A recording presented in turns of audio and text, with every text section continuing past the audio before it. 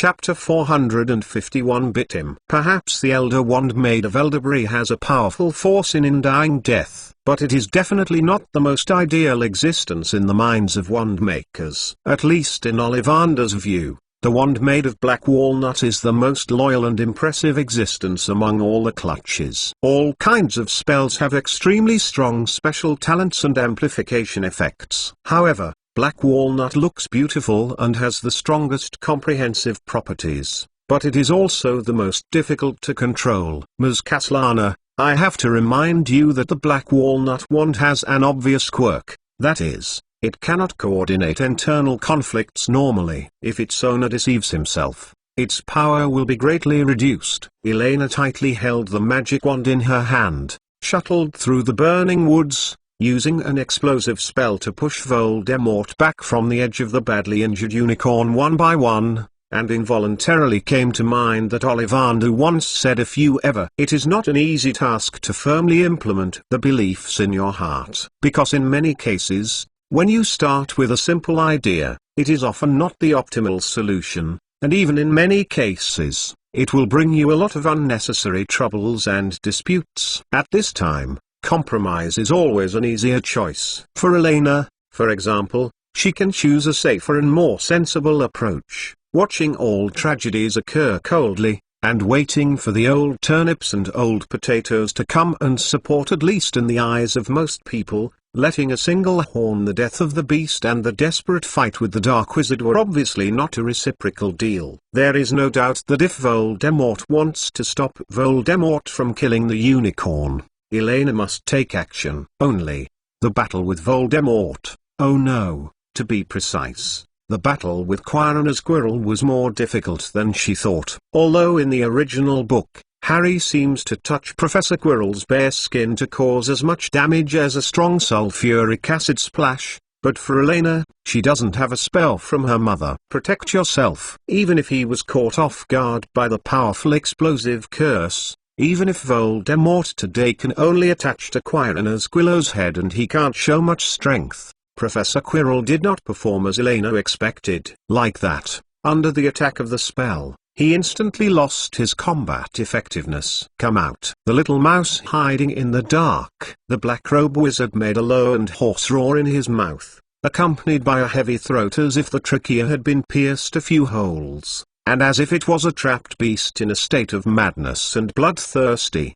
Quirrell's Quirrell's heavily injured chest and abdomen showed terrible rips. The wounds that were simply treated kept leaking out with the man's breathing. If it were replaced by other normal wizards, the pain from the wound was enough to make him unable to hold his wand tightly. However, Quirrell's Quirrell is not the only one who has control of this body. The successful sneak attack experience in Salzburg some time ago caused Elena to miscalculate many factors, such as the high-intensity magic resistance that an adult wizard might have when fighting against a spell attack, and when a wizard receives a fatal attack. Vitality. After the initial bewilderment, Voldemort quickly took over Quirrell's body. Along with the wizard's wand waving, a massive silver metal-like substance attached to Quirrell's wound, which reminded Elena of the magic silver that Voldemort had bestowed on Pettigrew Peter in the fourth Goblet of Fire plot. Immediately afterwards, the whole battle began to become difficult. Even though Elena kept shifting her position, it was still more and more difficult to avoid Voldemort's shadow bombing. An endless stream of polymorphs, fire snakes, and cursed beams are constantly destroying the surrounding bushes. There are fewer and fewer bunkers that Elena can rely on for guerrilla warfare. Her pantyhose and shirt have been covered by low branches and there were a lot of holes in the thorn vine. Although Voldemort can only use Quirrell's magic power now, the dual experience of this second-generation Meguro Lord is enough to beat most ordinary errors in the magic field, not to mention the immature first-year students. You know, compared to Gellert Grindelwald, who is accustomed to using large-scale war magic, Voldemort has completely relied on single-point killing magic all the way through the entire British magical world, achieving the title of the most terrifying Dark Lord of this century. Fortunately,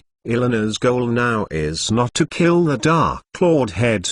In fact, If it wasn't for Voldemort's plan to raise the wand to kill the unicorn that had lost his resistance, she might have tried some softer methods, such as throwing a stone. In fact, after a period of fighting, Elena has clearly realized that with the magic ability she currently masters, it is impossible to break the iron armor curse placed by Voldemort Quirrell around her body. Want to rely on magical damage to knock down an experienced Dark Lord? It is still too early for her at this time. But this is not a big problem for her. After all, she just needs to keep Voldemort locked in this area with spells and wait for the support from Hogwarts Castle. This kind of safe and harmless practice of the spell is really rare for her. At this moment, a small golden figure suddenly jumped out of the bushes diagonally opposite, stumbled across a messy battlefield, and ran to the big unicorn that fell on the ground, sorrowing and anxious. Ground naze. Glancing at the little unicorn that kept touching herself. Or is it hemp? Elena frowned. She suddenly thought of another serious problem, a problem that she had been subconsciously ignoring given the degree of serious injury of the big unicorn. It might not last the moment when the rescue came. And the only solution at the moment, pause for a while, stop playing. Elena thought for a while, gently shook the triangle eye necklace that had been hanging on her chest, took a deep breath, and walked out from behind the dense forest generously, looking at the man in black standing in the middle of the forest farm, said calmly, "Well, if you continue to fight, there will be no results. You go. Let's say you won this time." "Oh, it's you." Seeing the little silver-haired girl who suddenly appeared in front of him, the man in black was involuntarily stunned. Quirrell as Quirrell, or Voldemort, didn't even think about playing with them back and forth, and even almost knocked Quirrell to the brink of death. He was actually this first-year girl. Armor bodyguard. In the next second, the man in black raised his wand without hesitation, and once again released an iron armor curse toward him. For the little girl who almost smashed the wooden door of the auditorium with the dining knife not long ago, he was particularly impressed. Compared with the magic of this little girl, it was her strange power like a giant in her childhood. Ignoring the man in black who was facing the enemy, Elena walked to the seriously injured unicorn very naturally, squatted down and stretched out her hands. A cloud of white healing light enveloped the deep and long one. His wounds gradually began to heal. However, compared to the effect on humans, Rune Mine is obviously slower in treating magical animals. A futile effort. Elena's icy, harsh voice came from the man in black. It was like the kind of noisy sound from a broken record player. It sounded extremely uncomfortable. No doubt, it wasn't Quirrell. The original voice is taught. It is so stupid and naive to take his own life for such a beast. Sure enough, most of the people that Albus Dumbledore valued are such foolish fools. The man in black said slowly, squinting his eyes and looking at the little girl squatting on the ground not far away, trying to treat the unicorn. If Elena was hidden in the dense forest before, it was still a bit troublesome for him. When Elena appeared in front of him, this threat was almost reduced to zero. Whether it was a girl who was extraordinary, the power of the spell, or the terrible power, once guarded, there was no danger in Voldemort's eyes. After all, Dumbledore is much more difficult to deal with than Elena in terms of magical attainments, and in terms of strength and brutal character. Voldemort once recruited giants as his subordinates, and there are countless ways to deal with these. Only brute force.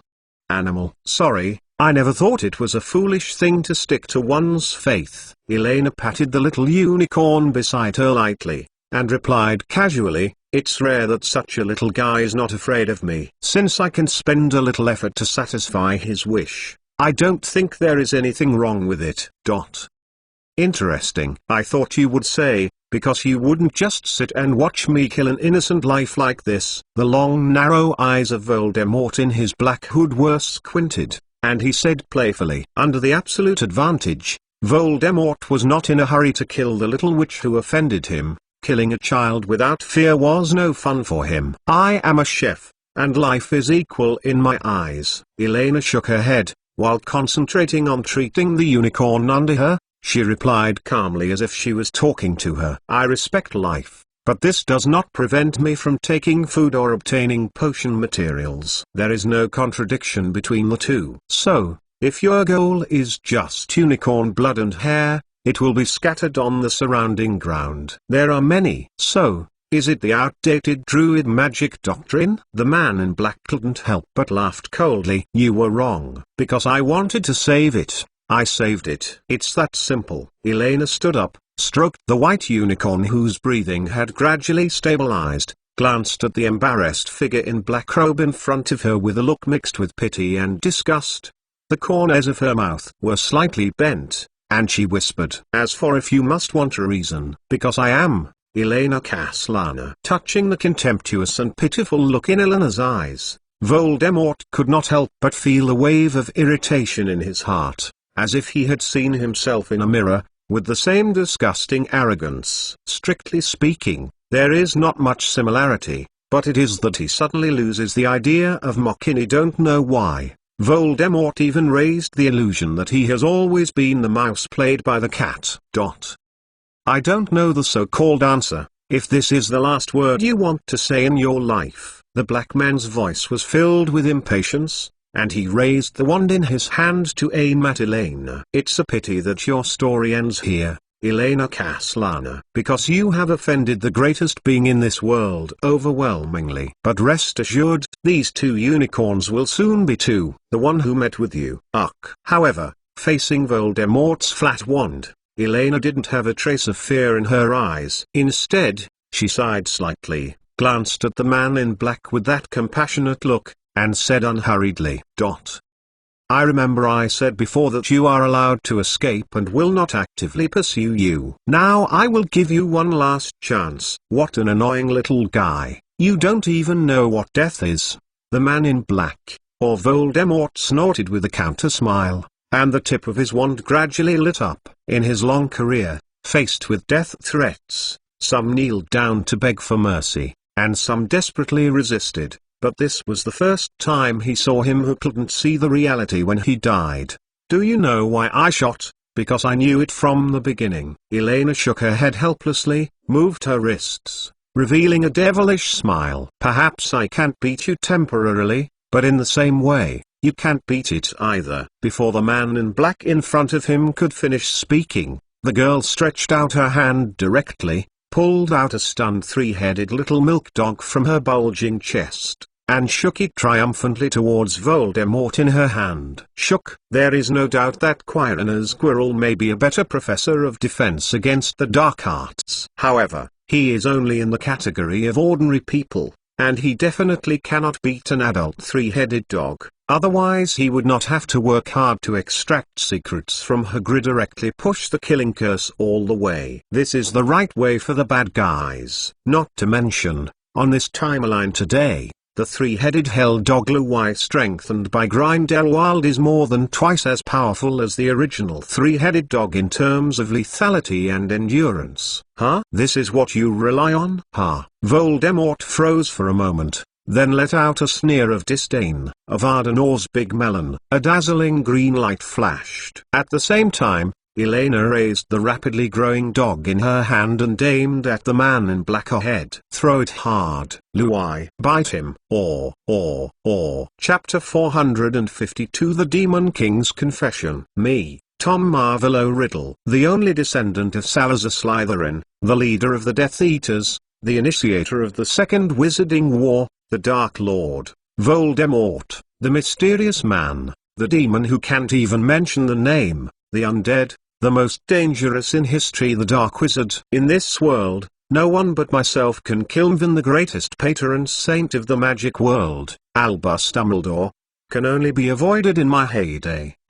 Although 10 years ago, because of carelessness, I stupidly ignored the sacrifice magic that Lily Potter released before his death, and let the death curse bounce back on myself. The pain is more than anything. No one can resist Voldemort's curse, not even himself. I was stripped of my body, leaving only shadows and steam, worse than ghosts, worse than the humblest ghosts. But, I The great Dark Lord is still alive. As with my goal to conquer death, I have gone farther than anyone on the road to longevity. However, although I survived, I was as weak as the weakest creature, and there is no way to help. I have no physical body, and every spell that can help me requires the use of a magic wand and the mana of an adult wizard. I remember that in those days and nights when I couldn't close my eyes, I looked directly at me and forced myself to live again and again. I hid in a remote forest, waiting. My loyal Death Eaters will definitely find a way to find me.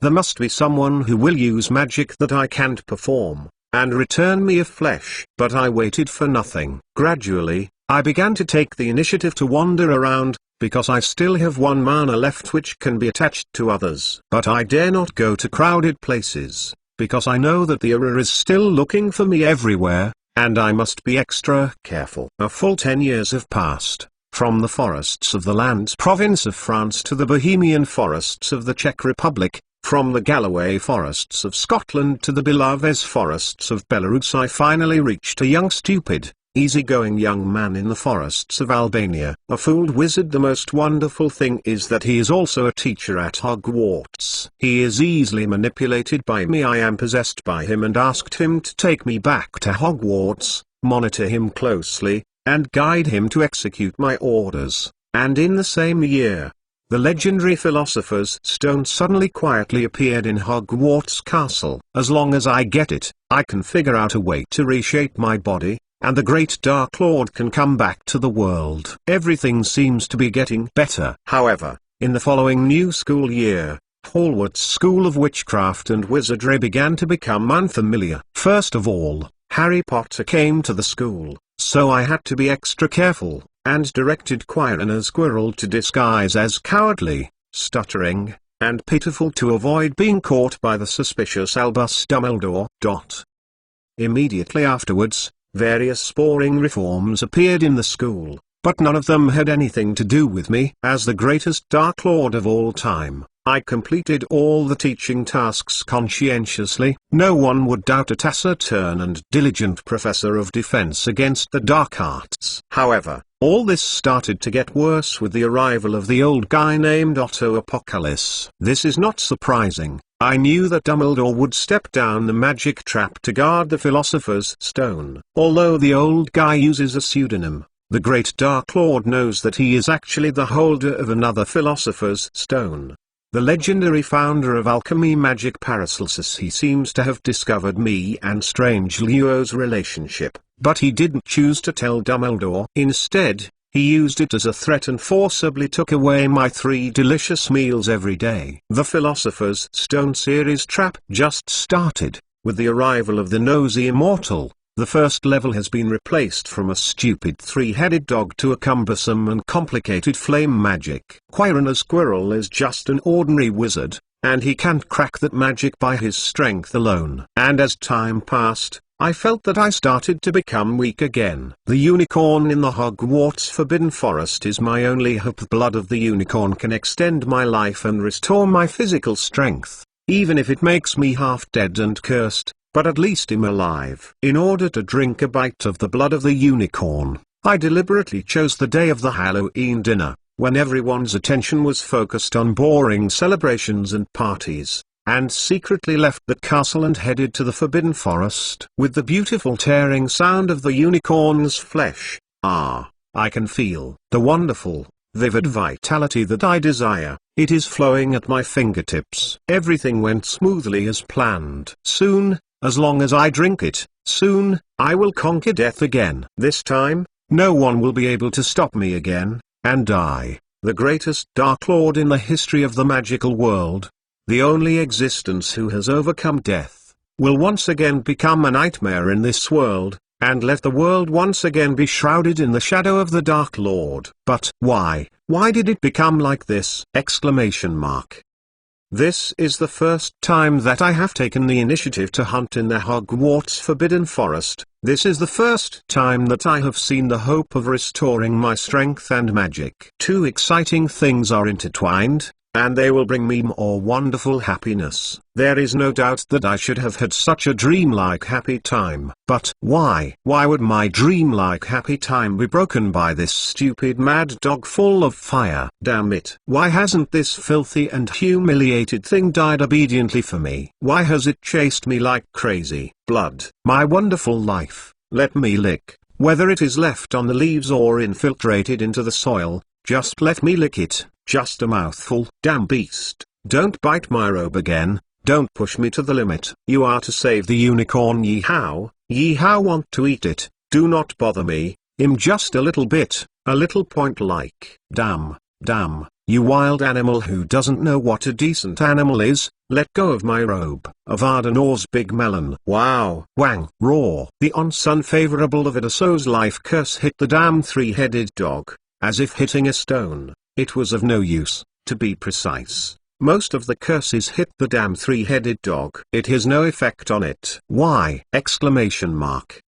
Why has Newt's commander never mentioned in the book where are fantastic beasts that three-headed dogs are immune to death magic? Exclamation mark. Even the basic information about the three-headed dog is not recorded? Exclamation mark. Damn Albus Dumbledore, is he a lunatic? Exclamation mark.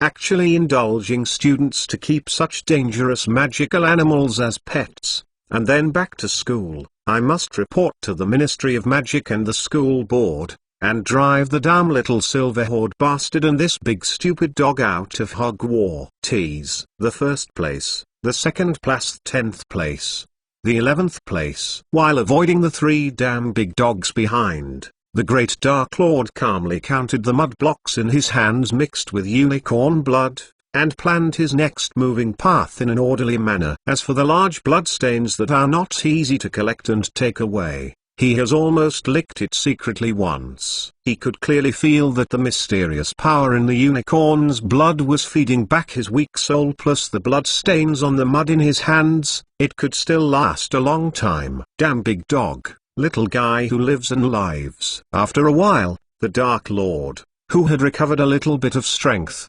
panted heavily, turned around fiercely, and turned his back to the little silver-haired girl who was sitting on a wooden stake not far away and holding a golden unicorn watching the show. Although it was only the back, there seemed to be a spiteful gaze fixed on Elena's face. You don't even know what a terrible one you offended. Elena glanced at the man in black, and silently blocked the big unicorn that had just been rescued in front of her. Adult unicorns also have extremely high magic resistance, at least they can't kill them directly with the death curse. At the same time, Elena quietly picked up a stone and held it in her hand. Snapped. Crackling. Before Elena could react, I saw the man in black not far away even had time to finish speaking, and suddenly turned into a puff of black smoke without warning, and disappeared into the burning forbidden forest. Avada Nor's big melon. The next moment, a dazzling green beam cut through the jungle. DSK.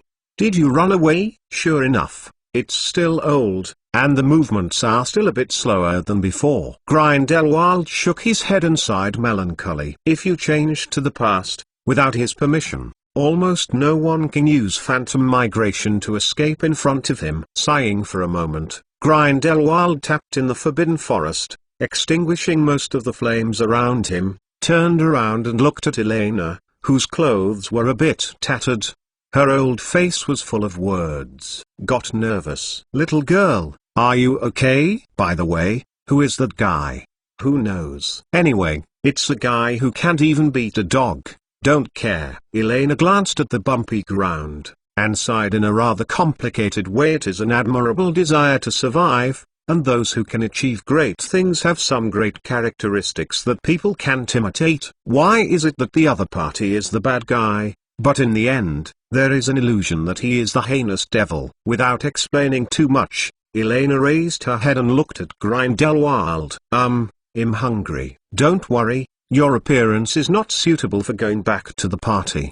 The magic wand in Grindelwald's hand touched the girl and said casually, under the power of magic, Elena's pantyhose and shirt that had been scratched by thorny vines and branches gradually recovered. Grindelwald nodded with satisfaction at the neat and well-dressed Elena, stretched out her hand, took Elena's small hand, and showed a kind smile. "Let's go. I'll take you back to Hogwarts." Grindelwald's face suddenly stiffened, and the phantom migration restriction that enveloped the area around Hogwarts was renewed. "By the way, kid, do you know how to get back to the castle?" Grindelwald smirked and stroked his nose, and looked at Elena with some embarrassment. "What do you think?" Elena rolled her eyes angrily. "I know you are not reliable." "Fortunately, I have Louis." "Huh? Where is my Louis?" Chapter 453. Do you like that? Exclamation mark. Thanks to the leader of Gossendress. Do not forget. Somewhere in the Hogwarts Forbidden Forest,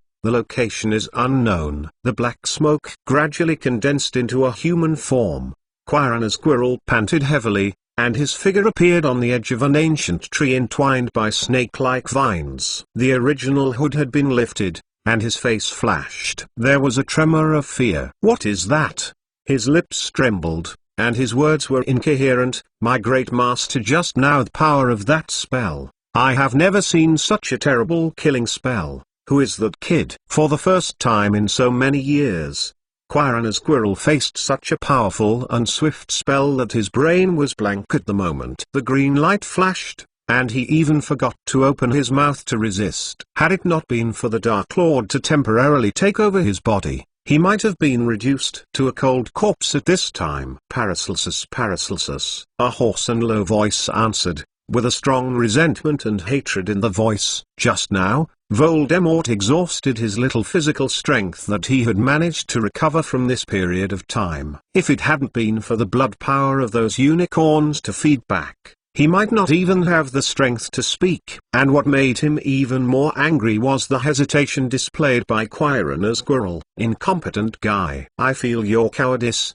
fear, this repulsive stench. Just an old guy with a slow movement. Instead, I will use the killing curse to be at least several times stronger than him," Voldemort said viciously, but still could hardly conceal the fatigue and weakness behind the sharp voice. "Quirrell, you disappointed me so much. Now, go back to the castle." "But, master," Quirrell shook, and a hesitation appeared on his face. "Just by myself. If I meet that mysterious wizard or big dog again, you know, my strength is so weak. I'm very worried. Waste if you are really in danger, I will naturally help you when necessary." The Dark Lord uttered a low, hoarse roar, with extreme impatience in his tone. "Is it possible? Do you think that such a thing as pathfinding still needs my energy? If it wasn't for the damn sense of direction, he wouldn't have fallen into a remote Albanian forest." After waiting for a full 10 years,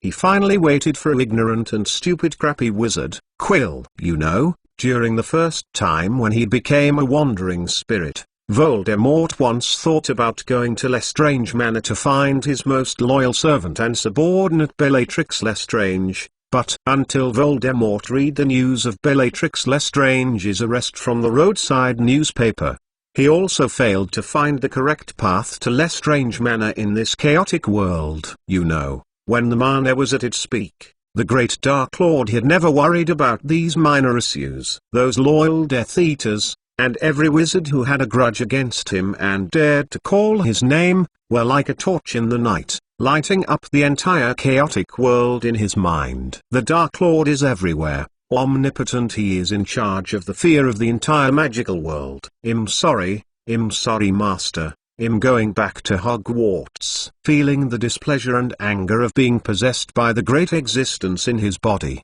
Quirrell trembled and apologized. While raising his wand and placing it in his palm, he whispered, "Give me the way." The wand was turned in Quirrell's palm, and the tip of the wand was turned 180 degrees, pointing to his back.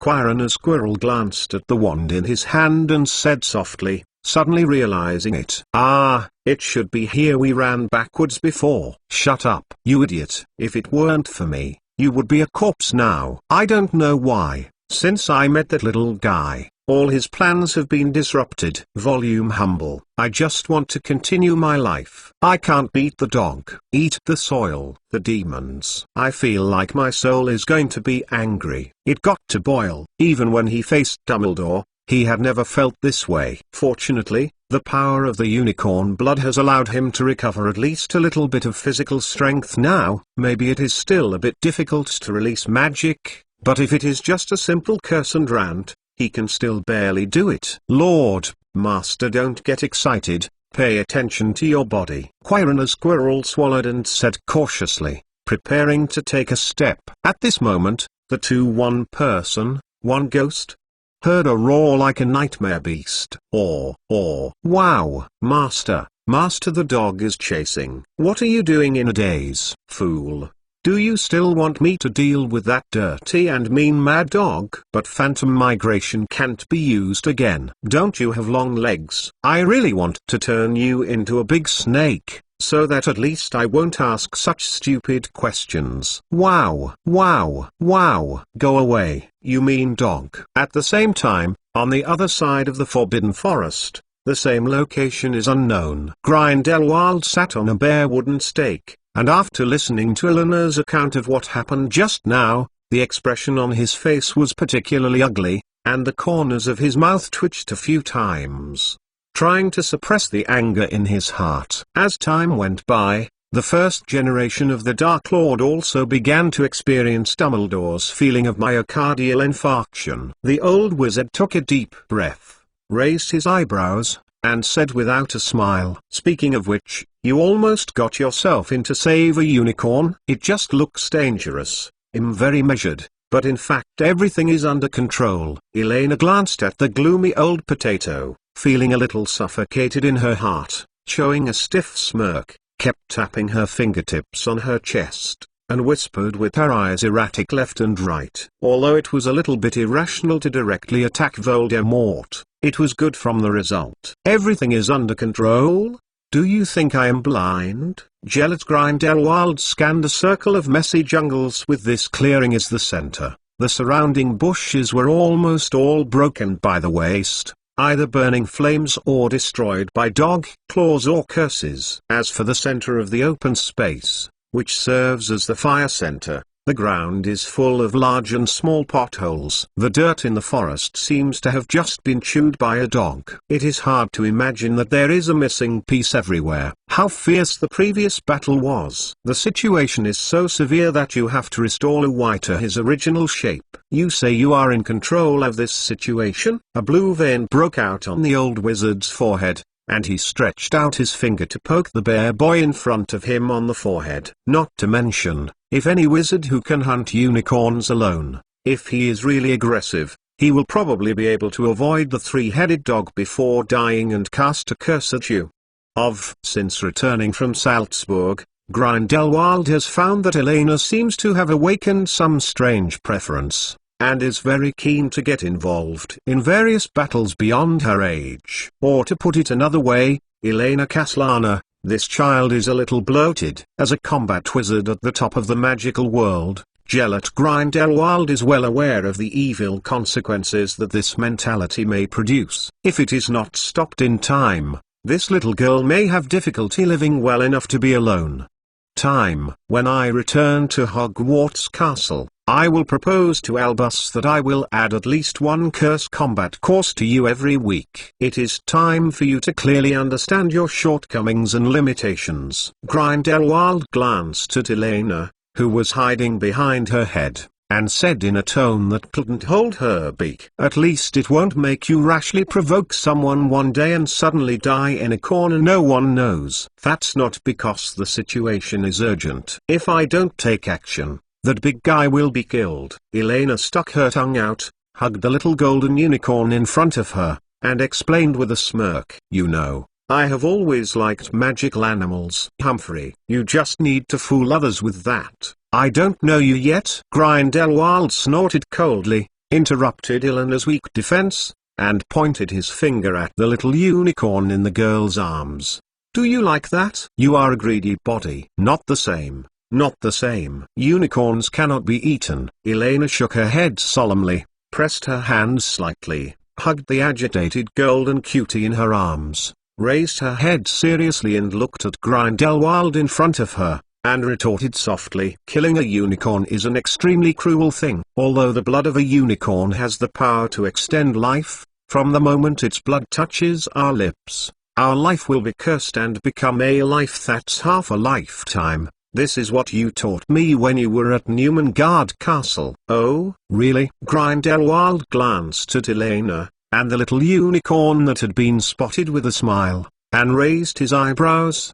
"But I seem to remember that some people used very powerful points to directly refute me. The unicorn is a creature that exists in nature. As a herbivore, it does not have the qualification to become the end of the food chain. Therefore, it must be a part of the natural food chain that can be hunted and eaten." Hearing the voice of the old wizard not far away, the ears of the little golden unicorn in Elena's arms moved, and there was a daze in the big lake eyes, and there was a trace of humane anxiety. "Huh? Don't listen." Elena's face became stiff, she blinked, and quickly covered the ears of the little unicorn in her arms. Sure enough, after a pause, Gellert Grindelwald repeated what Elena said. "If the unicorn is not edible, or costly, and has no natural enemies, then as a herbivore, it has covered most of the world in the long years, instead of being as rare as it is today. So you come to the conclusion that the curse of unicorn blood is definitely exaggerated or misunderstood."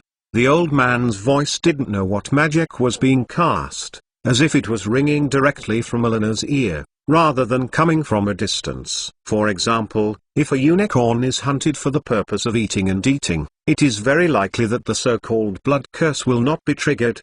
For example, after cooking or potion treatment, it can neutralize and change it."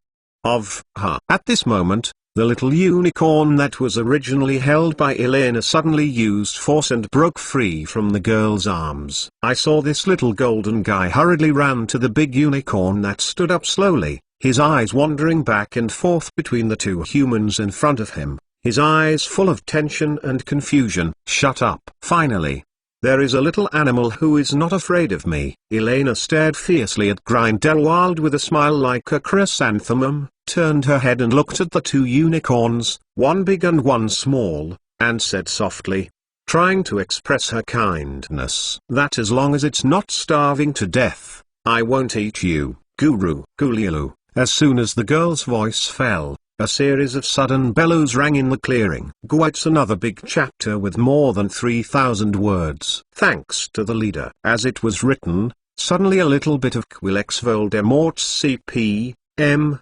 Poisonous. Add bookmarks for easy reading. Ask for leave even if tomorrow is cold and the road is far away. Thanks to the original author, Mumbling Blue. About a year ago, a fat, round-faced chicken fell on Hogwarts Castle and recorded what he saw and heard. The Fat Chicken Diary was widely circulated and received wide acclaim. It was praised by a group of fake fat chickens disguised as similar, so they were lost in the compliment of this drunkard. However, I was urged to change it, and the happiness is gone forever.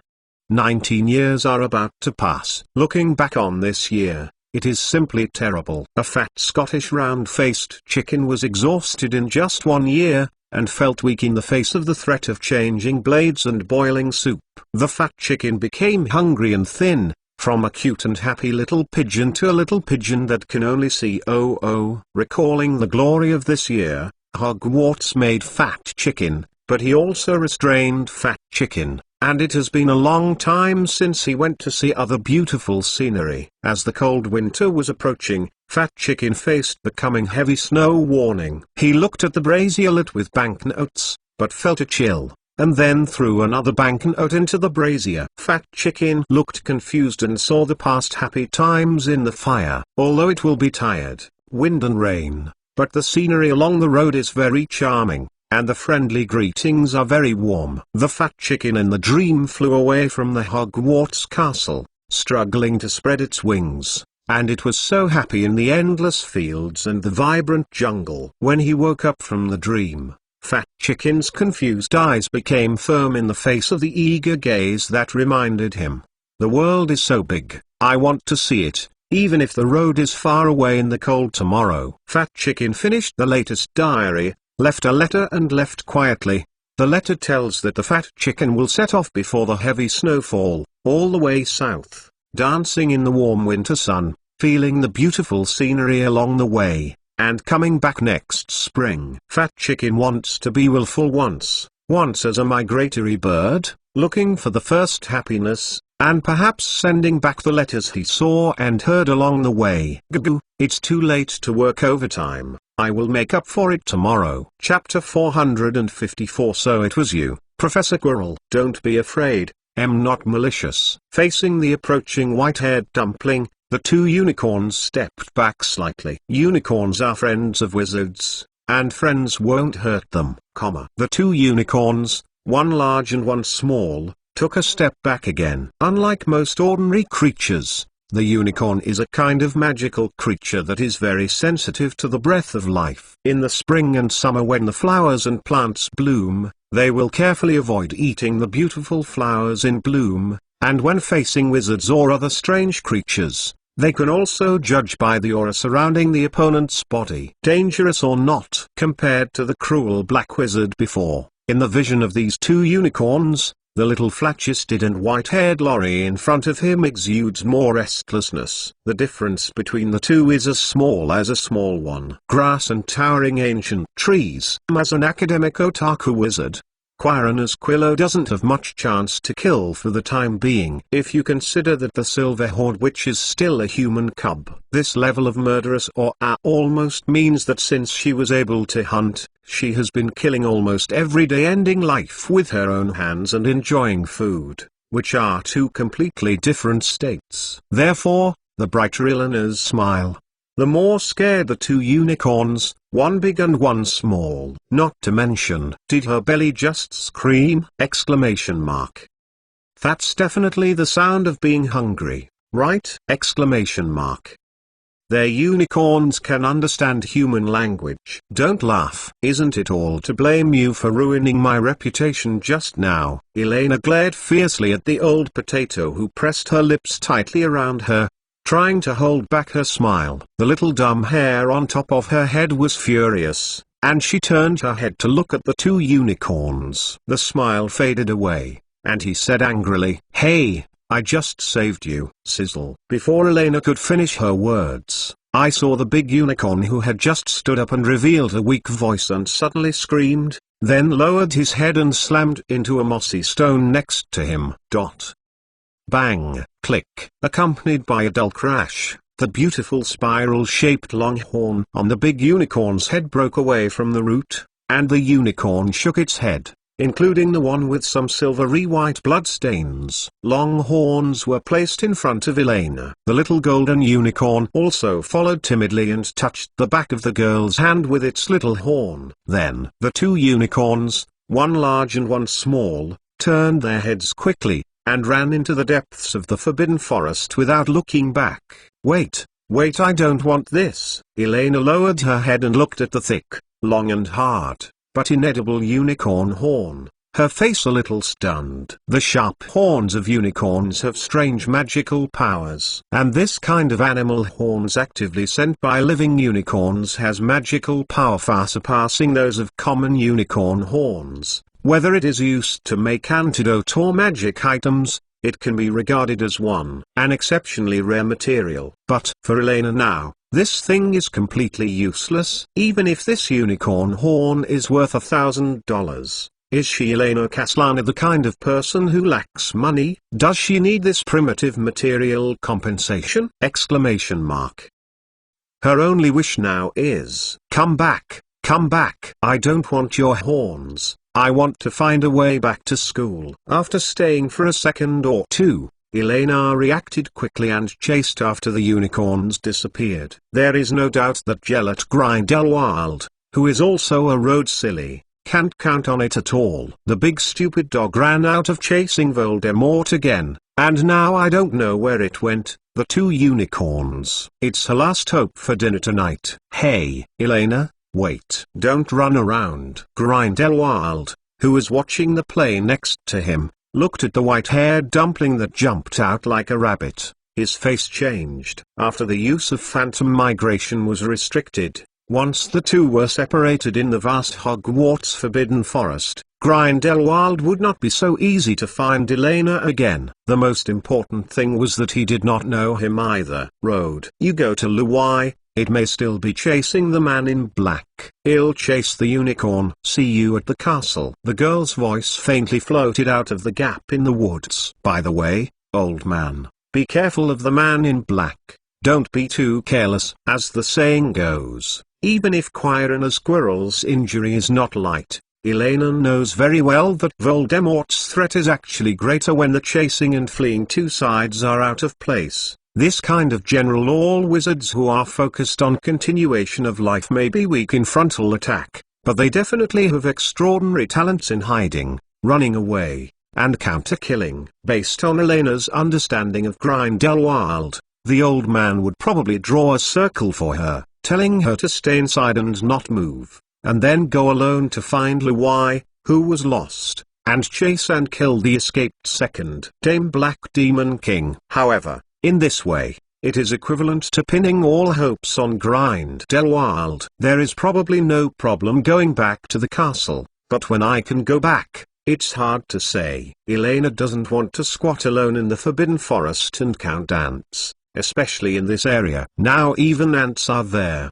Cannot see. Anyway, if Grindelwald goes to chase Voldemort, the entire Hogwarts Forbidden Forest is not too dangerous for Elena for the time being. It's natural to be able to chase the unicorn. It doesn't matter if you can't chase it. Just find the forest. Xiaolu will be able to go back to school. You come back to me. Back, forget it. Grindelwald raised his eyebrows, glanced at Elena, who had run away, and sighed helplessly. Anyway, the little guy still has the amulet he gave. As long as he doesn't encounter any wizards, there are not many things in this forest that can harm Elena. He still finds the three-headed dog that ran away first. All right, as long as Luai was found. And by the way, the man in black who dared to deal with Elena, relying on the big dog's nose, wanted to find the little girl again. It was not a difficult thing. What's more, if nothing else, if Albus Dumbledore could not wait for the two to show up,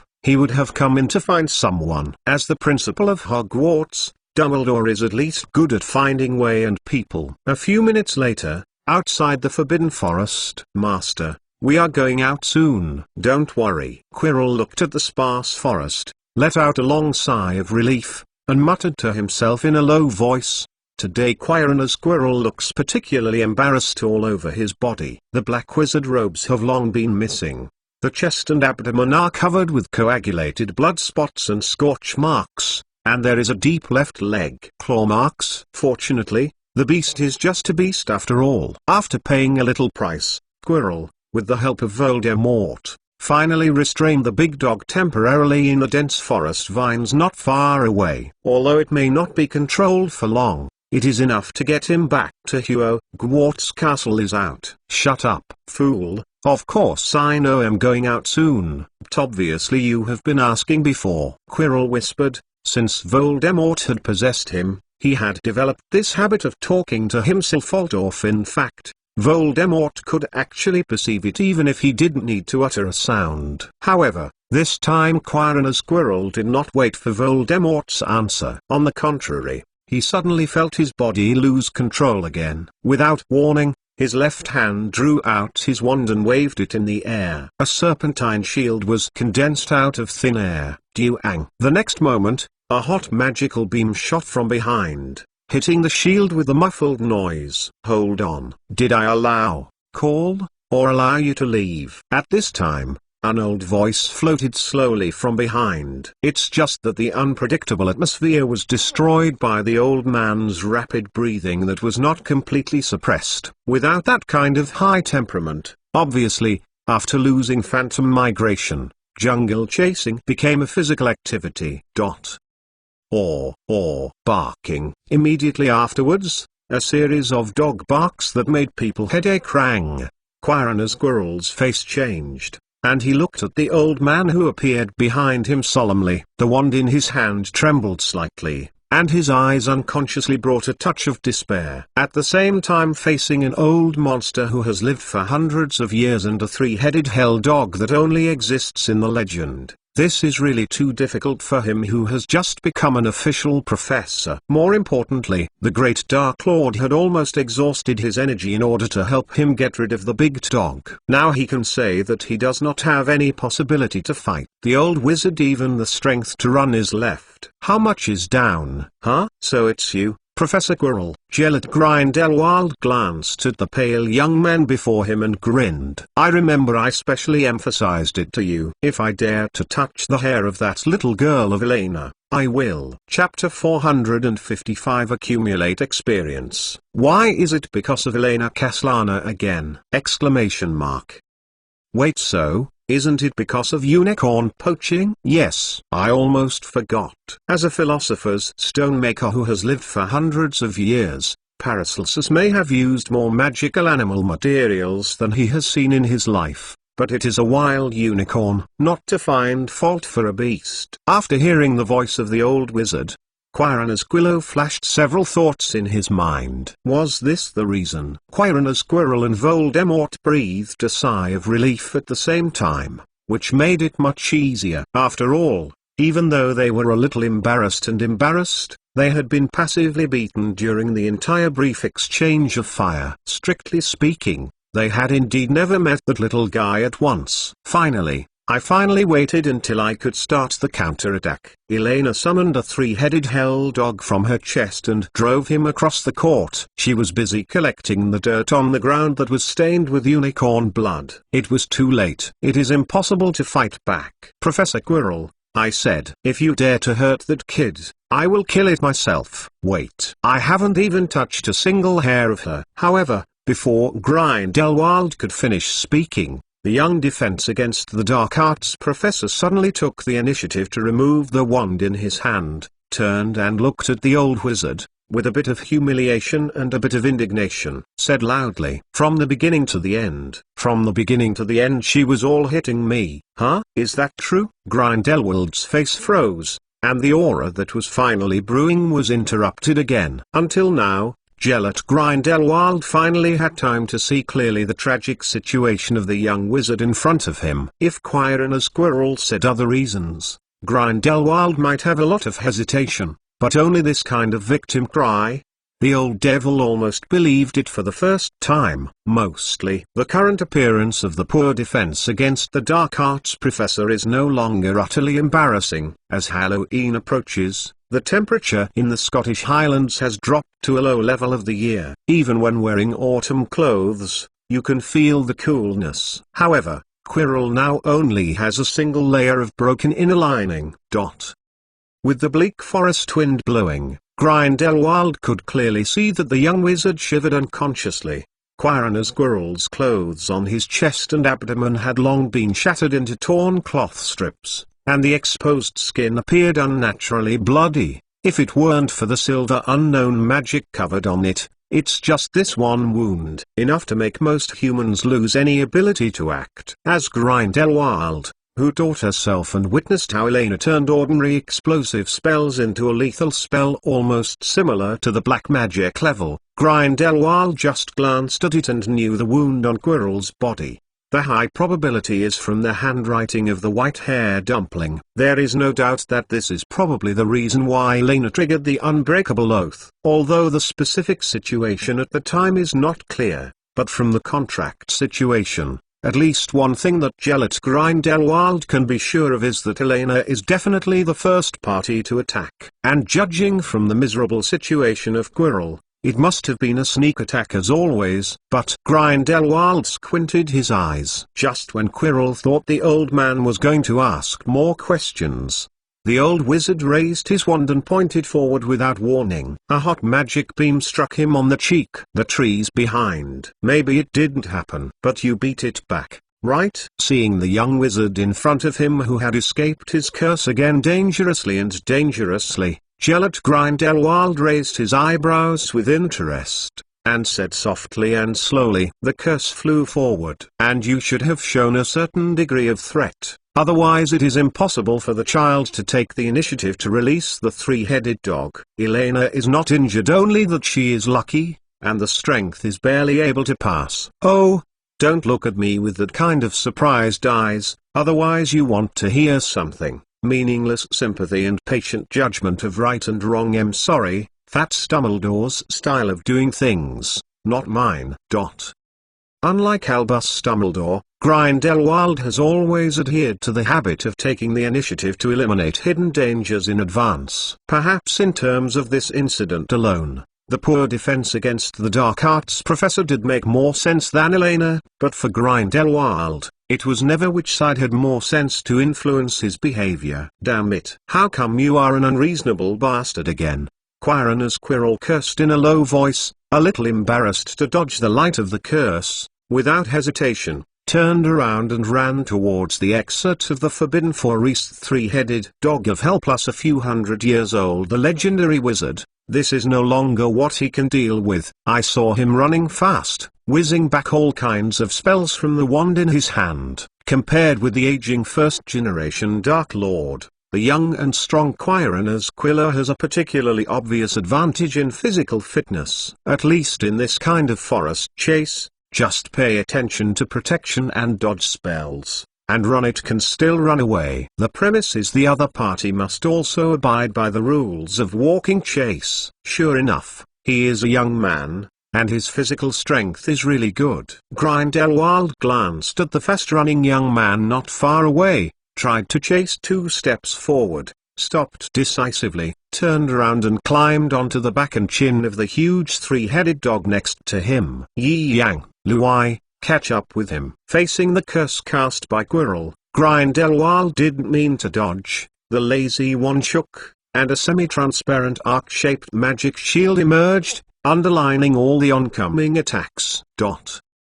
Immediately afterwards, a light blue magic fire gushed from the top of the old wizard's wand and turned into a blue phoenix, rushing towards behind the young wizard who was fleeing not far away. All the trees along the way were like hot cheese, silently melted into 2 pieces under the hot wings, and even a half-second barrier could not be formed. The temperature of the entire forest seemed to arrive at midsummer noon in an instant from autumn. Following the trajectory of the blue phoenix flying by, everything seemed to begin to burn, and a straight flame trajectory firmly locked the wizard in front. Quirrell never thought that just ordinary flames would turn out to be so terrifying. In his impression, even the legendary black magic fire curse did not seem to be so. The power that makes the heart tremble. This seems to be the desperate power from purgatory that even soul and magic can swallow. Quirrell, you concentrate on identifying the direction and leave the rest to me. At this moment, Voldemort's weak and hoarse voice suddenly rang in Quirrell's mind. As Voldemort's voice remembered, Quirrell stretched his left hand into his arms uncontrollably, took out a piece of mud stained with silver and white blood, and stuffed it very roughly into the giant scarf behind his head. Inside, Lord, Master, you are enough. Don't worry about me. Run towards the castle. Voldemort chewed the mud mixed with unicorn blood, and said viciously, this old madman, he'll deal with it. As long as we get back to Hogwarts, we will be safe. Once back to the Hogwarts castle area, as an official Hogwarts professor without any mistakes or misdeeds, the old wizard could never again face Quirrell's painful killer in front of so many teachers and students. Facing the old wizard with a high probability of being Paracelsus, Voldemort didn't want to bet if he had become a wandering spirit. Could he escape smoothly if he had completely lost the power to resist? And from Grindelwald's perspective, Professor Quirrell's right arm made a creak and twisted and turned into a weird shape. He raised his wand tremblingly towards the rear and aimed it at the extremely terrifying one, Flame Phoenix. In the next second, a black hole-like vortex appeared on the top of the magic wand. The light blue flame was quickly swallowed, and the phoenix carrying the breath of death seemed to plunge into the mire, and without even a wave of waves, it disappeared into the air silently. Oh, I finally changed my shot. The corners of Grindelwald's mouth raised, and his eyes were a bit playful. Finally, it started to become a bit interesting. Just bullying a crappy ordinary wizard is really boring for him. Moreover, based on his understanding of Elena, if Professor Quirrell really only had the magic power just now, it would be impossible for that little girl to persist in the dog release attack stage under the indiscriminate bombardment of that little girl. Speaking of, you are a defense against the dark arts professor, right? The magic wand in Grindelwald's hand burst out a few sparks, intercepting the curse that suddenly became violent in front of him, and grinned and said meaningfully, "Then, next, let me see if you are really competent, Professor Quirrell." It's just accumulating practical experience in defense against the dark arts. Avada big melon, Avada on big melons, pooh, pooh. Two dazzling green beams lit up in the Forbidden Forest almost simultaneously. The two generations of Dark Lords, although they have never met in their heyday, coincidentally, under the influence of Elena, the first time happened in this unwatched Hogwarts Forbidden Forest. Friendly exchanges. It's just that neither of them is yet clear about the true identity of the other party for the time being. At the same time, on the other side of the Hogwarts Forbidden Forest, Elena, who was chasing the unicorn, fell into a little accident instead. Chapter 456, The Nun and the Spider. 8,000 words. Who am I? Where am I? This tree. Did I see it just now? The path in the forest is said to be good. How can it disappear after walking? Elena stared blankly at the dense forest around it that looked almost the same as before, except that the ground seemed to be slightly sloping down, the trees were still as luxuriant as before, and there was no tendency to leave the Hogwarts forest in the slightest. That's right, she was lost again with a double slam. Faced with this familiar feeling, Elena's heart was not disturbed, even a little. Opening parenthesis. Under the circumstances of starving to death, who can laugh so much? Soul is pale. At the very beginning, she did chase in the direction where the two unicorns disappeared. However, after only a minute or two after chasing, Elena realized a problem in an instant. With her short legs, it is still a little unrealistic to hunt down those lively Scottish unicorns in the dense forest.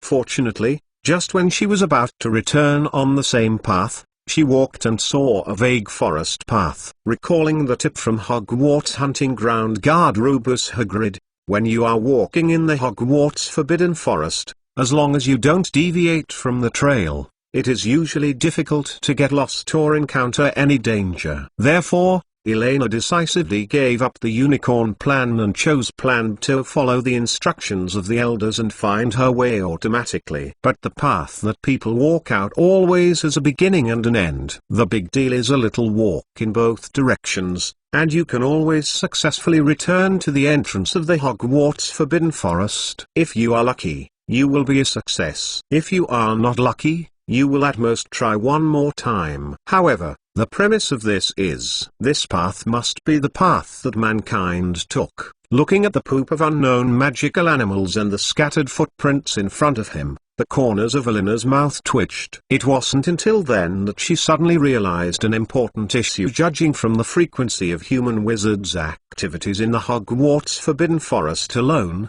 most of the vague forest trails in the Forbidden Forest are usually not human activities. The footprint left. Don't panic.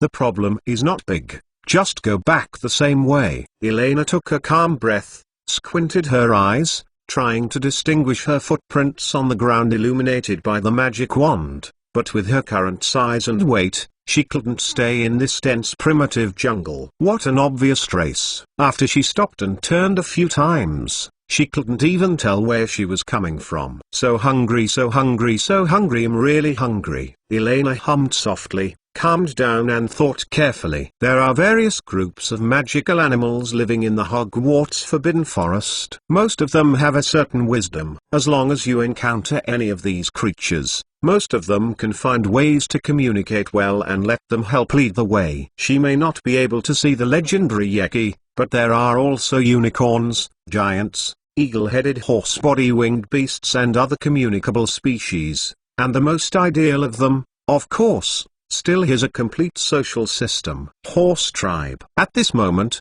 Elena suddenly heard a strange rustling sound from a place roughly 10 feet above the ground on the left side, as if some creature touched the sound of the branches and leaves in the forest, and it was accompanied by it with a clicking sound. In fact, these sounds are not obvious, most of them are mixed in the wind of the Forbidden Forest. However, I don't know why, it sounds particularly abrupt in Elena's ears, like a ripple that suddenly blooms on a calm water surface, and she even outlines the size of the other party for the first time in her mind. "Hi, good evening." Before the opponent pounced from the sky, Elena turned around first, raised her wand and said with a smile, "Dear Mr. Spider, this is a giant spider the size of a horse pulling a cart. It has 8 bizarrely long, thickly hairy legs. The front 2 legs are a pair of large, shiny black claws, which emits a burst of light between opening and closing, a faint clicking sound. There is no doubt that this is a specialty of the Hogwarts Forbidden Forest,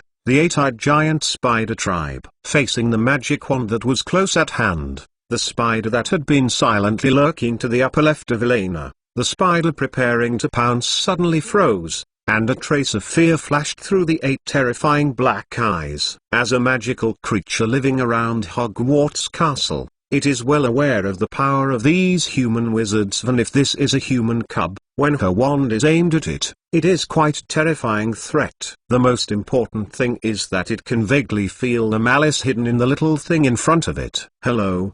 Do you know how to get to Hogwarts Castle?" Elena's eyes are firmly locked on the big furry spider in front of her, without a trace of fear, but any experienced hunter knows that when facing unknown creatures in the jungle, turning around and running away is always the worst options. When you have a firearm in your hand, calmly locking down the opponent is the most correct option. For wizards, the magic wand also has the same effect: powerful impact and lethality. It will repel all beasts that do not know good or bad at the first time, and humans walking upright are behemoths from the perspective of most animals. In fact, if the opponent is a creature that has never eaten humans, the result of this confrontation is usually, "Hey, don't run." "All petrochemicals," Elena yelled anxiously, stepped away and quickly followed the escaped spider. The wand in her hand cast out spells from time to time, trying to leave the 8-eyed giant spider to ask.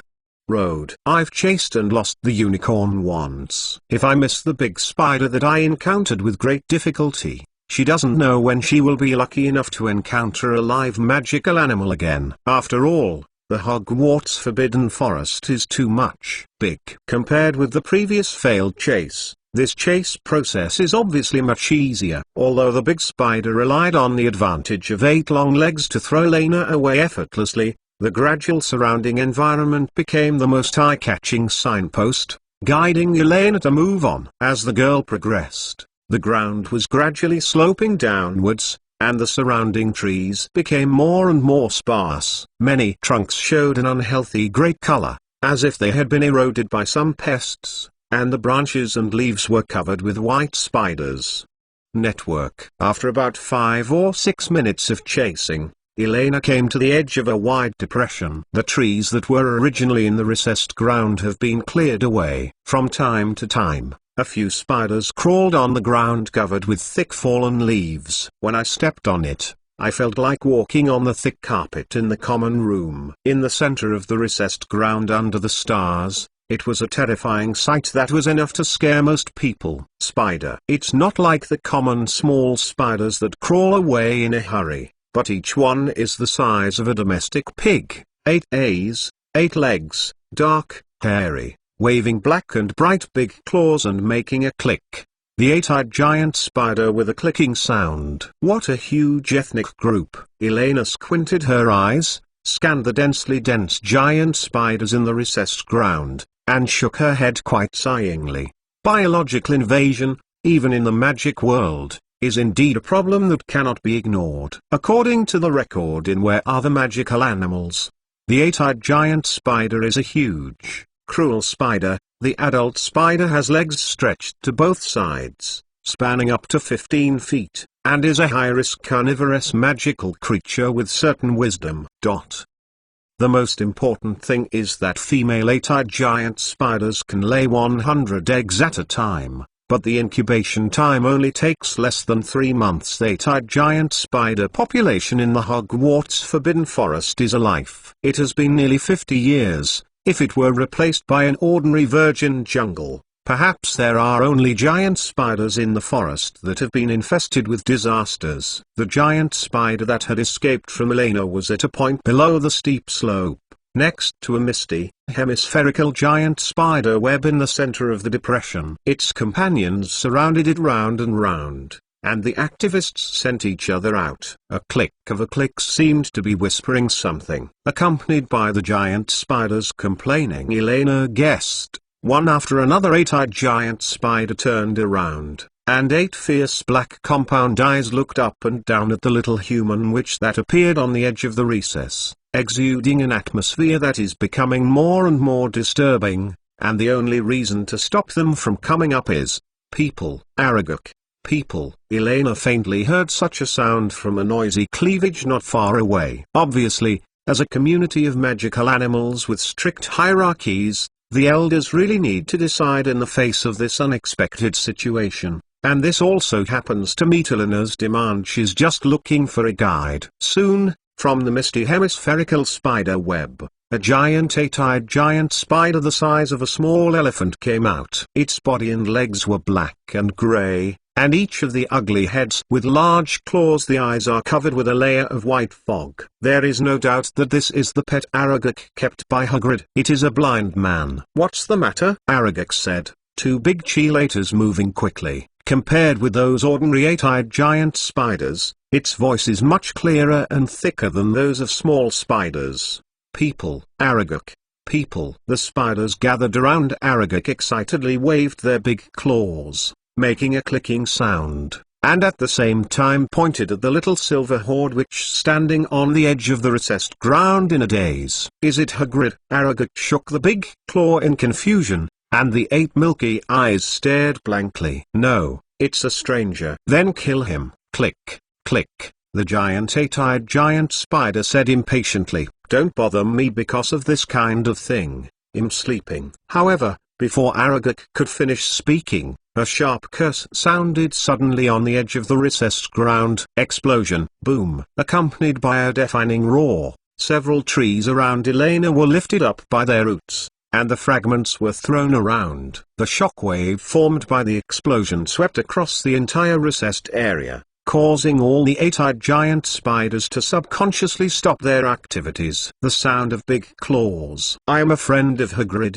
don't be afraid, I come with kindness and peace." Elena looked at the mute effect brought by the spell, and nodded with great satisfaction. Bullying and fearing hardship, this is the characteristic of most creatures. Before reasoning, show the strength properly, this is the best communication. The way. Click, click, click. After a brief astonishment, a series of spider cheeks opened and closed again in the recessed ground. Obviously, this attack alone could not make these guys who are not particularly intelligent understand what Elena meant. In this case, Elena glanced at it and hesitated. Aragog, who did not continue to speak for a while, raised the corners of her mouth. Explosion Maxium. Explosion Maxium. Explosion Maxium. Boom. Boom. Boom. Art is always the best way to settle disputes. If one time is not enough, just increase the equivalent and do it a few more times. In less than a few seconds, with Elena as the center, almost all the surrounding trees fell down. The muddy ground was opened by the power of the spell, and the entire depression was filled with a light soil. Taste. And just as Elena expected, the spiders around finally calmed down. Elena would not naively think that the 8-eyed giant spider is such a friendly and harmless magical creature, and only by simple language communication can let them send themselves out of the Forbidden Forest. About this, the original book almost feeds Ron and Harry of the Spider made a fairly classic error demonstration. Enough, human cub. What the hell are you going to do? Aragog waved his big claw angrily and let out a low growl. As you can see, I am lost." Elena spread her hands and said with a smile, "So I hope that a kind and reliable creature can take me out of the Forbidden Forest and return to Hogwarts Castle to enjoy the Halloween dinner. Nothing more, you know. I'm going to starve to death now." "Lost? So, Hagrid didn't send you here?" Aragog said slowly, dancing with his big claws. "Then actually, can I understand that you are an uninvited guest who voluntarily broke into our territory, right? You should know that this piece of land belongs to the eight-eyed giant spider tribe." "Okay!" Elena narrowed her eyes slightly. "Why didn't this old spider react at all?" According to common sense, after witnessing her destructive power, Aragog, who has close to human intelligence, should not make unwise choices for a bit of flesh and blood, unless— "Don't you think just making a loud noise can force the eight-eyed giant spider tribe to yield, give up the fresh human flesh that was sent to the door, or even serve you wizards like slaves? It's just a loud noise!" Elena looked around the ground almost like a bombing scene. Her cheek twitched. "Is this old guy a blind man?" "Couldn't the curse of this level allow it to see the reality clearly?" While thinking about this, Elena's gaze slowly fell on the pale eyes of the old spider. Damn it! Almost forgot, this old spider is now a blind man. "Sorry, poor human cub, you can't go anywhere." "Not far away," Aragog said slowly, and the big claws made a dangerous click. "The wizard is indeed terrible. But this is not Hogwarts Castle. You can deal with one or two, but you can't resist my hundreds of children. Stay here and become my holiday gift." With Aragog's voice, the surrounding clicks gradually rang again. The rustling sounds became denser, and countless spiders seemed to be crowding around from every corner. Elena sighed lightly, and suddenly realized the failure of communication this time. Under Aragog's encouragement, the eight-eyed giant spiders gathered from all directions and moved towards her slowly, inch by inch. A few steps away behind her, the spiders formed a solid, towering copper walls and iron walls. Countless bright black claws opened and closed back and forth, clicking and clicking into a piece. Hundreds of fierce eyes gleamed on those ugly black heads, and every spider's eyes flashed with excitement and bloodthirsty.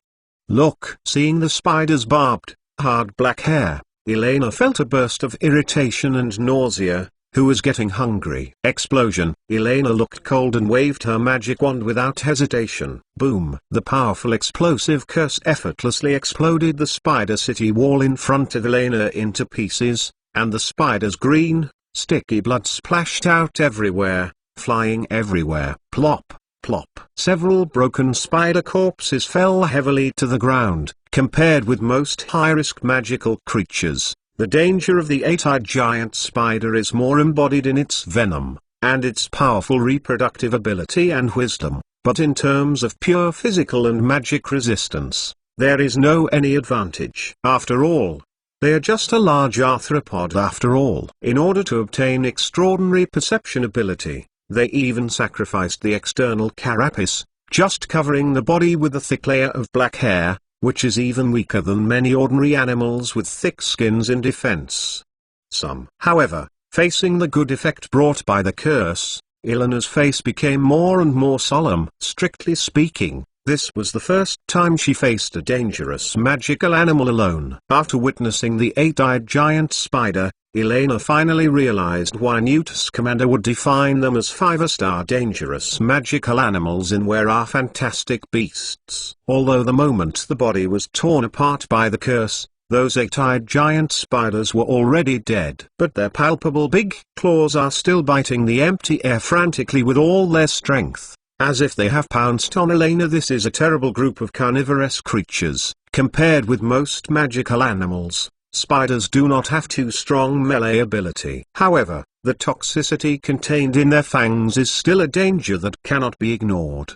The eight-eyed giant spider's rapid onset of poison can take most of the wizards to another world before they can get any effective medical treatment. Be careful. After all, there is no big problem. Without any hesitation, Elena took the initiative to inspire the Deathly Hallows pendant Grindelwald gave her. The iron armor curse from the first generation Dark Lord emerged and enveloped Elena's body. It was actually quite difficult to break through this layer of magical protection only by the physical attacks of those big spiders. But there is no doubt that there is one thing that the old blind spider was right. Just relying on the wizard's point wound spell, when faced with a large population of 8-eyed giant spiders, the effect is obviously not as effective as when dealing with other magical animals. There are too many of them. Even if a gap had just been blasted, it took less than 5 or 6 seconds to fill up the black spider group behind again. The endless group of spiders didn't care about 1 or 2 dead unlucky spiders. When I go back, I must learn a few large-scale attack spells. After blasting dozens of spiders with explosive spells, Elena sighed and put down her magic wand. Under such circumstances, the spells taught by Hogwarts in the lower grades are almost ineffective. This is no longer a situation that a junior wizard can deal with. Fortunately, besides being a wizard, she has another profession. The corners of Elena's mouth raised, and she silently took out the metal cross necklace that Father Benitez gave to her by the house elves on her birthday not long ago, with an eager expression in her eyes. As a trainee nun, when magic cannot eradicate evil, she has another choice. Save the dead with the cross. It gets bigger quickly. Elena's wand tapped the metal cross necklace in her hand, and she said softly, along with the chanting of the spell, Elena felt the magic in her body rush to the metal necklace in her hand. The next moment, I saw a huge metal cross half a head taller than hers appeared on the glade. The original slender necklace has now become a metal chain the thickness of a girl's forearm, wrapped around Elena's arm, and shone with a cold metallic luster under the starlight of the forbidden forest. Elena moved her wrist, looked around the densely packed 8-eyed giant spiders. A touch of extremely dangerous pleasure appeared at the corner of her mouth, pulled up the metal chain in her hand, and made a series of nice sounds of metal friction. No matter how many weak people come, they are just trash fish now. It's time for the protagonist to appear on the stage. Click. An 8-eyed giant spider moved its long legs and waved a huge claw clip. At the same time, the front half of the body leaned forward and aimed its deadly mouthpiece at the silver-haired little witch who had stopped the curse to fight back. Ugh! Elena sighed and waved her arm easily. The giant metal cross rose into the sky, and with a howling sound, it smashed the giant claw that the spider had reached out to attack without any hindrance, and smashed the 8-eyed giant spider into a pool of flesh. 360 degrees of attack without dead ends. Someone once described the actions of spiders with such words. However, at this time, this sentence may be more appropriate to describe Elena. Boom! With an unstoppable aura, the giant metal cross slammed into the ground with the bodies of several 8-eyed giant spiders, smashing deep pits, and at the same time smashing more spiders in the surrounding area. Root arthropod. Between the gravel and the mud flying across, Elena pulled the chain in her hand hard, her eyes condensed, and the cross rose again and swept a half arc, smashing the heads of the dozen or so 8-eyed spiders on the left that were about to escape. Flat. Bang! Countless shells shattered again, and then the sticky spider body fluid overflowed. The entire 8-eyed spider depression is now almost a spider cemetery, and countless half-dead spiders are curled up in every corner. The spider barrier that surrounded Elena has long collapsed and turned into a burial ground. Wreckage. The blunt weapon is always the top life-harvesting tool in the primitive melee battlefield. Click, click, click, click, click, click. In the face of absolute power, even beasts will feel fear. Not to mention the 8-eyed giant spiders who have already possessed some wisdom. Faced with this kind of unilateral, nor frills slaughter, the group of 8-eyed giant spiders began to retreat and fled. Want to run now? Then try if you are lucky, huh? Elena glanced at Aragog who had retreated to the depths of the spider web, put the chain in her hand to the longest, took a deep breath, and exhausted all her strength to pull the giant metal cross and whistling through the depression. The taut iron chain cut off most of the eight-eyed giant spiders who were fleeing like a sharp blade, and the eight-eyed giant spiders who were directly hit by the cross at the end directly turned into a pool of blackness. The fleshy body twitched and fell to the spot. Ha, ha. Elena panted heavily and looked around the suddenly quiet surroundings. Her expression relaxed. After so long of fighting, even she was quite exhausted. The iron armor curse that Grindelwald gave her had long since expired, so in the subsequent battle, her clothes were still inevitably scratched by some spider claws or arthropods, exposing large areas of white skin. Fortunately, after learning to wield the magic texture, this kind of simple trauma has nothing to do with her except for a little pain. As long as she is not killed on the spot, she can rely on magic to deal with it. Heal yourself. This is why she has the confidence to wander around the Forbidden Forest alone. As long as the blue bar is not empty, the health bar is unlimited for Elena. Almost all the creatures in the Hogwarts Forbidden Forest will be close to death as long as they hit her for a serious general attack. Up. Now, it's finally over. So, there is one last goal left. Elena dragged the giant cross covered with spider body fluids, and walked towards a misty, hemispherical giant spider web in the center of the recessed ground. The sound of metal chains slashing across the ground was like a death sickle. I see. Aragog was just blind, but his sense of hearing and smell had not been lost. The feast of killing for more than 10 minutes was enough to make it understand what a terrible demon he was facing. In its impression, even if it was the existence of the Dark Lord more than 10 years ago, it was not more terrifying than the little witch in front of him compared to dying by strange magic. This kind of unilateral massacre made it even more chilling. Honored, respectable human wizard, wait a minute. I am Hagrid's friend. Click, the old spider said anxiously. Elena felt that she seemed to hear a little helpless and trembling from the big claws of Click. Hearing such a reversal of the lines that were quite joyful,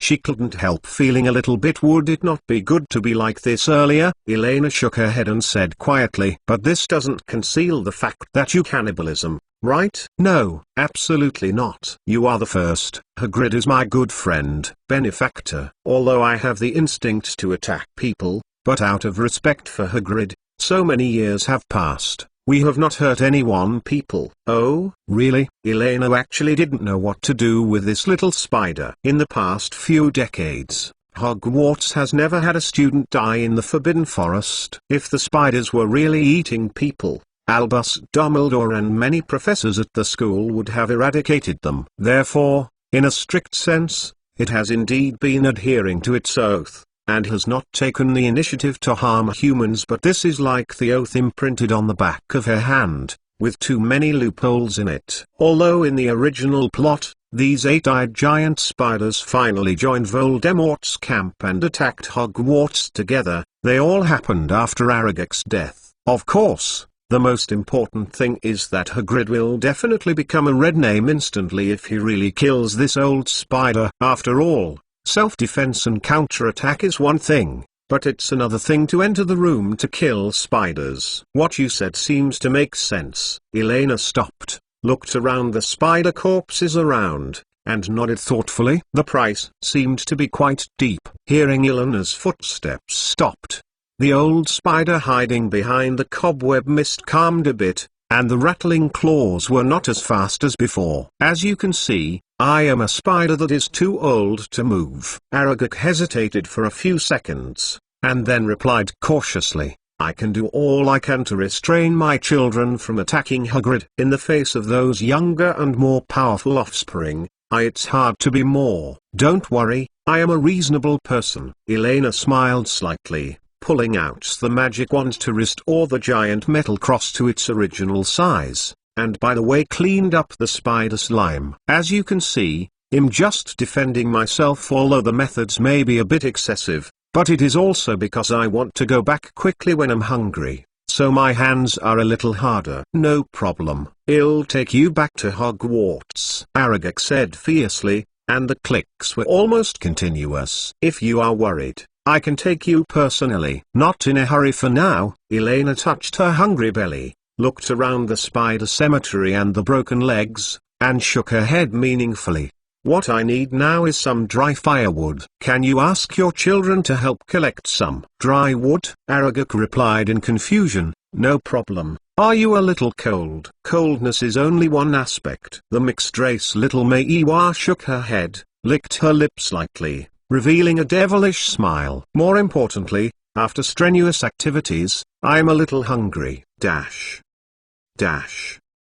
A big chapter of 8,000 words. Straightforwardly ask for a monthly pass. I wrote this story in one breath, without breaking the chapter. I hope everyone likes it. Add bookmarks for easy reading. Chapter 457 The Demon's Mercy. One day, hunters will become prey. Elena sits in the center of the depression in the eight-eyed giant spider's lair, watching the crunchy spider legs crackling above the campfire, while swallowing her saliva, while sighing the wonder of fate. She never thought of it. The first one she had eaten a magical animal meal is actually a spider. Unlike a vegetarian or a compassionate lover, Elena has always been a ruthless predator. Since the eight-eyed giant spiders want to taste delicious human flesh, they must be prepared to become human food. This has nothing to do with wisdom. Nature has given all races an equal food chain of life and death. In fact, in Elena's view, the main reason why there will be some extreme petty animals or ultra-vegetarians in later generations is not that people's spiritual realm has improved,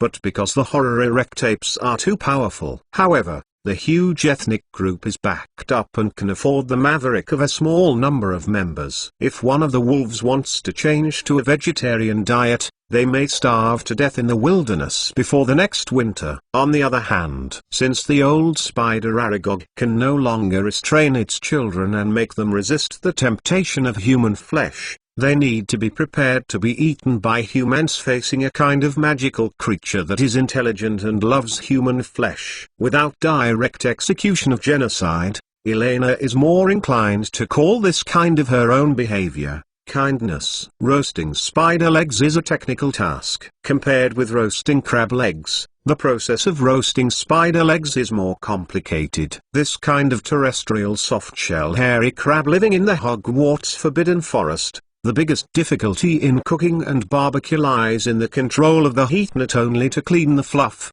but also to avoid excessive heat. The tender meat is scorched through the crust. With the crackling of the bonfire, the arthropods of terrestrial soft-shell crabs began to exude a faint aroma similar to grilled king crab legs. It does not require any condiments. This crudest flame cooking from nature is for the ingredients the best match. Elena's delicate little nose twitched. It smells really good. Carefully removing a roasted crunchy spider leg from the bonfire, Elena temporarily polished the angular stone pieces and effortlessly cut through the roasted black shell, exposing the snow-white flesh inside.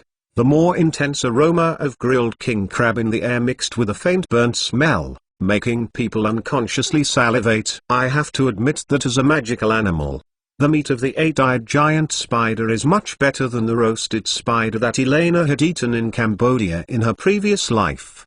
The taste is somewhat similar to tender chicken, but the taste is kind of deliciousness of hairy crabs. Hiccup. Aragog, would you like to eat together? Elena looked around, tremblingly gnawing at the surviving eight-eyed giant spiders gnawing on the corpses of their companions, turned her head to look at the big spiders who had been hiding behind the thick spider web and had not participated in the meal together, said with a chuckle. A spider is a creature with a habit of cannibalism. According to the habits of spiders, it is not so unacceptable to eat dead bodies of the same kind. At this point, even the eight-eyed giant spider, which is a magical creature, is no exception. In fact, if Hagrid hadn't started quickly, Aragog's funeral in the original book might only bury a little toy of his childhood. Yes, build a magical creature version of the clothes mound with mounds. Click click. Aragog, who was hiding behind the spider web,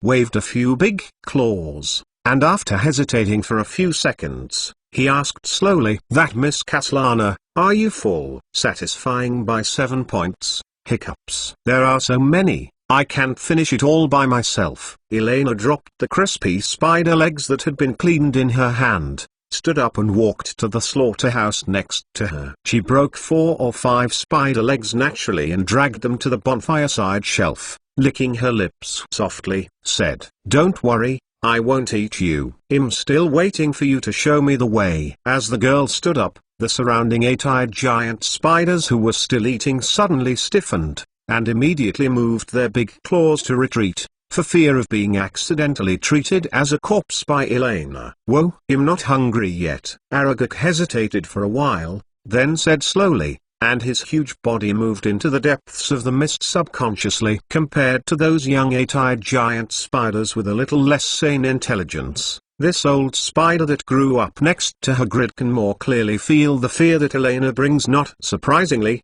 from now on, this fear will be deeply rooted in the soul of every 8-eyed giant spider in the Forbidden Forest. "Aren't you hungry?" "Okay, it's up to you." Elena shrugged and did not expose the old spider's insincerity. She continued to return to the campfire and stared at the new batch of roasted spider legs and began to daze. Eating roasted spider legs on Halloween is also a special holiday experience. Speaking of which, if I remember correctly, Ron Weasley seems to have some shadows on spiders due to the pranks of his brothers when he was a child. I don't know if these fragrant and crispy spider legs can help him out of the shadow of childhood. After all, according to Elena's own experience, diet therapy is always the most effective and healthy mental therapy. At the same time, the battle on the other side was almost coming to an end. I have to admit that, compared to Grindelwald, who hasn't used his hands for decades,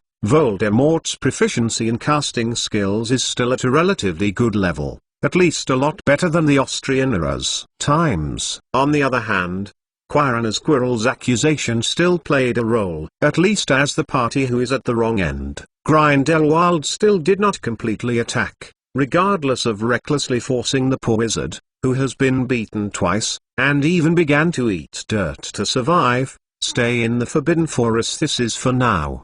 Be it the kindness of the devil. Even with the help of Louis, in the face of a defensive second-generation Meguro Lord Grindelwald, who used other people's wands and slightly reduced his strength, after all, he failed to prevent Quirrell from escaping back to Hogwarts Castle. However, even if Quirrell managed to escape from him, he still paid a very heavy price. If Grindelwald is not mistaken, the young wizard at least sturdily caught Louis's paw, and the 2 or 3 complex curses he issued, these are not just a short break, can heal a good injury. It's really funny, isn't it, the Dark Lord that unexpectedly Grindelwald rode 3 big dogs and stopped at the edge of the Forbidden Forest. He watched Professor Quirrell, who ran into Hogwarts Castle in an embarrassed way, passing through the forest clearing not far away. He chuckled lightly and said to himself with blinking eyes, "Talk to yourself." As for the follow-up,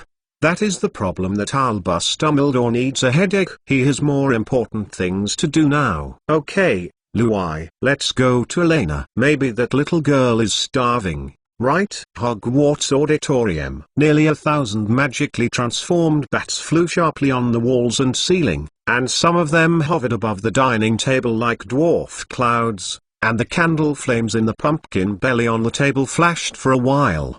The delicious and hearty Halloween dinner is coming to an end. Hermione, Hannah, and Luna looked anxiously at the entrance of the auditorium. Since a small disturbance occurred in the staff seat half an hour ago, Hagrid and Mr. Otto left the Hogwarts Auditorium at the same time. They have an ominous premonition. As time went by, Elena had not been able to appear in the auditorium on time, which confirmed their guess. There is no doubt that something particularly troublesome must have happened on the Hogwarts Forbidden Forest. It's just that, today they have nothing to do except pray. At least, Dumbledore is still sitting in the auditorium, indicating that the whole situation is not particularly serious. It's just a little accident, right, Elena? You must be fine. Boom. At this moment, the door of the auditorium suddenly opened. I saw Professor Quirrell, who was covered in blood, rushed into the Hogwarts Auditorium. The wizard was covered with terrible wounds,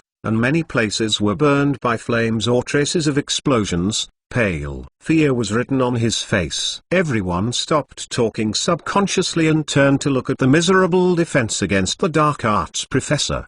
Quirrell's big scarf was worn crookedly on his head, revealing half of the bare, wrinkled and muddy back of his head. Voldemort, who was originally attached there, has been missing. The young wizard staggered to Dumbledore's chair and leaned against the table with a bang. Unicorns. Someone was poaching unicorns in the Forbidden Forest. Irina and I tried to stop, but Quirrell, who had temporarily lost Voldemort's possession, was exceptionally weak. I saw Professor Quirrell panting and saying a few words, then he fell to the floor of Hogwarts, fainted unconsciously, and spots of blood spread from the entrance of the auditorium. Go to Dumbledore's long table.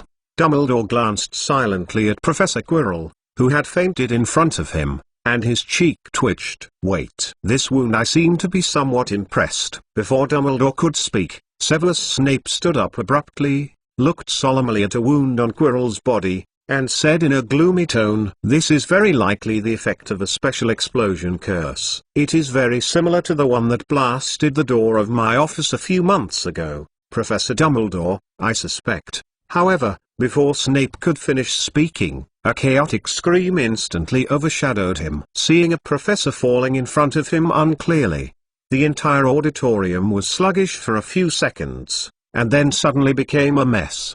Dumbledore had to use his wand to explode several purple fireworks over everyone's heads to let everyone calm down. Premier, Dumbledore took a deep breath and rubbed his eyebrows. Please take the students from each college to the dormitory immediately. Miss Pomfrey and Professor Snape, regarding the treatment of Quirrell, please take care of the two. As for the comfort of the students, Professor McGonagall will temporarily coordinate and arrange. Dumbledore glanced at Quirrell, who was covered in wounds, and sighed helplessly. As for me, I'm going to the Hogwarts Forbidden Forest now to see what happened. Everything. I'll talk about it when I come back. Add bookmarks for easy reading. Chapter 458 Showdown. This is the path to the eight-eyed giant spider's lair. In the Hogwarts Forbidden Forest, Dumbledore looked solemnly at the footprints spreading towards the depths of the dark Forbidden Forest. As an old wizard who has lived in Hogwarts for nearly 100 years, he even knows better than Ruber Hagrid about the distribution of magical animals in the Forbidden Forest,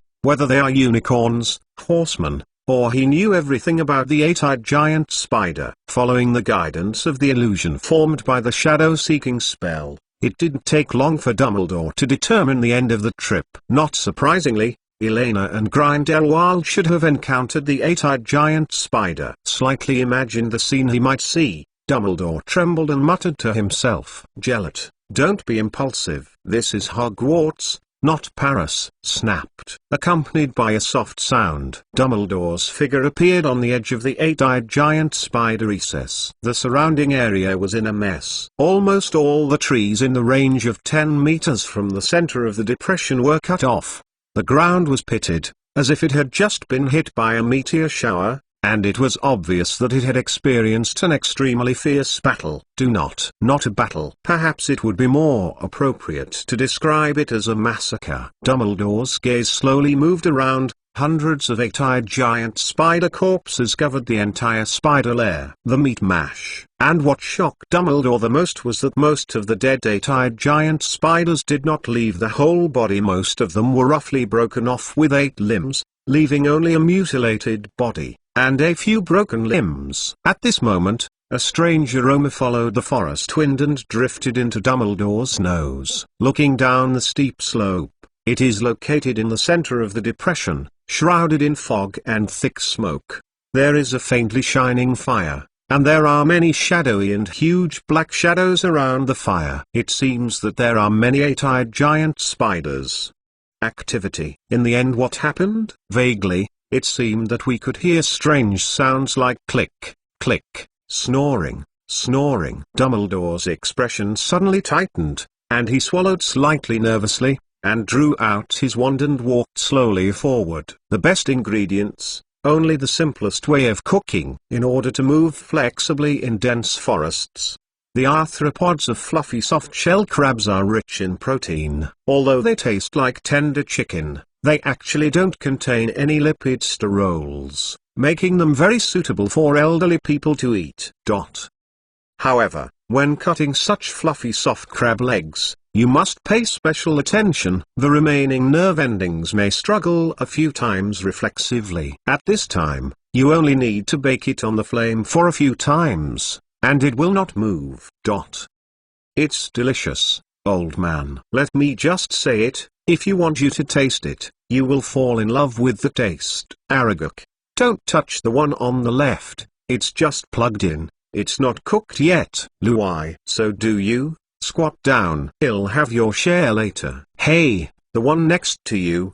The leg here is almost finished. You can fold a few more around and send it over. As Dumbledore slowly approached, the devil's whispers by the fire gradually became clear. I saw Elena turning and roasting the spider legs on the campfire, and methodically instructing and explaining about the eating experience of the fluffy soft-shell crab. Her delicate face was flushed with the flames, and the corners of her mouth were filled with satisfaction. Smile. And beside the silver hoard witch, Grindelwald was leaning on Luai's big furry paws, holding a fragrant crunchy spider leg with a face of enjoyment, and gobbled it up, regardless of the three big dogs that dripped saliva next to him. Envying eyes. A little farther away, in front of a giant semicircular spider web, an old spider the size of a baby elephant lay quietly on the ground. The long big claws fiddled with the spider's legs by the campfire from time to time, making a clicking sound.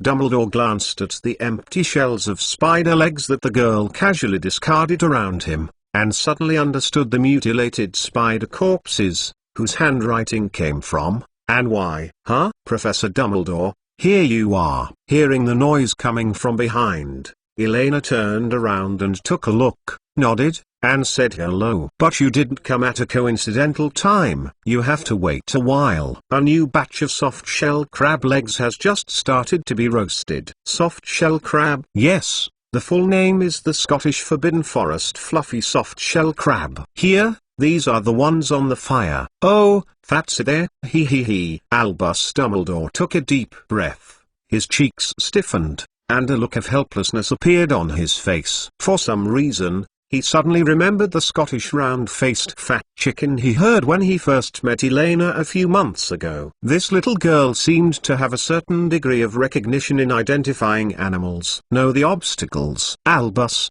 don't stand, come and taste it together. Noting the arrival of the old friend, Grindelwald, who was half lying, stood up, raised his half-nibbed roasted soft-shell crab legs and shook it towards the old wizard, grinning. Looking around the spider remains, Dumbledore shook his head politely. I don't have to you. Before Dumbledore could refuse, Grindelwald raised his eyebrows and showed a smirk, and directly stuck the black and thick cylinder into Dumbledore's mouth, blocking the words behind the old wizard in his throat. Just suck it directly, it tastes very good. It suits the taste of older people like us. Huh? Dumbledore frowned and pulled out the spider's leg in his mouth, though, it smells pretty good. However, the top priority is not to eat. The old wizard first gave Grindelwald a fierce look, and then glanced at Elena again with a slight certainty in his heart. Both of them were neatly dressed, and there were no obvious scars. Compared to a defense against the dark arts professor who was left with a breath, it was almost as if they had just returned from an autumn walk in the Forbidden Forest. It seems there is no big problem. It seems that Tom, who is only left with the remnant soul, has indeed weakened the strength extremely. Perhaps the difficulty of the level near the Philosopher's Stone should be slightly reduced. If there is no hope of stealing, it is not a solution for Professor Quirrell to always run outside the school. You too. Did you know that the castle is about to be upset now? Dumbledore lowered his face and looked at Elena and Grindelwald with a serious face. The life or death of an official professor is unknown. The whereabouts of a student is unknown, and there are dark forces poaching unicorns in the Forbidden Forest outside the school. The most important thing is that all teachers and students in the school know about it. What are you going to do? Don't worry, There is still time. Elena shrugged, and removed a steaming 8-eyed giant spider leg from the bonfire, exuding the aroma of grilled king crab. I believe you must have a lot of confusion in your heart at this time. Don't worry. Let's talk while eating anyway. There are a lot of fluffy soft shell crab legs around. I am going to bake a bit more, by the way, and just take it back for the next issue of Tongue Tips Hogwarts special. It's not. Dumbledore frowned. The soul possessed by Quirrell as Quirrell is Voldemort, who disappeared 10 years ago, right? At this moment, Gellert Grindelwald grinned, and suddenly interrupted. I and Elena have fought with him, so don't even think about concealing it. The young man's basic magic skills and dueling consciousness are maintained well, but he can barely display his strength. Even why I can't beat them. But Grindelwald paused. A trace of admiration and seriousness flashed in his eyes. Even in this situation, he can calmly deal with the crisis rationally and seriously, playing a role that can affect the situation in a state that is not even a remnant souled, which is quite remarkable if facing such a wizard. Albus, have you figured out how to deal with it? As a mature Dark Lord, Grindelwald has now learned not to underestimate the power of any wizard. After all, he has paid a lot for this over the years. Voldemort, well, I think about how to say it. Dumbledore murmured thoughtfully, glanced at Elena, who was calm, and Gellert Grindelwald beside him, rubbed his brows with a headache, and subconsciously took Elena and handed it over. Took a bite of his roasted spider leg. His current situation is more complicated. Let me briefly talk about it first. Add bookmarks for easy reading. Leave message. Thank you all little fat chickens. Fat chickens are so happy. Leave message. Thank you all little fat chickens. Fat chickens are so happy. Original author, Mochi. Woo. Fat Chicken thought he would be scolded for hosting this book circle activity. However, the little fat chickens are so actively participating in this event, the fat chicken is really happy. It seems that although everyone usually says to tie up the fat chicken code word, in fact, they are still very worried about the body of the fat chicken. The little fat chickens who are considerate of the fat chickens, in order to make the tired fat chickens who have been diligent to update the fat chickens not to have too much pressure, and can easily and happily ask for leave. They are very serious to help the fat chicken think about reasons to write a fake note. Then, fat chicken can't live up to your concerns. Fat chicken should take a day off at everyone's wishes, sort out the plot, and then go outside to take down the materials at night, and strive to write better and better books. Love you guys. Refill. Especially at the fake notes you wrote are great. I like it. Fat chicken will work hard to use it as soon as possible. P.S. I was pitted by the old aunt trolling again, and got stuck in a small place somehow. Try to work harder. If you can't figure out a way, I'll skip the plot tomorrow. Degrees you degrees. Chapter 459, Grindelwald's rhetorical question. So, is this your fear? Grindelwald listened quietly to Dumbledore's story and nodded thoughtfully. An existence that cannot be killed by the killing curse is indeed a difficult guy. Accurately speaking, it is an existence that can be immortal under its own killing curse. Dumbledore frowned and added that he didn't deliberately avoid Elena. As for the old spider Aragog, holding a few roasted spider legs, he retreated into the lair and left the mute enchantment of wizards range. I have checked the place where he last cast the spell. There is no body left. Judging from the traces and shadows, Voldemort was disintegrated into smoke almost in an instant. As far as I know, only wizards. This happens only when I use the killing curse myself. The so-called real death. Poor, I can't even control my own life. There was a touch of Grindelwald's face. He glanced at Elena, who was a little confused by his side, and spread out her hands to explain. The power of the curse comes from emotions and thoughts. I think you should already know it. Therefore, when a wizard casts a killing curse on himself, it is not just the soul that is erased by the curse. After all, the killing curse is the principle is, ahem.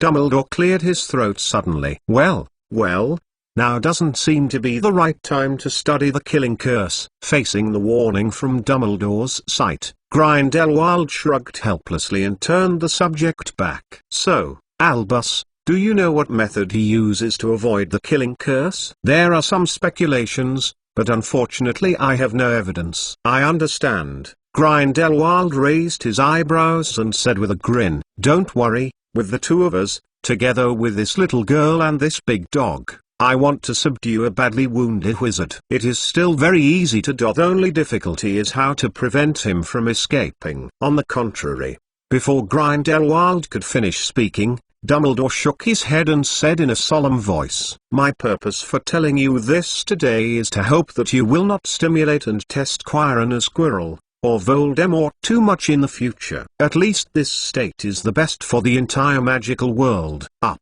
So you think so? Do nothing?" Grindelwald's face gradually cooled, and the corners of his mouth raised an arc of disdain, and he let out a sneer. "All these years have passed, Albus. It turns out that you still haven't made any progress." "Gellert, you don't understand. It's not just Voldemort's problem alone. It's undoubtedly the wisest thing to put all contradictions on him in this way." "Sorry, I may see this more clearly than you, Mr. Principal." Grindelwald sneered, shaking the roasted spider leg in his hand and lighting Dumbledore as if holding a magic wand. "I don't even need to know the details. I can think of the behindthesens man behind Voldemort. The family of pure-blood wizards, and the group of stubborn old guys, are just the last struggle and madness of the old age. Then you should know that time is on our side." Dumbledore casually pushed away the spider leg in Grindelwald's hand, and replied calmly, "The proportion of half-blood wizards and Mulborn wizards in the magic world will only increase. This is an unstoppable trend. After a few decades, even if there is a Mulborn magic minister, I will not feel any accidents. At that time, is he speaking for Muls or for wizards?" Grindelwald looked at Dumbledore jokingly, and continued without waiting for the old wizard to answer. "After all, you are still escaping, Albus. 10 years ago, you missed an excellent opportunity to integrate the power of the magic world, and now, the opportunity is once again presented to you. You just want to maintain the status quo and continue to observe!"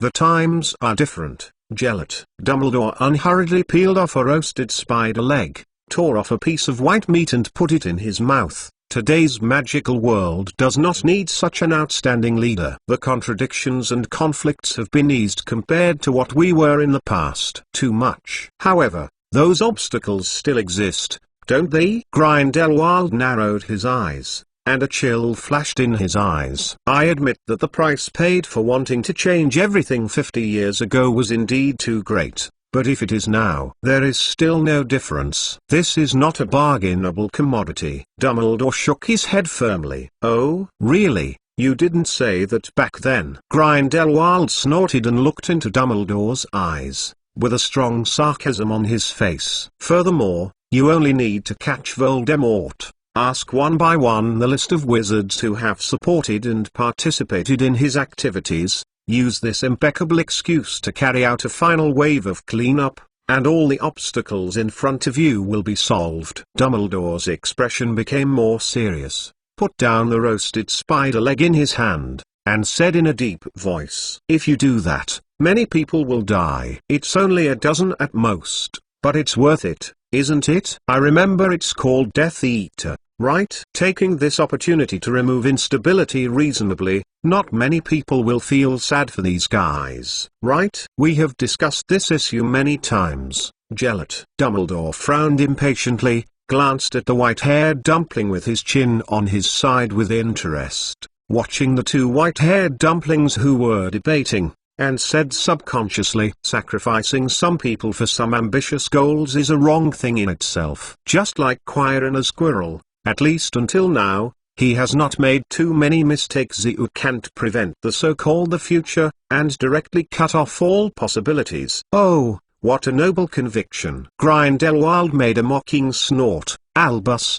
is it possible that in so many years, you have never done something like this? Well, cruel things? People are always in pursue the sublime, but most of them are just talking. When you fought against the Death Eaters more than 10 years ago, didn't you do something similar? Facing Grindelwald's rhetorical question, Dumbledore suddenly fell into a long silence. Just when Elena thought the discussion would come to an end with Grindelwald's temporary victory, Dumbledore's slightly dry voice came in her ears. Elena had never heard an old man's voice, weak and weak, trembling a bit. Since that day, it has never happened again. Chapter 460, Night Talk in the Forest Part 1. That's not your fault. I have a meditation basin, Gellert. A trace of pain flashed in Dumbledore's eyes, and he shook his head and said softly, "Do you think I haven't seen that memory, Albus?" Grindelwald's lips moaned, as if to say something. However,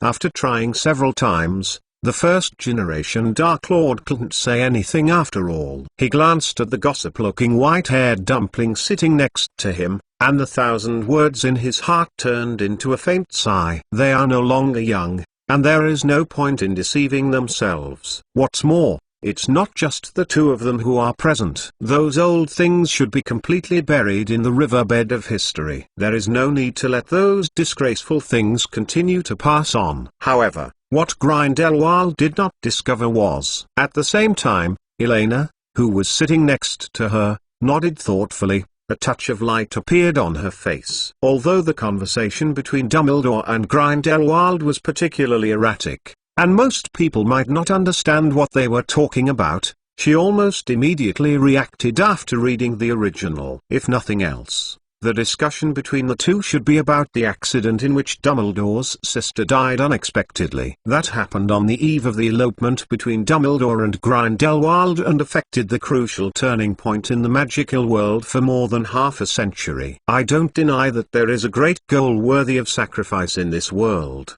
which is more important than death. Before Elena could recall in detail, Dumbledore's voice continued to be heard. But before that, I have to hold on to some of the most insignificant bottom lines. Even if it may make everything difficult, or it may be a missed opportunity, this is what I have been telling myself every day since then. Even if you kill one person, can you save the lives of 10 or even hundreds of innocent people? Grindelwald shook his head non-committal, mockingly in his tone. If every wizard who stands taller than ordinary people and sees farther thinks like this, then this world will be over long ago. Someone has to tell the people below what the future direction should be, at least which way is certain it's wrong, instead of just watching the avoidable disasters happen one by one, and then come out to clean up the mess. But on the other hand, Gellert, have you ever thought about? Dumbledore frowned, placed his fingers crossed in front of him, and said solemnly, "For so many years, whether in the magical or non-magical world, it is precisely those who sacrificed others for grand cause and ambitious goals, recklessly, and frequently plunged the world into disaster." I see, Gellert Grindelwald, let the world fall into disaster? This is your conclusion for so many years. Grindelwald glanced at Dumbledore deeply and grinned, but there was no smile in his eyes. 50 years have passed. Although I have been in the castle of Newmangard, I still know exactly what has changed in the outside world. Indeed, I killed a lot of wizards at the time, and I started the war. But you haven't thought about why so many mixed blood wizards or hemp wizards have been born over the years. But after thinking about it carefully, there was a more appropriate way.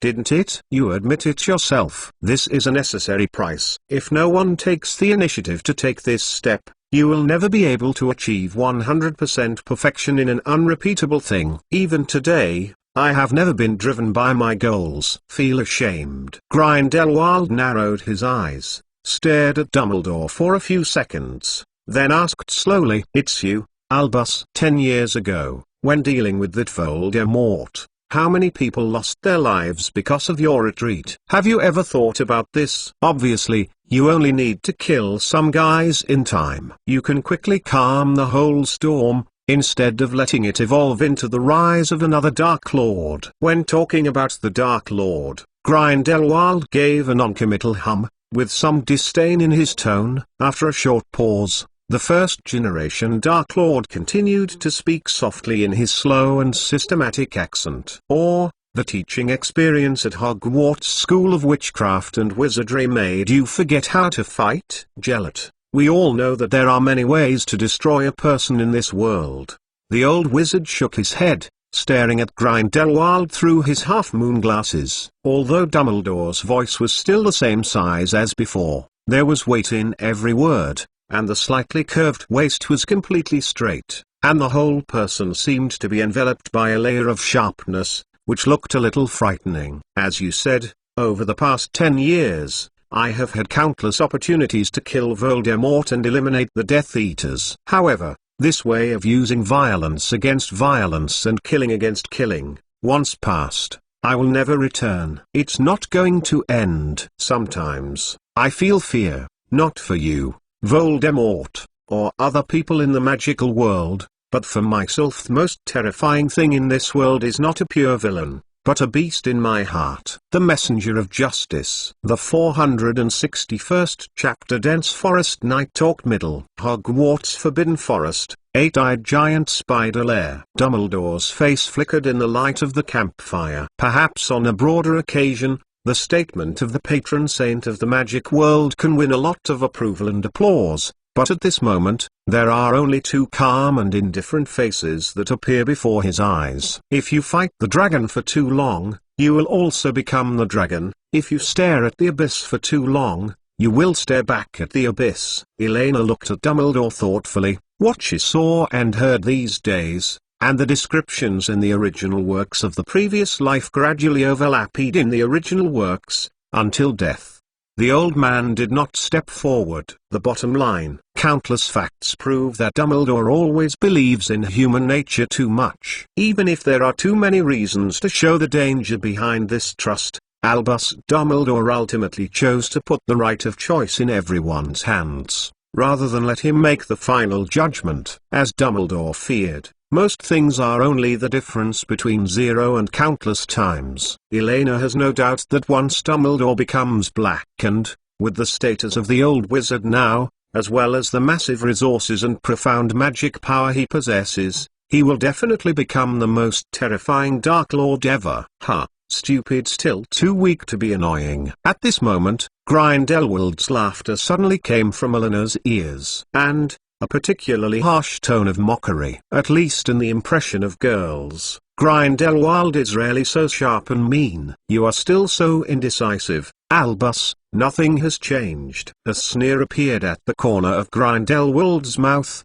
and he hugged his arms and snorted in disdain. The most important thing in this world is the result. Without the right result, no matter how hard and moving the process is, it is meaningless. As for the things you worry about, recall everything you saw in Salzburg.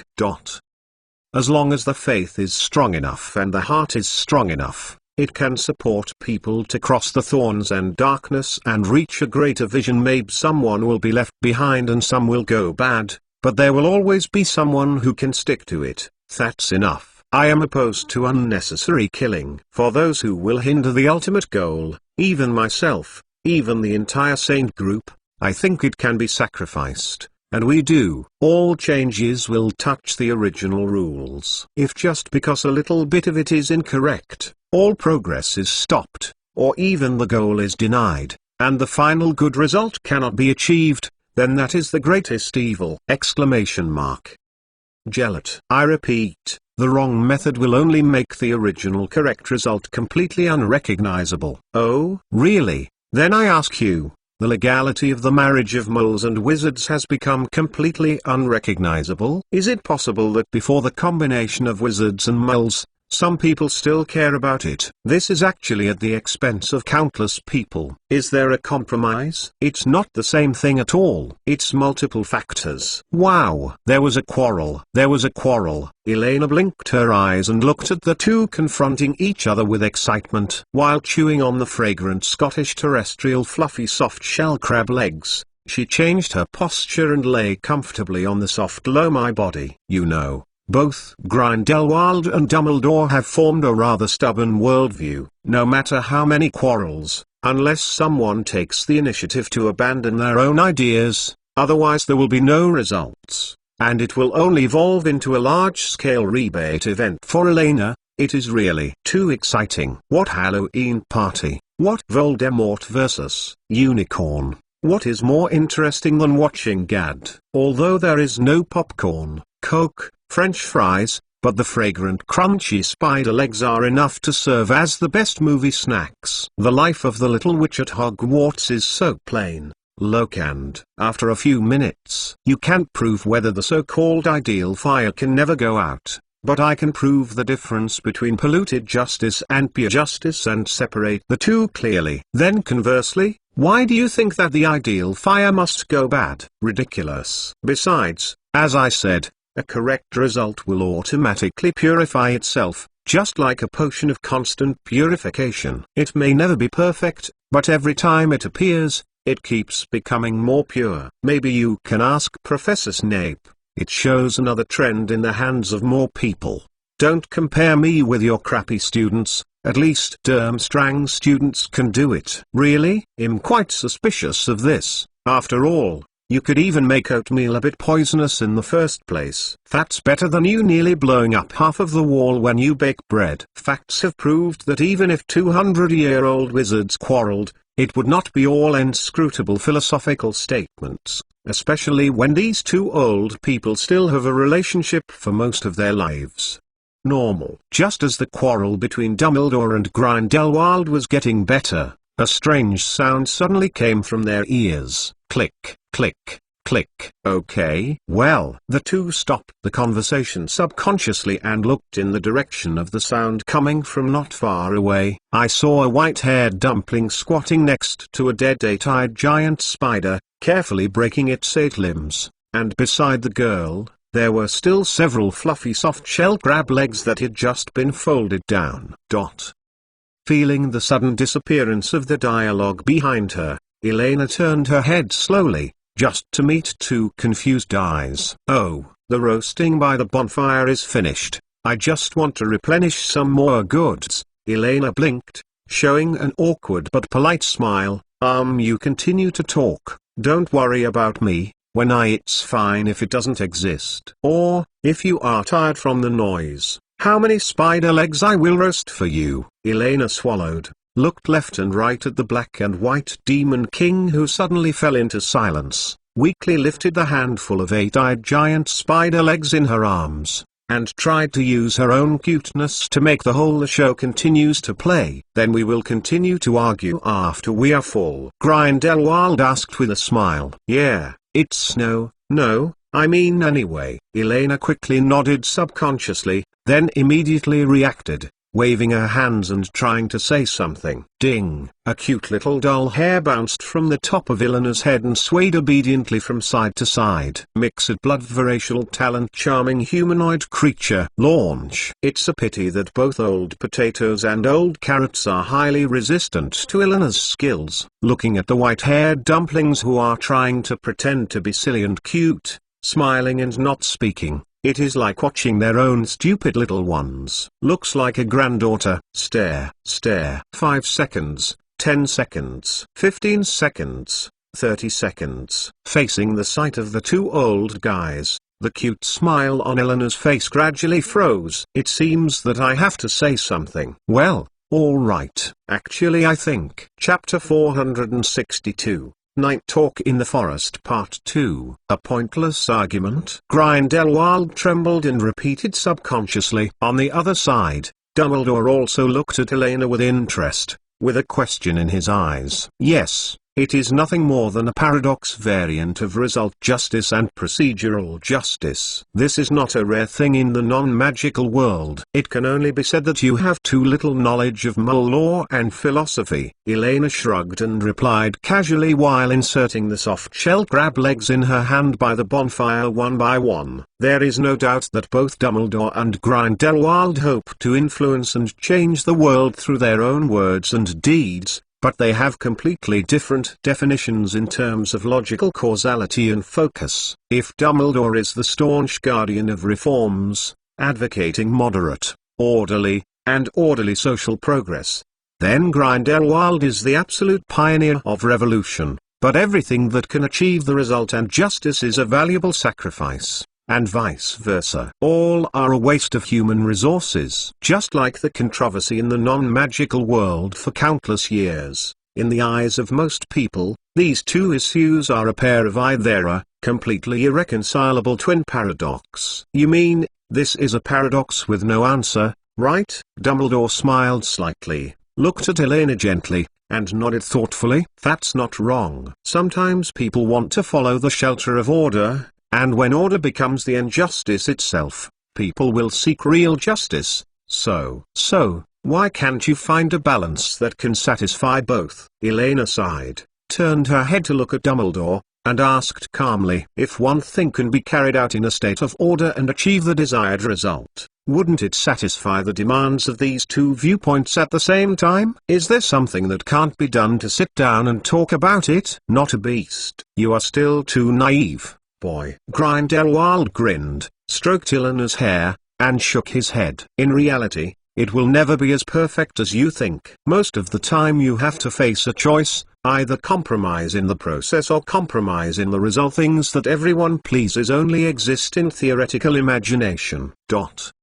Moles do multiple questions. The corners of Elena's mouth raised slightly, and she drew her wand and stabbed it towards the campfire in front of her, and a fire snake leapt high. We are wizards. Besides, isn't it the meaning of magic to turn imagination into reality? Huh? Grindelwald frowned, a little confused. Everything in this world, magic, wealth, rights, food are all valuable, and this also means that as long as reasonable negotiation and cooperation are carried out, a balance can be found that satisfies the value needs of both parties in the transaction at the same time. Elena glanced at Grindelwald, then looked at Dumbledore, who was also puzzled, and smiled. For a very simple example, potatoes, food, magic, students. In my opinion, most of the contradictions, in the final analysis, come from the lack of resources. This resource may be wealth,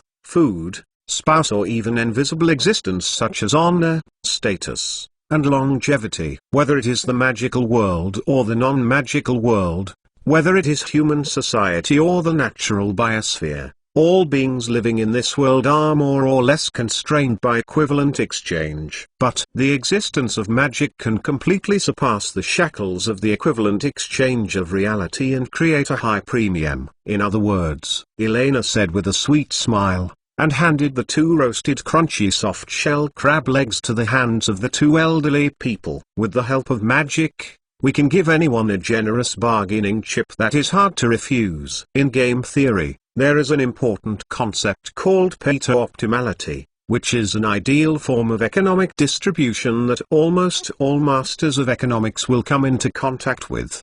Not excluded. The so-called Pareto-optimality refers to an ideal state of resource allocation. That is, assuming that the inherent group of people and allocable resources, the change from one state of distribution to another state makes at least one person better without making anyone worse off. In absolute ideal in the model, it will realize an extremely fair and most efficient social cooperative distribution system. However, in actual situations, it is difficult for people to make the other party better out of thin air without harming the interests of either party. With a large enough sample collection, there will always be related parties that bear the responsibility of the exploited character of. Unless, under the premise of a sufficient premium, a win-win result will be formed at the beginning of all events, and then regress based on this result, and replace the damage that may occur in the middle, or the sacrifice link with magic. Elena picked up a clean crab leg and drew lines and circles on the loose mud. As a high-achieving student in economics, it is not too difficult to explain this basic theoretical model to two old wizards. Even without too many basic theoretical preparations, combined with graphics and cases,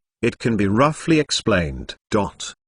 This point, you can use Gryffindor Academy as an example. If in the normal non-magical trading market, Gryffindor, which only grows potatoes, the base currency, is equivalent to being at the bottom of the exploited market labor. But because magic can produce a blowout potato output in a short time, it makes them an advantage. However, as far as I know, since the new rules were promulgated, Gryffindor College has no advantages. Dumbledore pushed his glasses with his left hand, and interrupted, somewhat confused. That's because they lack the most important way of thinking. Elena spread her hands, turned her head to look at Dumbledore, and explained without thinking. Gryffindor, which has the largest potato reserves and productivity, can at any time gain the right to speak by reducing and expanding the circulation of potatoes in the market. This is also the most powerful weapon I have left them. The same. In addition, the three houses also have their own advantages, all of which are controlled by the introduction of the variable of magic. In fact, Professor Dumbledore, you should be the clearest. The transaction premium caused by magic is now quietly lying in the potato warehouse under the castle, waiting for us to use it in the next step. Of course, the potato model is just the simplest example. The reality is hundreds of times more complicated than this. But Dumbledore frowned and rubbed his temples with some effort. Although Elena said some very simple sentences, but I don't know why, when they are combined together, he always feels that his forehead swells and aches. This is a strange way of thinking that he has never seen before. Do not worry. Elena's eyes gradually brightened, she shook her head triumphantly, and the crab legs in her hand moved on the ground. Next, I will simply break it down for you. This can actually be demonstrated with a very simple and intuitive quantitative economics model. First,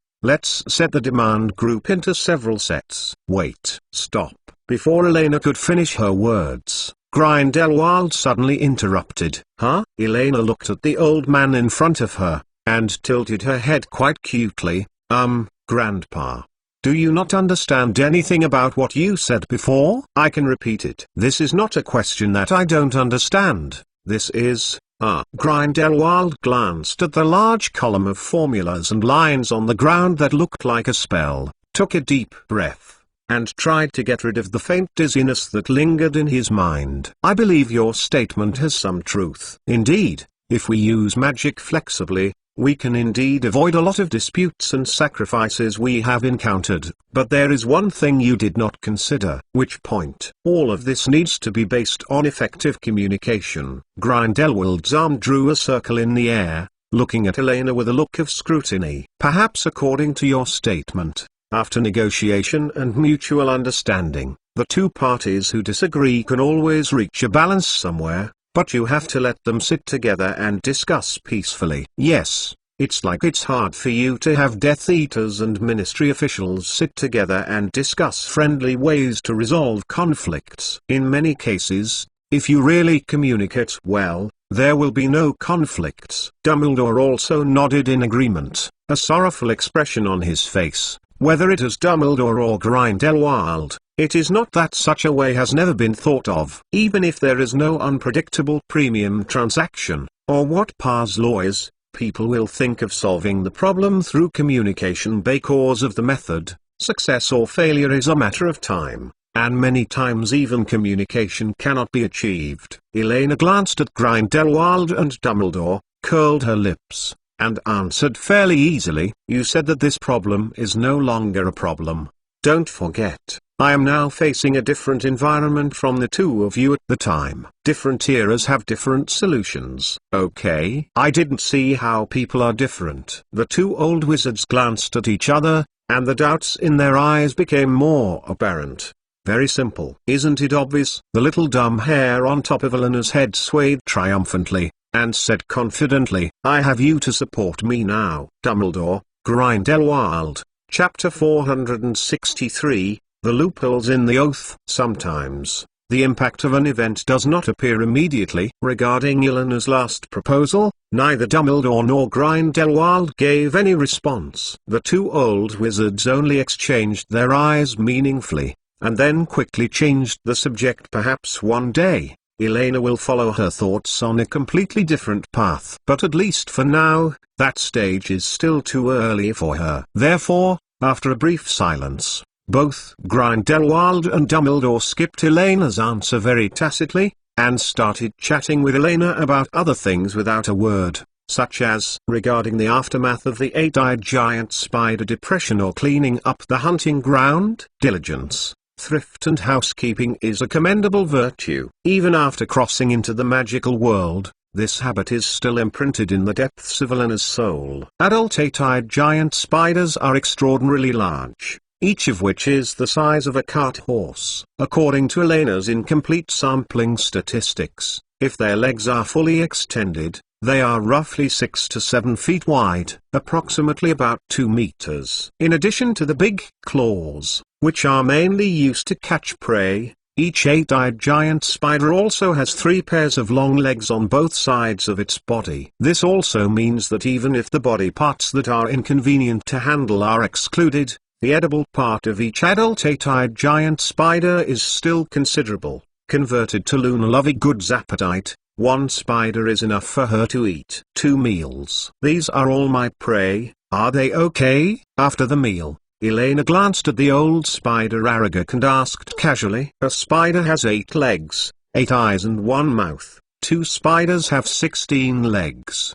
16 eyes and 2 mouths, but in today's spider cemetery, there are at least hundreds of eight-eyed giant spiders lying all around, which means thousands of legs. Even with the restoration of the 3-headed dog Louis, 3 people, 1 dog and 1 spider, they only ate a half of the Scottish fluffy soft shell crab legs. If they just leave, Elena, I feel that my conscience will definitely be condemned. Wait, Elena, you don't mean to? Dumbledore's cheek twitched slightly, watching the white-haired dumplings who were directing the eight-eyed giant spiders to harvest the fluffy soft-shell crab legs. A strange expression that could not bear to look directly flashed across his face. Is this child really a half-blood Veela, not a half-blood devil? Exclamation mark. Don't worry, the eight-eyed giant spider that moves, and the terrestrial fluffy soft-shell crab that doesn't move. I won't be confused. Elena waved her hand, showing an expression that everything was under control, and said without looking back. Furthermore, the big herrings in the Black Lake of Hogwarts are almost gone. The newly released fry have not grown up so quickly. It's time for everyone to change their tastes during this period of time. Just use them. It couldn't be better to fill it temporarily. I'm not worried about this. You know, the eight-eyed giant spider has a certain amount of wisdom. Dumbledore frowned repeatedly and said solemnly. However, before Dumbledore could finish speaking, Elena smiled and continued in a cold voice. Yes, this is a kind of intelligent magical animal. In their diet, human flesh is included. According to their reproduction speed, the food in the Forbidden Forest will soon be insufficient for them to consume. How do you think they will choose? Hagrid promised that he will restrain. Aragog, repeat what you said to me before to Professor Dumbledore. If you dare to tamper with a word, I will bake you and eat it. I can do it. For any small animal protection, the most effective way is to show the bloody food chain laws before their eyes. Understood? I don't have any problems. As expected by Elena, Dumbledore, who originally had some pity for the eight-eyed giant spider, learned in detail the ins and outs of the entire incident, especially after Aragog was unable to effectively restrain the nature of his children, showed an extremely cold determination in an instant. For Albus Dumbledore, when these eight-eyed giant spiders showed the habit of attacking humans, it didn't make much difference whether they were used as ingredients or eliminated. In fact, after the old wizard listened, the only thing he cared about was whether the students would leave any psychological shadows if they learned the source of the ingredients. Without hesitating for too long, Dumbledore nodded, acquiescing to Elena's free play. Compared to other magical creatures, the eight-eyed giant spider's reproduction speed is indeed too fast, and there are ways to limit it slightly, which can be regarded as a preventive solution. Not to mention, Dumbledore's nose moved, and the smell of grilled crab legs was still floating in the air. This Scottish Forbidden Forest fluffy soft-shell crab leg is so fragrant. With the help of Dumbledore and Grindelwald, the collection of thousands of crab legs was quickly completed. Due to some unexpected circumstances, the corridors of Hogwarts Castle were empty, and the students were led back to the common room by their respective prefects and deans. So Elena didn't have to think about explaining the pile behind her, the source of the ingredients. Seeing the house elves moving thousands of spider legs into the kitchen, Elena let out a sigh of relief. In this way, at least in the short term, she should not be able to wear clothes and wait until everyone is used to eating. It's okay. After a while, well, there is the Hufflepuff common room in front. Let's separate here. Dumbledore walked out of the kitchen door and pointed to the barrel door hidden behind the still life picture not far away. If nothing else, your friends are still waiting for you in the lounge at this time, and the two of us elderly people will not join in the fun. Don't worry, after this warning, there should be no more. There was a similar accident. So about tonight's matter, don't you need to check the script or something? Elena thought for a moment, and looked at Dumbledore with some hesitation. After all, this involves Professor Quirrell and volume. No, Elena. Don't take your inference as an established fact. Dumbledore shook his head and solemnly corrected. In fact, just describe what you saw and heard. You just saved a pure life from an unidentified man in black, that's all. I think about it, maybe it should be given. Hufflepuff plus 30 points. Well, unidentified mysterious man, alright. Elena shrugged, looking at Dumbledore with lake blue eyes, repeating again every word. But say it in advance. If I find that he has any unruly intentions towards me, even if it's just a hint of resentment, I will take it directly without hesitation. He won't wait for the killing curse to light up before I start trying fight back. You can take the initiative to hurt others, don't forget your oath. Dumbledore frowned. Of course, it's a pity that from now on, he will always be a red name in my eyes. Elena raised her mouth, showing a dangerous smile, and shook her fist. As Grindelwald said, an unbreakable oath can only trap the righteous gentleman forever. For Elena, it is not difficult to find a reasonable loophole to bypass the bounds of the oath. Even if Quirrell did not hit her with a spell, it only needed the flames of his spell to burn one of Elena's hair, and Elena had a legitimate reason to attack from then on.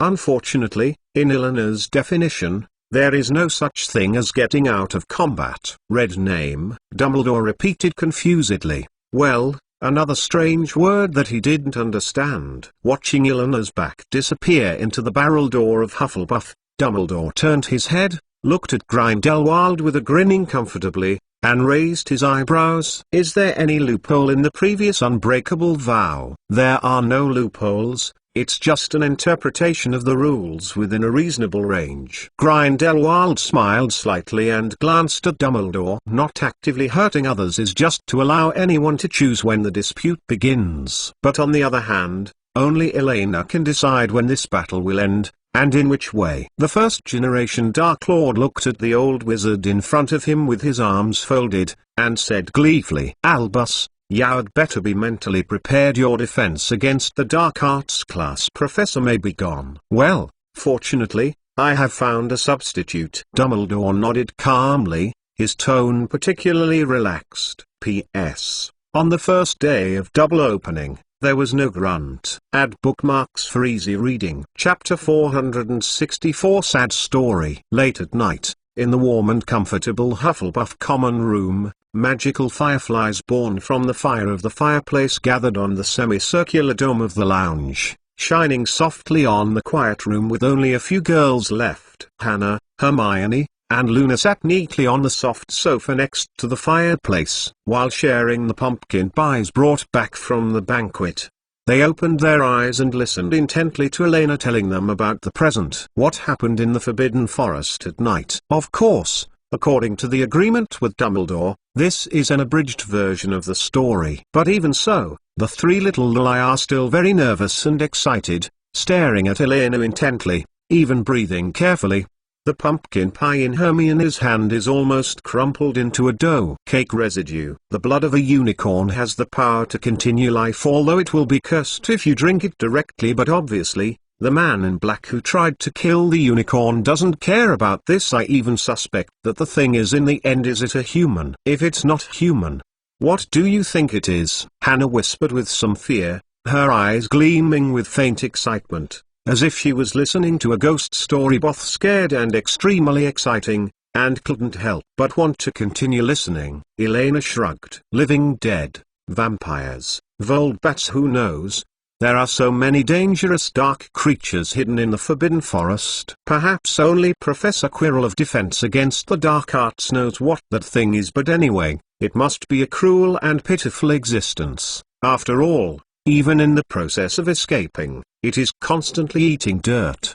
But Professor Quirrell was seriously injured. That monster must be very bad, right? Hermione said worriedly, looked around the girls around, and whispered. Thanks to the official professor who happened to show up this time and repelled the bad guys who tried to hunt unicorns. Otherwise, Elena, you would be in danger. I don't know how Professor Quirrell is now. The appearance of everyone in the auditorium before we were all frightened almost thought to teach him. He might. Well, yes, Professor Quirrell, it's really amazing. Elena blinked, a strange look appeared on her face, and she said softly, in my thinking at the time, I thought that Professor Quirrell might be left directly in the Forbidden Forest. I didn't expect that he actually returned to Hogwarts Castle and issued a warning to the professors. It's amazing, really very impressive. Although she didn't see the tragedy of Quirrell with her own eyes, Luna, who carried her camera, raised her camera calmly in the chaos, and recorded the scene in the auditorium with photos. In that somewhat vague picture, a dark bloodstain followed Professor Quirrell's footsteps from the door to the long desk of the faculty and staff.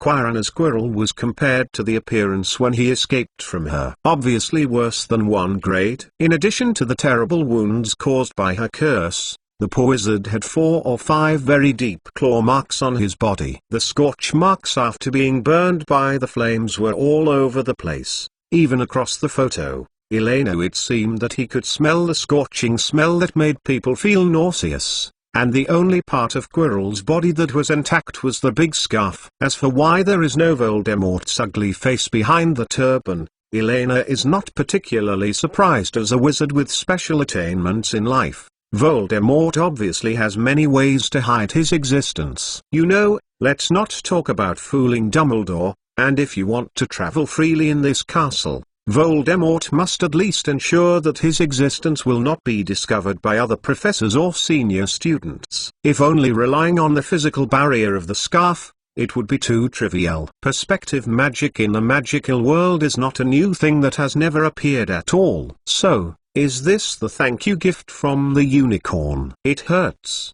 right? Luna folded her calf on the sofa, holding the long spiral horn brought back by Elena, stroking it up and down curiously. Unlike the unicorn horn she had seen in Diagon Alley, Mr. Horn the color is bright. It seems that he still has his own life. From her childhood, Luna has a natural closeness to all kinds of magical animals. After hearing that Elena had successfully rescued 2 unicorns, the envy and admiration in the girl's eyes was almost flowing out. Compared to death, this pain may not feel anything, right? Although I don't really want this big horn. Elena sighed helplessly, and then remembered the 2 ungrateful white deer with long horns. However, according to Professor Dumbledore, there is a huge difference between the horns of a unicorn that voluntarily fades and the horns of a dead unicorn.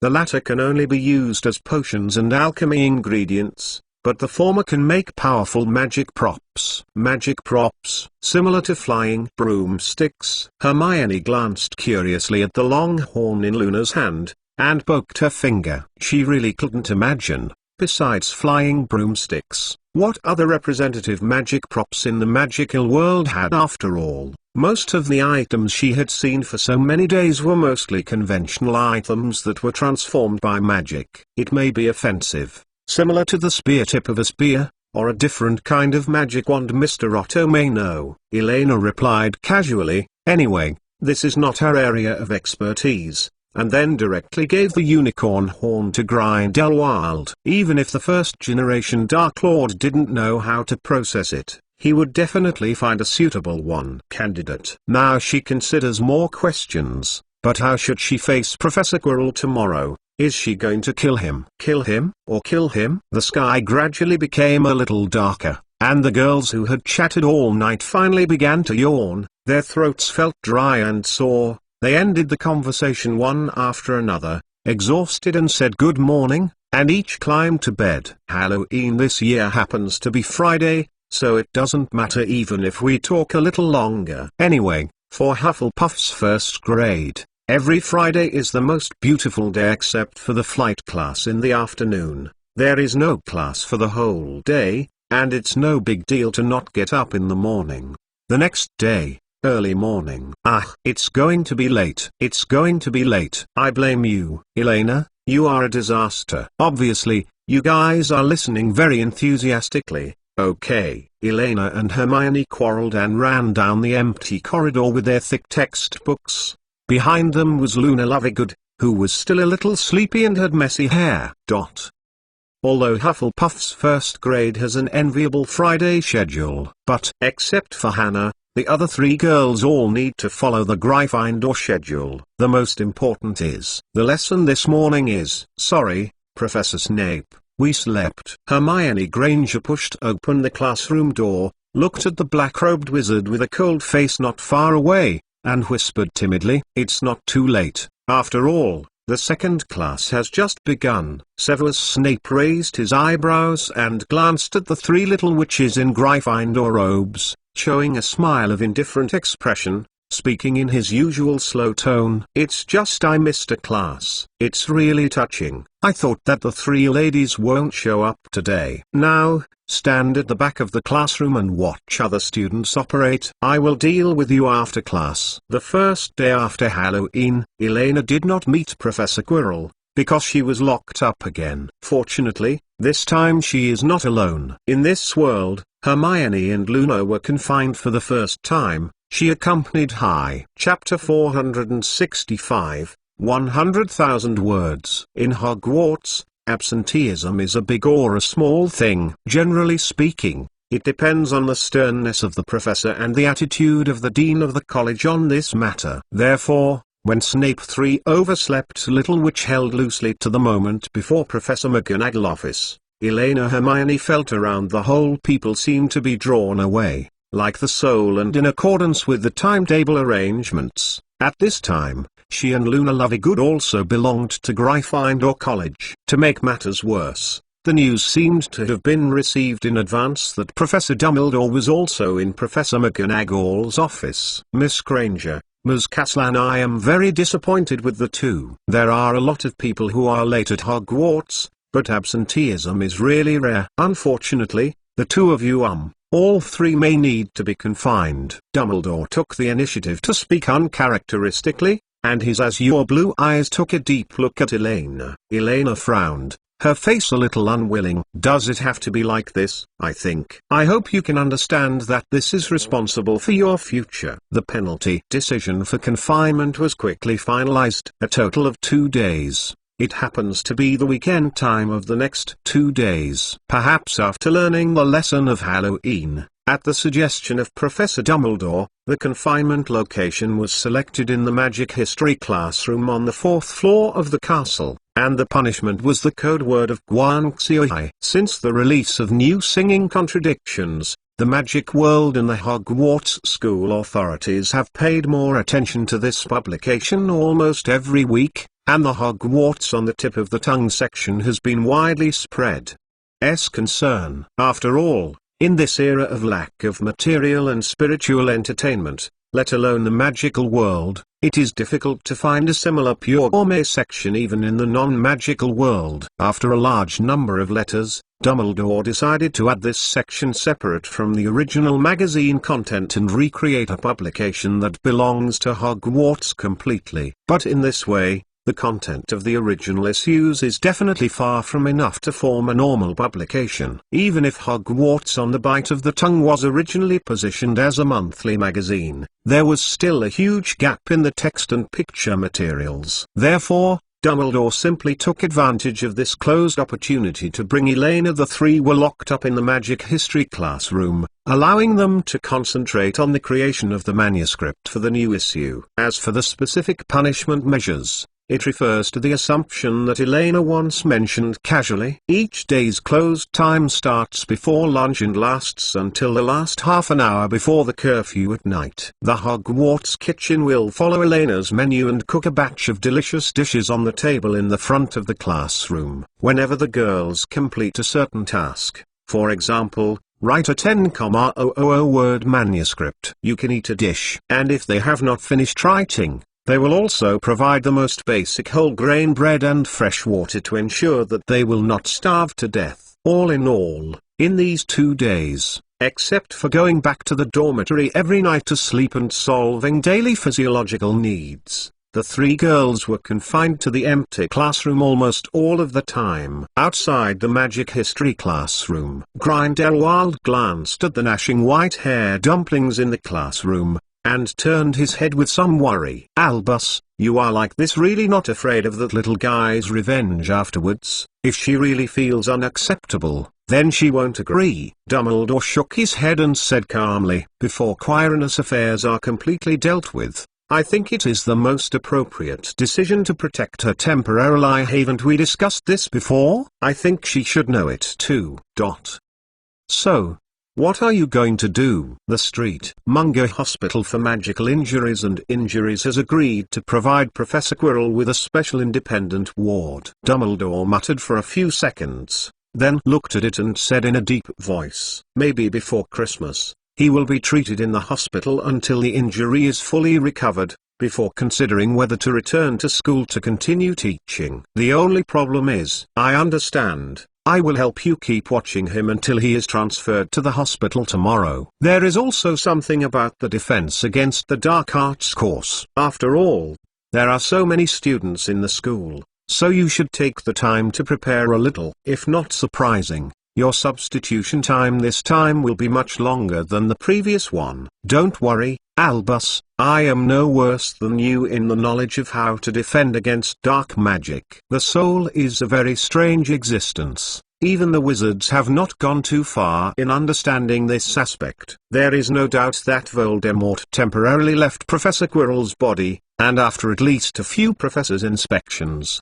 there were no flaws, but Grindelwald, as the master of the spell, could vaguely perceive it, entangled in strangeness. The curse in Leo's soul did not dissipate. In other words, Voldemort did not completely give up this rare human pillar power. But on the other hand, after losing Voldemort's power blessing, it is obviously difficult for this young wizard to bear such a serious injury based on the strength of this young wizard alone. This is also one of the main factors that he had to transfer to the Street Monger Hospital for Magical Injuries. 1. Under such circumstances, Elena, who was the fuse of the entire incident, naturally had to find a way to temporarily isolate it, whether it's Voldemort Kelo wanting revenge, or Elena's plan to do nothing but cut the roots directly. For Albus Dumbledore, it is something that Albus Dumbledore is very unwilling to see. Maybe the latter will be slightly better. But considering that Quirrell's identity does not have any flaws at this time,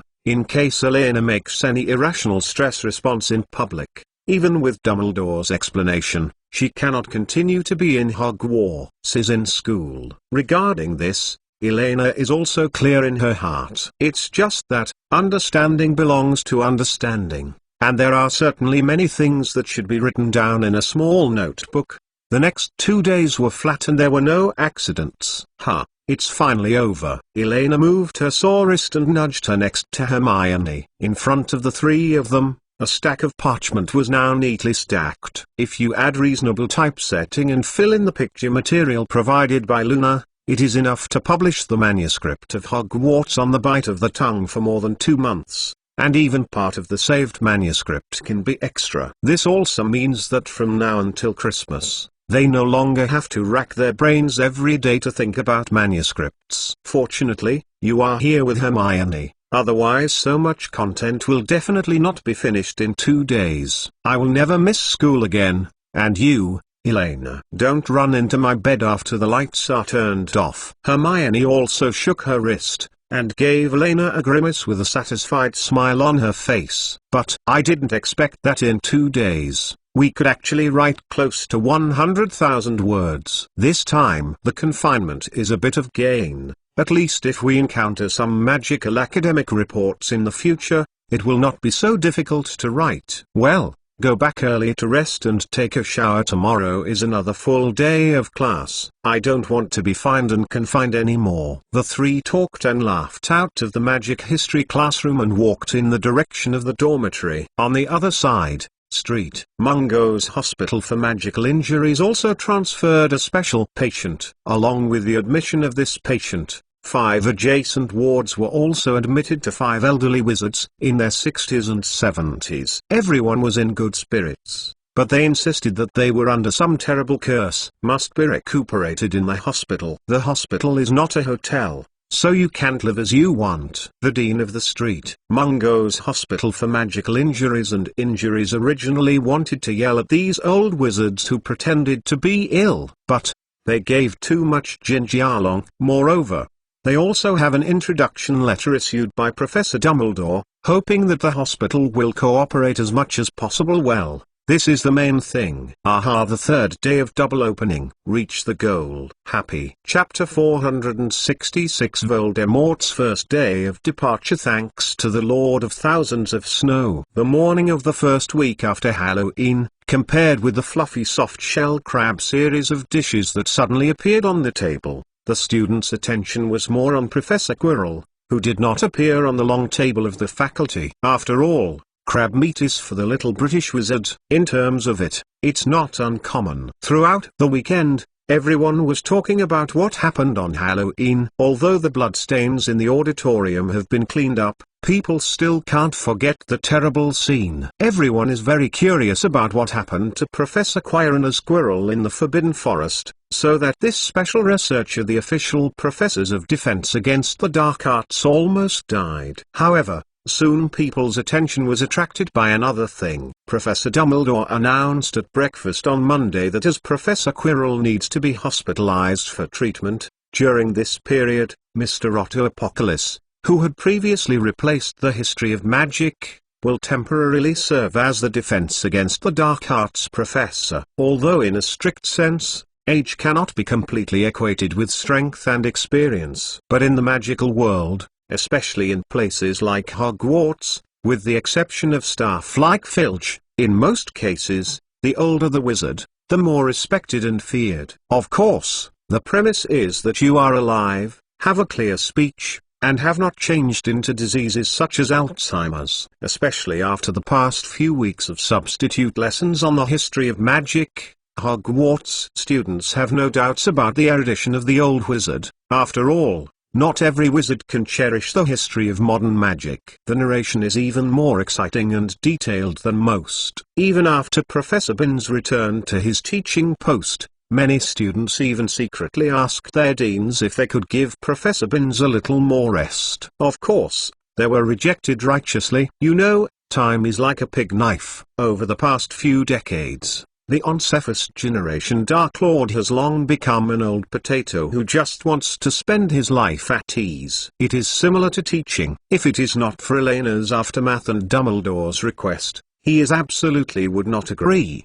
Today's class is not bad. This morning is Professor Snape's potions class. Hannah glanced at the class schedule, and poked her finger on the back of Elena's hand. In the afternoon, you have your best herbal medicine class, and you can take it with Hermione and Luna. In the evening it is Professor Binns's history of magic. Well, isn't it? Not bad, right? Elena lowered her head, cut the tonkatsu absently, and answered casually. Elena, are you still angry? Hannah said cautiously, looking at the white-haired dumpling who was obviously distracted. But, on weekends when you are in confinement, the professors will not let me into the classroom, and I can't help it. Don't get angry. Okay, I swear, next Friday, I will never turn off the alarm clock on the bedside. Turn it off. Eh? Elena recovered slightly, glanced at the little Tainu, and shook her head. Well, you are not to blame for the confinement on the weekend. I'm just thinking about something else. Compared to the students who were looking forward to the new defense against the dark arts class,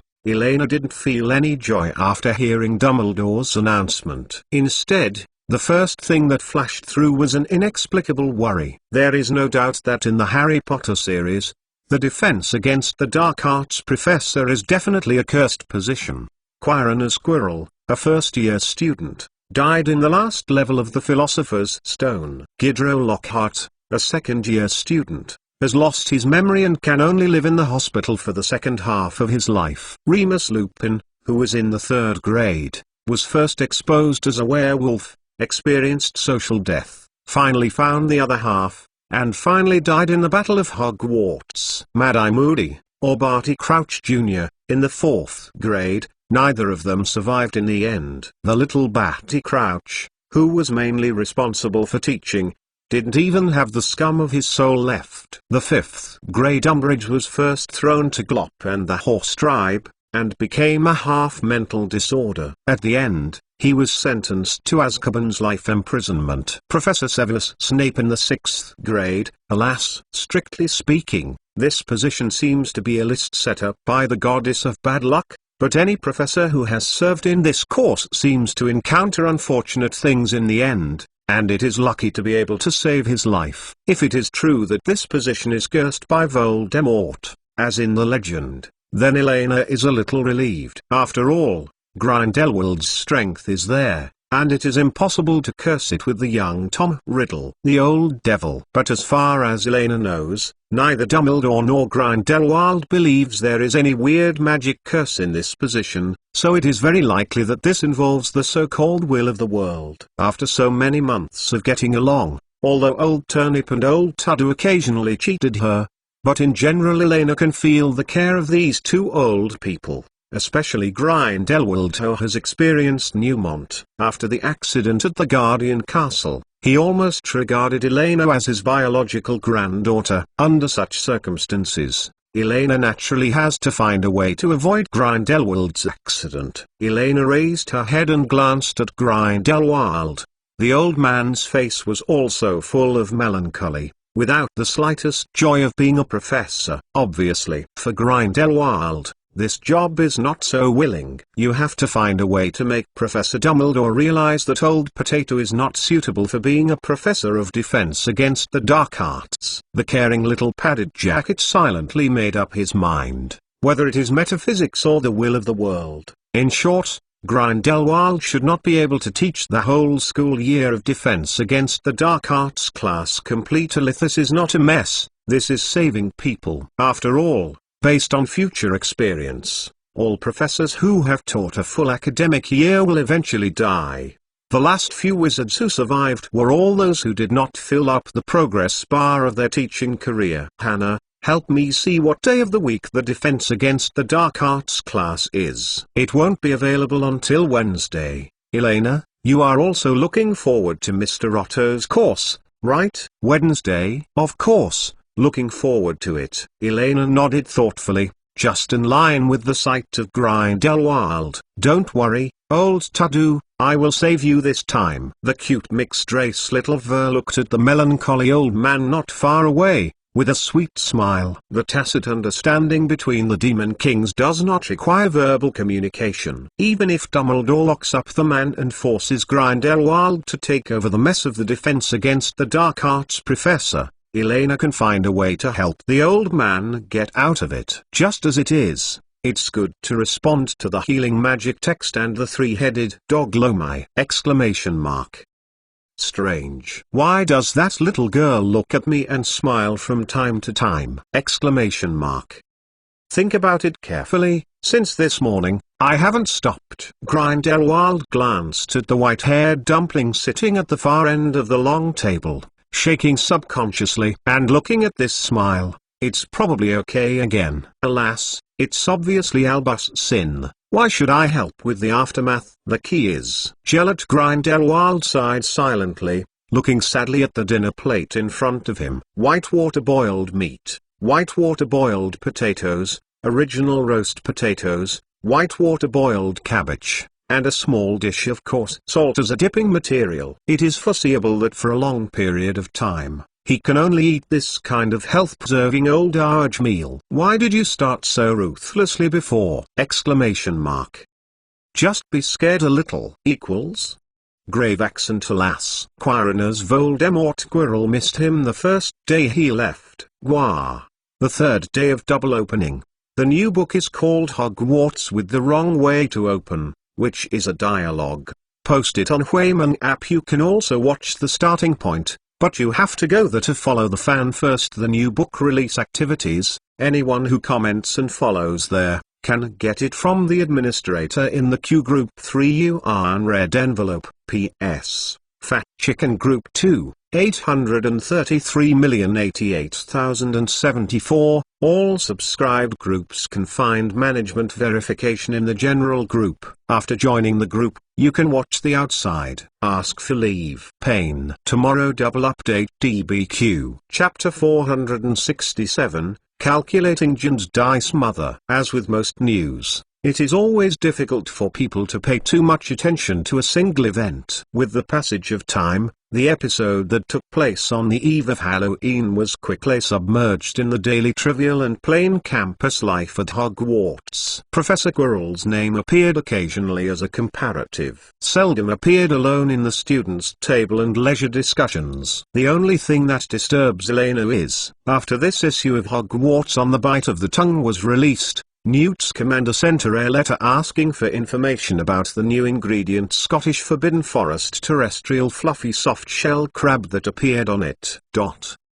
Of course, as a heavy magic animal lover, Mr. Scamander has a keen interest in most of the newly discovered creatures, not to mention the creatures that appeared near Hogwarts. This is just an ordinary large dry crab, with a taste similar to tender chicken, and not too dangerous. More habits and edible value need to be further studied, so mail delivery services are not provided for the time being. Elena bit the pen, wrote the reply on the parchment, and handed it to the round-faced fat chicken who was standing at the dining table waiting for the reply. For this senior who was not inferior to Grindelwald, she don't even dare to send the cooked samples. You know, Newt Scamander is not as foolish as Ron on the opposite Gryffindor table. Facing this kind of novel creature that I have never heard of before, Elena is 100% sure that Mr. Scamander will not be like Ron Weasley, without a psychological burden on the left and right sides, and eat extra carelessly. Happy. Wow,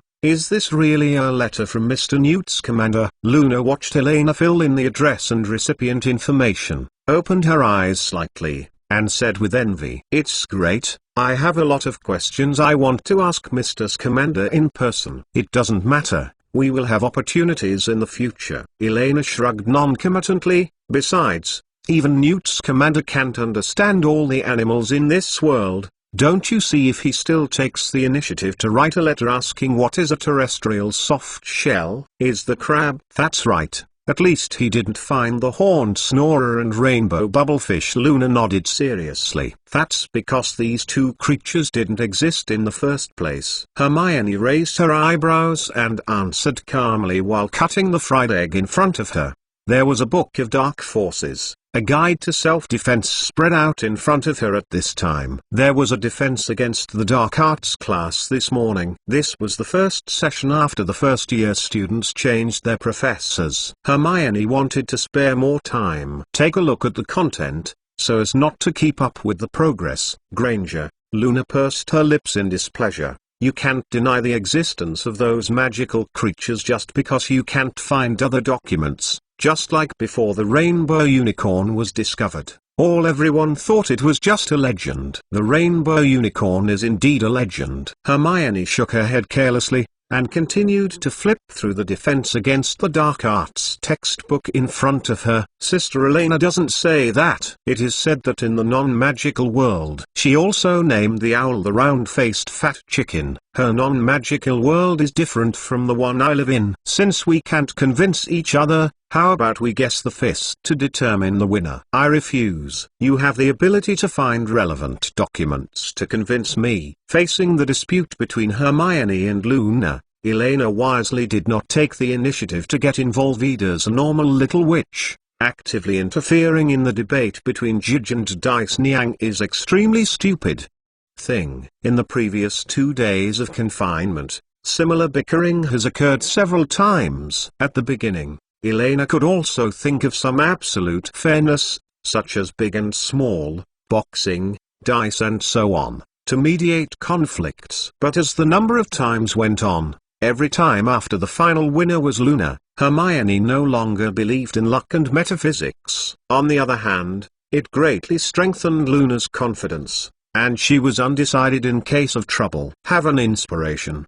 But compared to Elena, who was calm, Hannah was obviously more anxious to see friends arguing. Stop arguing, don't arguing, you can't do it this way. Hannah looked around. Her eyes fell on the dark force, self-defense guide that Hermione spread out in front of her, and her eyes suddenly lit up. Hey, or else, wait a moment and ask Professor Apocalypse how he thinks of this problem. Anyway, it's the same result. If it doesn't exist, it doesn't exist. Hermione grumbled impatiently, and continued to read while eating breakfast. But it is strange that no matter how the two of them quarreled, they kept a strange tacit understanding. The plate of grilled soft-shell crab legs placed in front of Luna and Hermione had never been moved.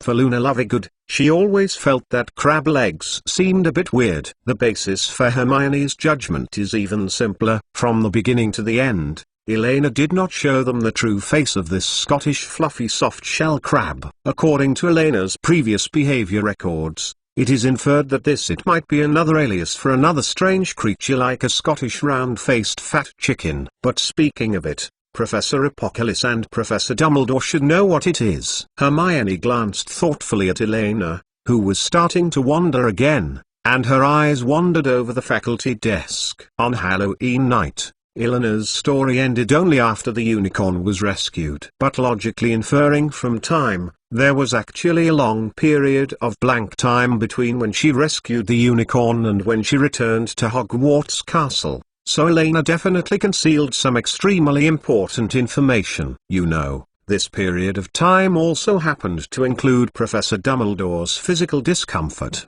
as well as the important period before the accident in the Hogwarts auditorium where Professor Quirrell and Professor Apocalypse were both absent at the same time.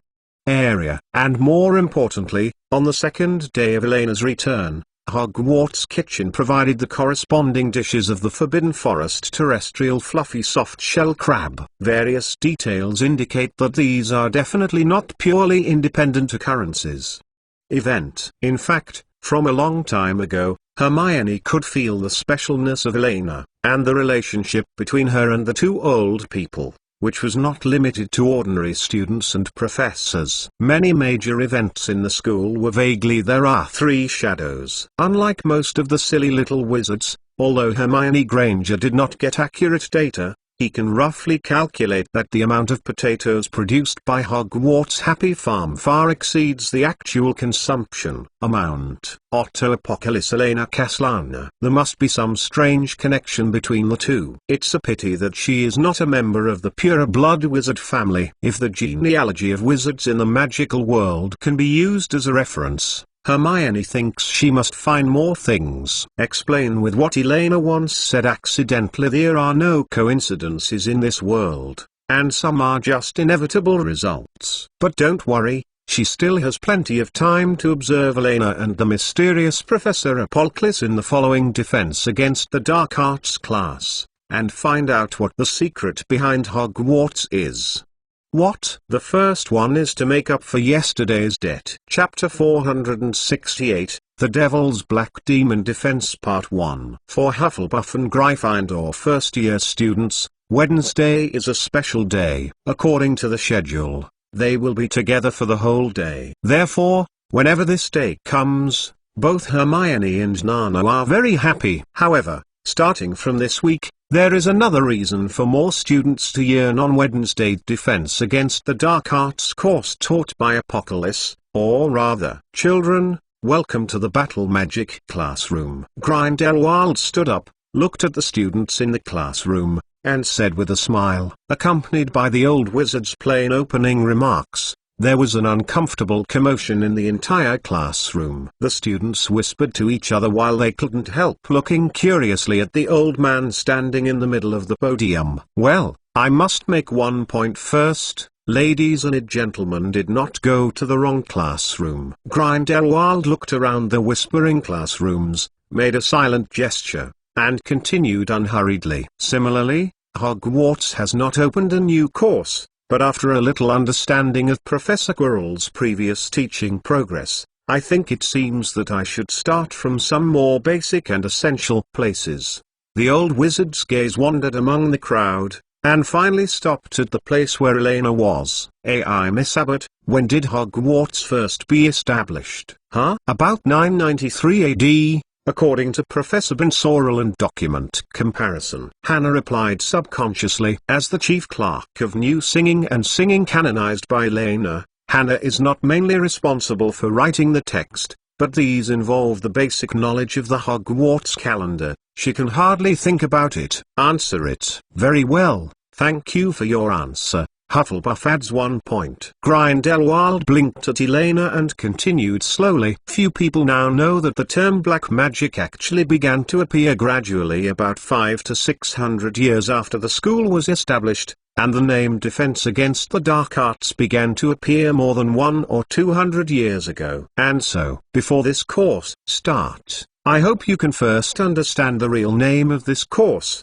so that you can better understand what you are studying and where the knowledge you learn in this course is useful. While talking, the old wizard raised his wand and lightly tapped on the blackboard behind him. Defense to the Dark Arts. A few words appeared on the blackboard. Following the old man's voice, the handwriting on the blackboard twisted flexibly and turned into magic fight. Seeing the blackboard writing on the classroom blackboard, the students subconsciously reached out for parchment paper or notebooks, ready to start taking notes. It's just good to understand here, don't spend pen and ink writing it down. Grindelwald grinned and looked around the serious little guys. Regarding the former name of this course, this kind of meaningless question will never appear on my exam papers. If I were to take charge of the final exam papers, it would also not appear in any of your subsequent exams. In fact, in my course, you may not have much opportunity to use textbooks, pens and paper. Hearing Grindelwald's voice, the little wizards put down their pens and looked at the old man in surprise. Grindelwald smiled slightly and glanced meaningfully at some of the children in the classroom. There is no doubt that some people who waste time reading your useless first-year defense textbooks. A strange sound came from Elena, and Miss Know-how seemed to be choked suddenly. Most of you will have such an impression. Although this course is called Defense Against the Dark Arts, the content in the textbook actually teaches you how to identify vampires, or how to deal with the banshee that suddenly appears in your well. But Grindelwald suddenly walked out of the desk, straightened up and walked to the center of the classroom. The first-generation Dark Lord, or Professor Otto Apocalypse, brandishing his magic wand, exploded an illusory pale golden light and shadow over the classroom,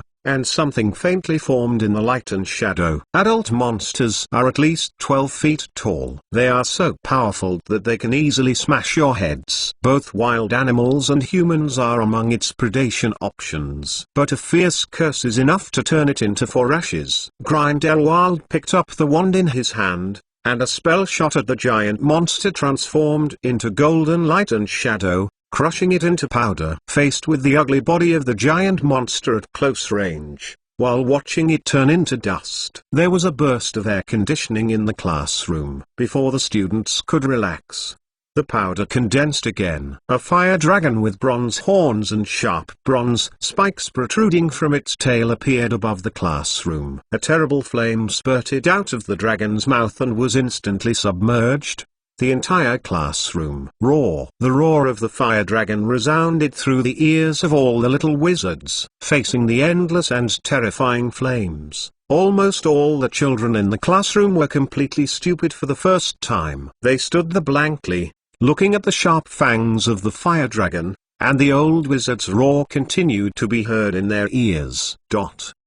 Hungarian Hornet, the most dangerous fire dragon so far. It can emit flames that can exceed 50 feet, and the temperature is enough to melt armor and shields made by moles. Its fangs crush steel and wood. There is no difference! However, only a powerful enough cutting spell, coupled with the eye disease spell, can easily make it bleed to death. Another dazzling beam of curse flashed across the classroom, and the dazzling Hungarian hornet crashed down. Once again, like a giant monster, it turned into countless flying golden dust. The faces of the students gradually started to flush, and a bit of dangerous excitement suddenly appeared in their horrified eyes. Of course, there is also the legendary Dementor who guards Azkaban, who eats happiness and freezes the soul. At this moment, Grindelwald sneered coldly, and his wand slid an arc in midair. A sudden burst of air conditioning swept across the hot classroom, and all the little wizards shivered subconsciously. This extremely dark magical creature is now serving the role of a jailer full of irony. But few people still remember that it almost changed the pattern of war between the non-magical world and the magical world if it weren't for losing control in the end. If so,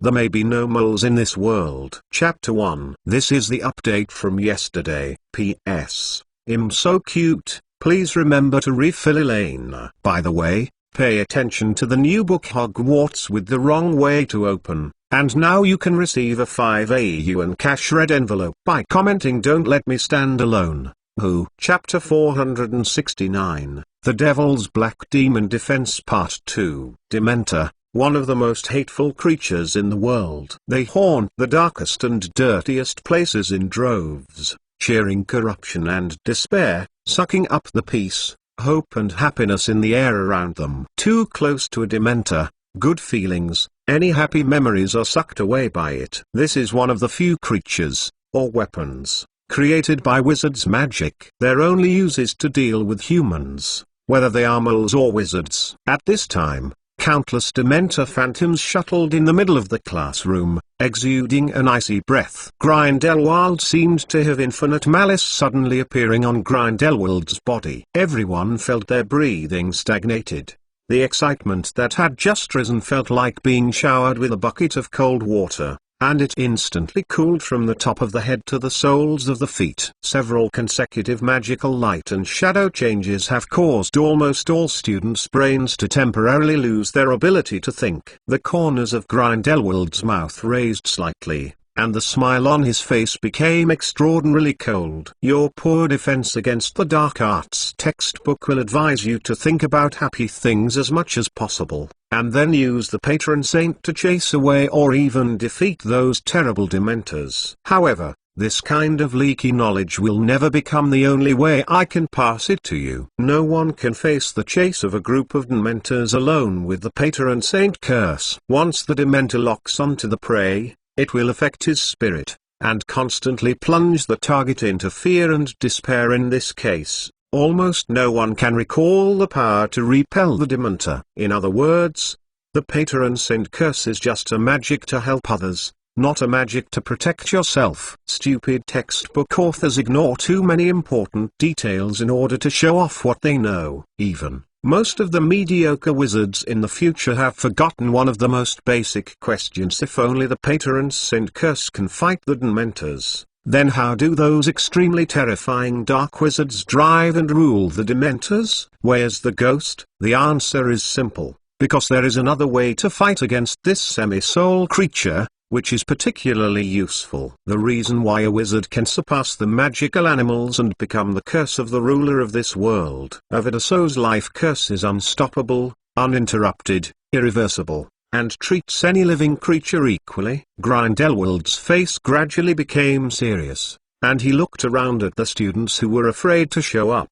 I'll tell you the simplest truth. The pile of books written in front of you can only be summed up in one sentence: in the face of a creature, if you can't kill it, it's best to run as far as possible. Apparition. Of course, this is the most effective way. It really doesn't work. There are flying broomsticks. Grindelwald said softly, his voice slowly lowering, but it was more dangerous. In fact, as a qualified wizard, in theory, there is only one monster in this world that can threaten your lives. The most terrifying creature in this world. All other existences are eclipsed in front of it. Another a wizard. This is the only existence that can threaten a wizard's life when he is sober. Grindelwald pursed his lips, and subconsciously glanced at Elena, who was sitting not far away. According to Grindelwald's original idea, Even a little devil like Elena would show a little shock or some overreaction when facing his shocking magic introductory class. In fact,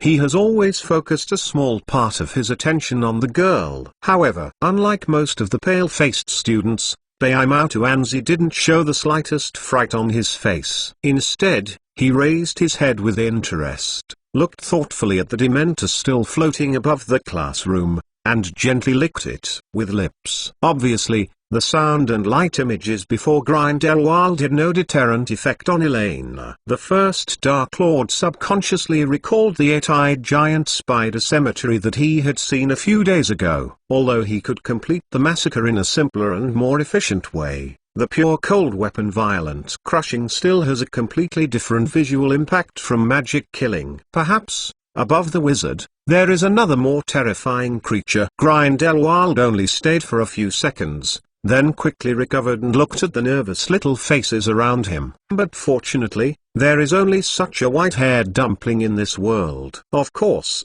you don't have to worry. Grindelwald waved his magic wand and dispelled the golden illusion floating in the air. At the request of Professor Dumbledore, I will still reluctantly teach you some irrelevant content. At least it will allow you to successfully pass the school exam, and there.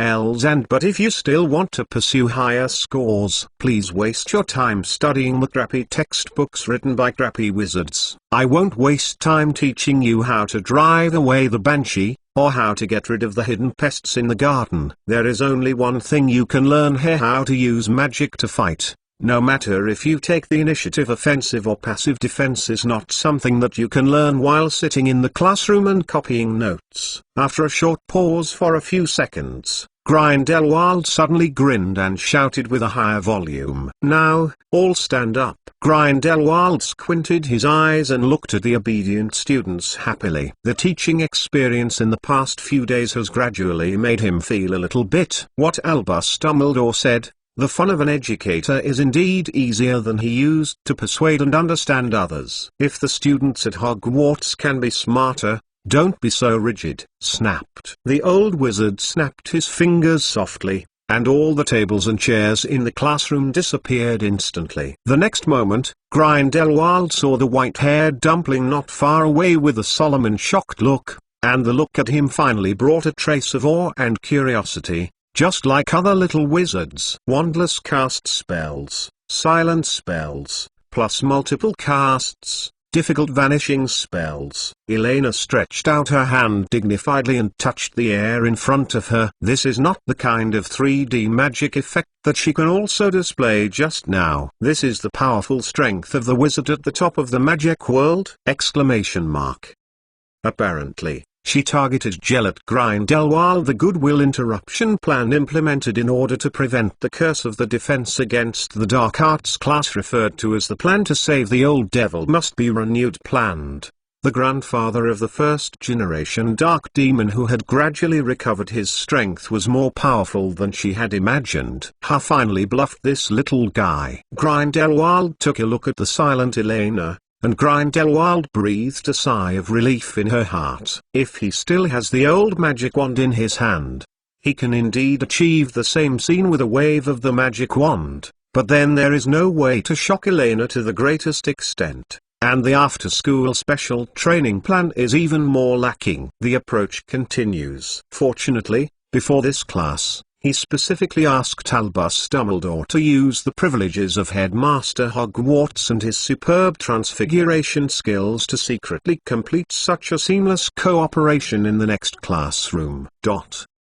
As for the signal, it is naturally the phrase "now, all stand up." Okay, now let us officially start this lesson. Take out your magic wands. Chapter 2. This is today's update. P.S. I'm so cute. Please remember to refill Elena. By the way, pay attention to the new book Hogwarts with the wrong way to open, and now you can receive a 5 AU and cash red envelope by commenting "Don't let me stand alone." Who? Chapter 470 Voldemort. A Hogwarts first-year student is not even a real wizard. For a long time, not only Hogwarts, but also the entire magical world thought so, because compared to their weak magic, which is not effective at all times, Once conflicts occurred, dropping the wand and rushing towards the opponent is usually a more common and effective way of reasoning. However, after only a course of defense against the dark arts to be precise,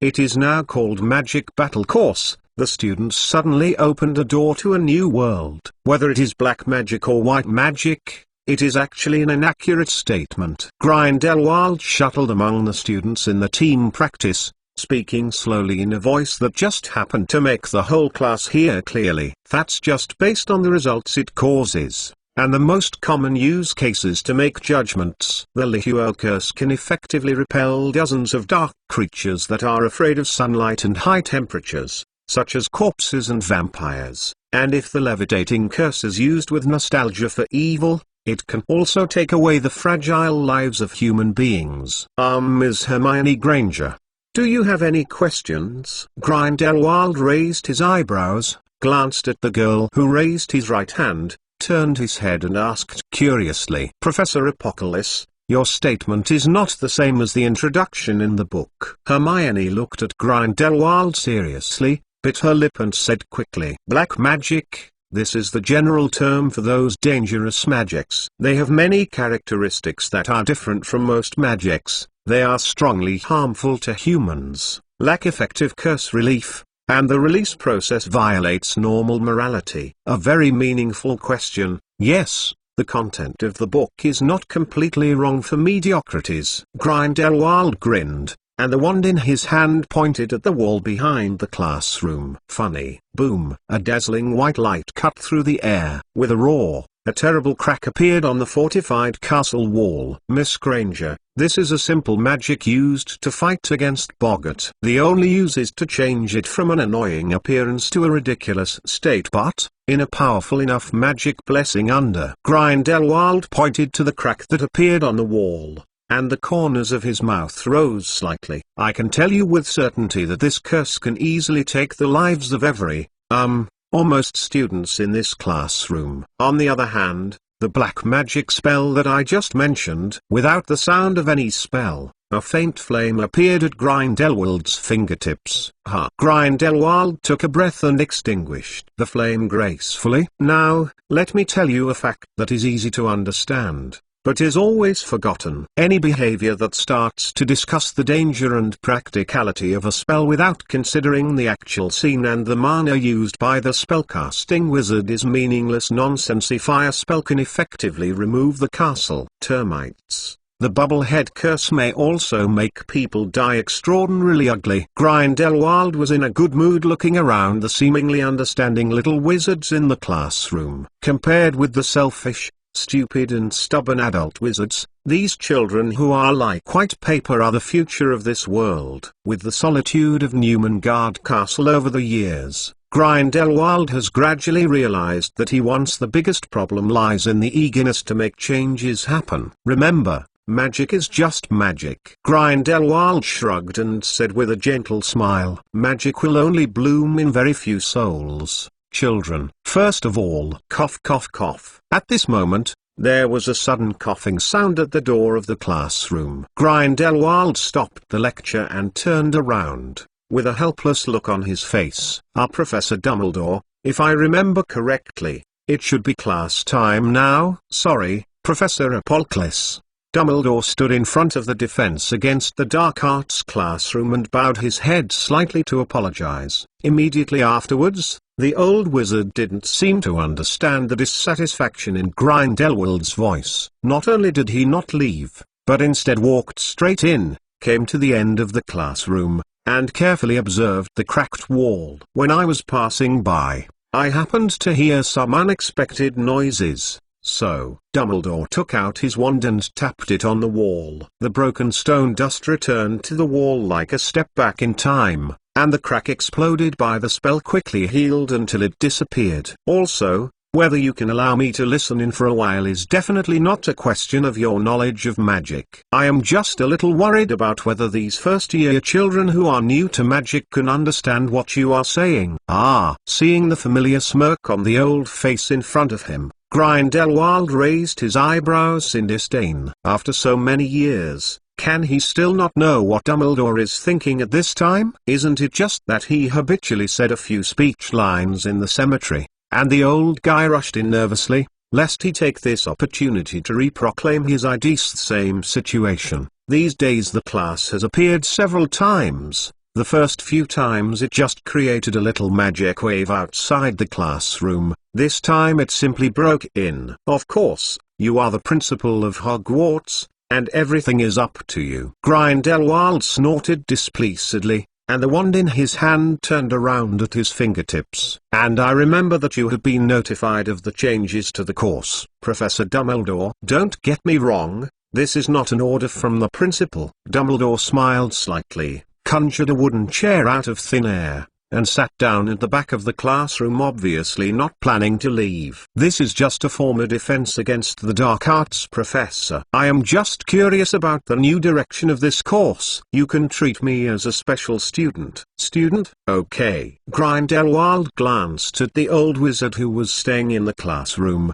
the corners of his mouth raised, showing a playful smile, turning around to look at the whole class, and continuing from where he was interrupted. First of all, I need to ask you to answer a question. What is the strongest magic in this world? The students looked at each other, the expressions on their faces hesitated.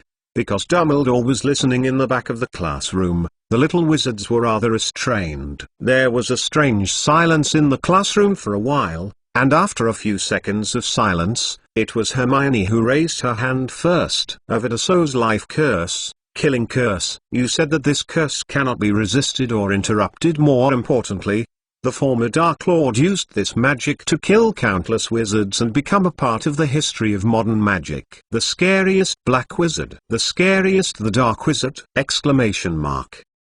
Voldemort, huh? When he said the name, the children from the wizard's family shook together. Grindelwald recalled the dark shadow that had been sprinkled with dirt a few days ago. A sneer flashed in his eyes, and shook his head. The devil. It's just self-styled. In my opinion, he is just a young man who abuses the killing curse. He doesn't even understand what he is doing. Moreover, it turns out that the killing curse is not completely unstoppable. Hearing this, the classmates subconsciously turned their heads to look at Harry, who was sitting in the corner of the classroom. Obviously, the person who successfully resisted the killing curse in Grindelwald's mouth was the savior who had hardly existed since he entered Hogwarts, although for Harry himself, it's not a bad thing. However, as Hermione's answer was rejected, the class fell silent again. It's a pity that no one can answer such a simple question. Grindelwald shook his head pretentiously. The old wizard looked at the quiet classroom with a smug smile on his face, preparing to solve the mystery. You know, although it is temporary to catch the ducks on the shelves, Grindelwald has indeed prepared a lesson plan for class. Otherwise, Dumbledore and the professors of the school would not allow an unfamiliar wizard to directly take over such an important main lesson. However, at this moment, a voice that made people feel painful suddenly appeared. That healing magic, or rather, magic text, The smile on Grindelwald's face froze subconsciously, turning his head to look at the white-haired dumpling with innocently raising his hands, and suddenly felt a faint pain in his left shoulder. Isn't this kid implying something? Well, ask for a day off. Sorry, something happened at home. Take a day off today. Try to make up tomorrow and the day after tomorrow. Chapter 471. The first step in learning combat magic. Of course, Grindelwald knew the meaning hidden in Elena's answer. Healing magic text? The second magic text of ancient rune magic words. This was what he taught Elena at the castle of Newmangard, but in addition to what he taught, this little mixed bloodva developed another usage to strengthen her own power. If the Avidasa mantra is the strongest killing spell on the soul level, then the rune magic completed by Elena can definitely be regarded as the topmost magic in the physical realm. It's just that from Grindelwald's current point of view, neither of these can be regarded as the most powerful magic. I'm sorry, something close, but not correct. Grindelwald shrugged and looked at Elena, saying meaningfully, in the future, you will gradually understand that there are many manifestations of power. Destruction is only one of the easiest to remember, but it is definitely not the most powerful. This is something Voldemort still doesn't understand. So, you don't want to say, the most powerful magic is love, right? Elena curled her lips, turned her head subconsciously, and cast a weird look at Dumbledore sitting at the back of the classroom. If she remembers correctly, Dumbledore in the original book is quite keen to instill similar ideas, wanting to make Harry, a group of little wizards, all become warriors of love against Voldemort and the Death Eaters. At this point, Grindelwald, who later died at the hands of Voldemort, happened to mock the same thing. Love? Of course not. What are you thinking about in your little head all day? The corners of Grindelwald's mouth twitched, and he shook his head quite speechlessly, directly revealing the answer. Self-defense, or to put it more colloquially, to live. This is the most essential and most powerful source of magic for a wizard. After a short pause for a few seconds, the old wizard looked around for most of the first-year students who were still unknown, sighed helplessly, and opened his hands to explain further. Everyone here can recall for a moment. I believe this should not be particularly difficult for you.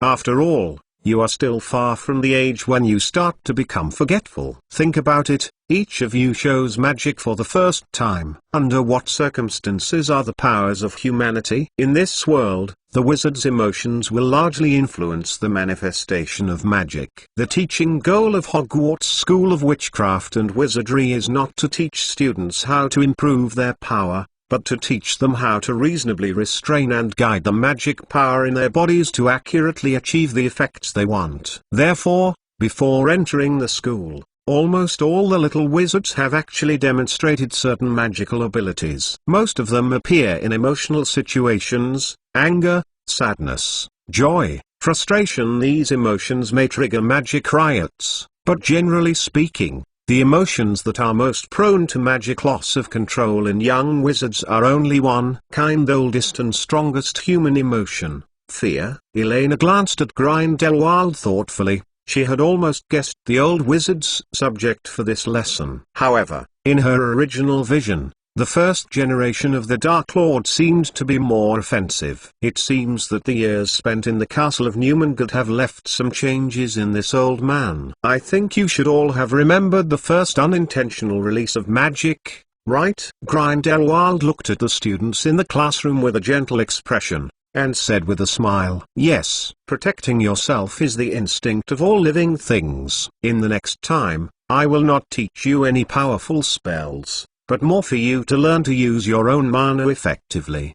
Protect yourself." This statement seems familiar. Elena frowned, and an inexplicable anxiety flashed in her heart. Although up to now, Grindelwald's teaching content has not had much to be challenged, especially after completing the series of teaching projections of acoustic illusions, he actually went back and forth again to the stage of defense. In addition to the little relevance between the teaching content and the textbook, even if Albus has many disadvantages, it is impossible to single out the fault in this series of logic. After all, Grindelwald is a top wizard who is proficient in defensive arts.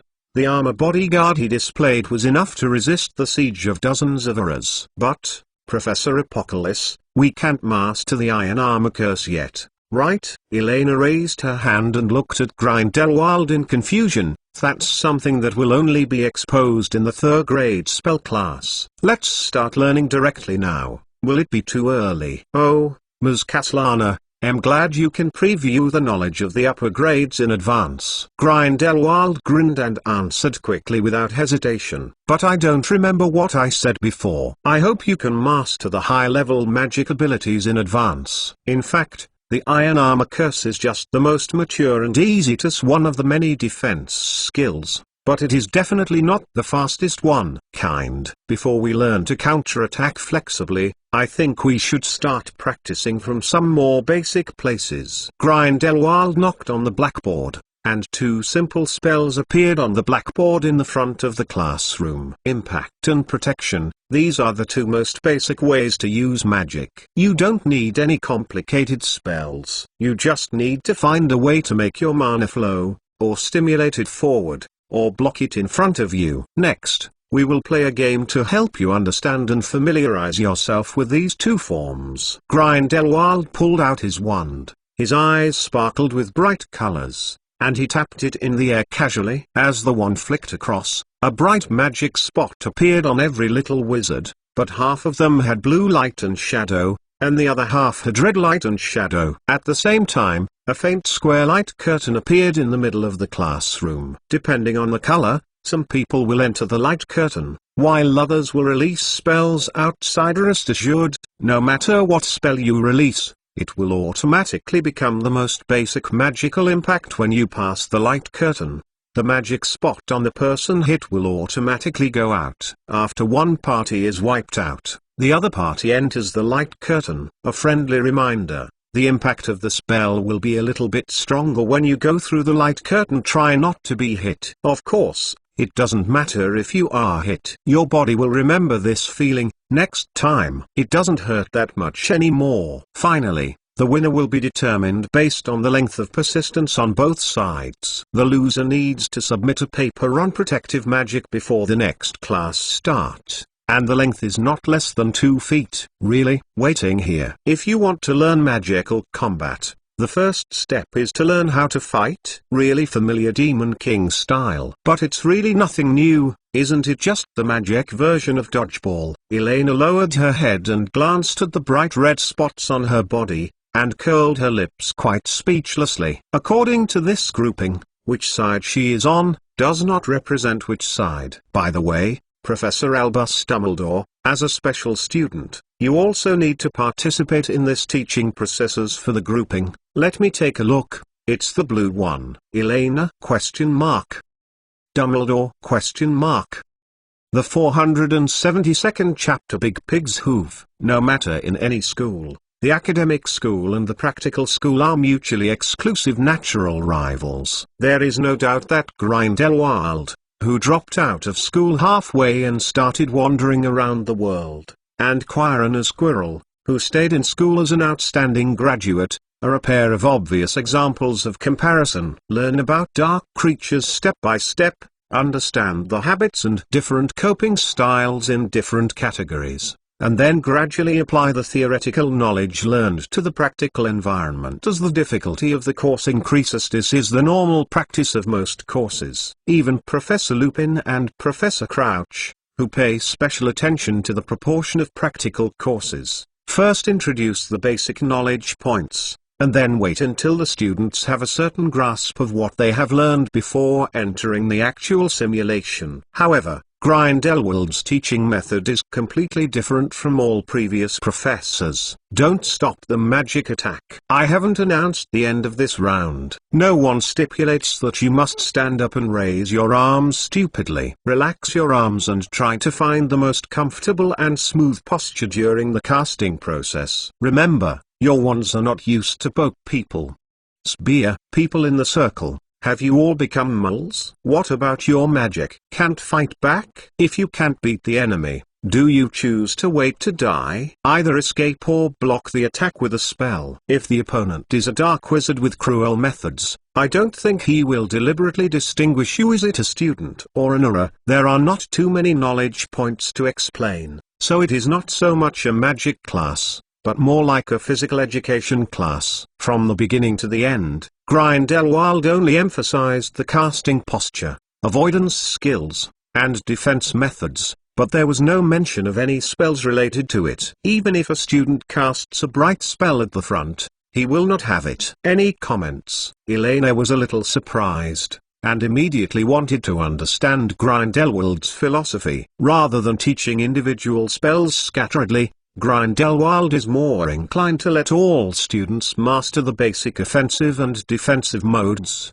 wait until the casting habits and stress response form a certain framework, and then fill it with the corresponding magic skill. If other Hogwarts professors want to sculpt students as works of art, then Grindelwald's approach is more like a military assembly line that can quickly form a certain combat effectiveness in mass production. It's just that the two extremely deceptive shells of practicing defensive skills and consolidating the foundation of casting spells packed the deep concepts, and even Dumbledore didn't notice too many problems. Especially when Grindelwald pulled him into this course, he would only think that this was a strong practical part of defense against the dark arts class. Under this circumstance, the only possibility to point out this point is Elena, who has taken the initiative to put forward similar ideas. But, bomb! The magic wand in Elena's hand moved happily, and a crimson beam flew out instantly, slamming straight into the old white-bearded wizard who stood helplessly in the middle of the light curtain. This kind of attacking Dengbu in a straightforward manner. The profitable opportunity is too difficult for people to refuse. The first round is the dodge link of the blue side. This is the first time everyone has seen Elena's fighting power in magic since the roadway fight at the beginning of school. Different from the curses that are not painful or itchy from other little wizards,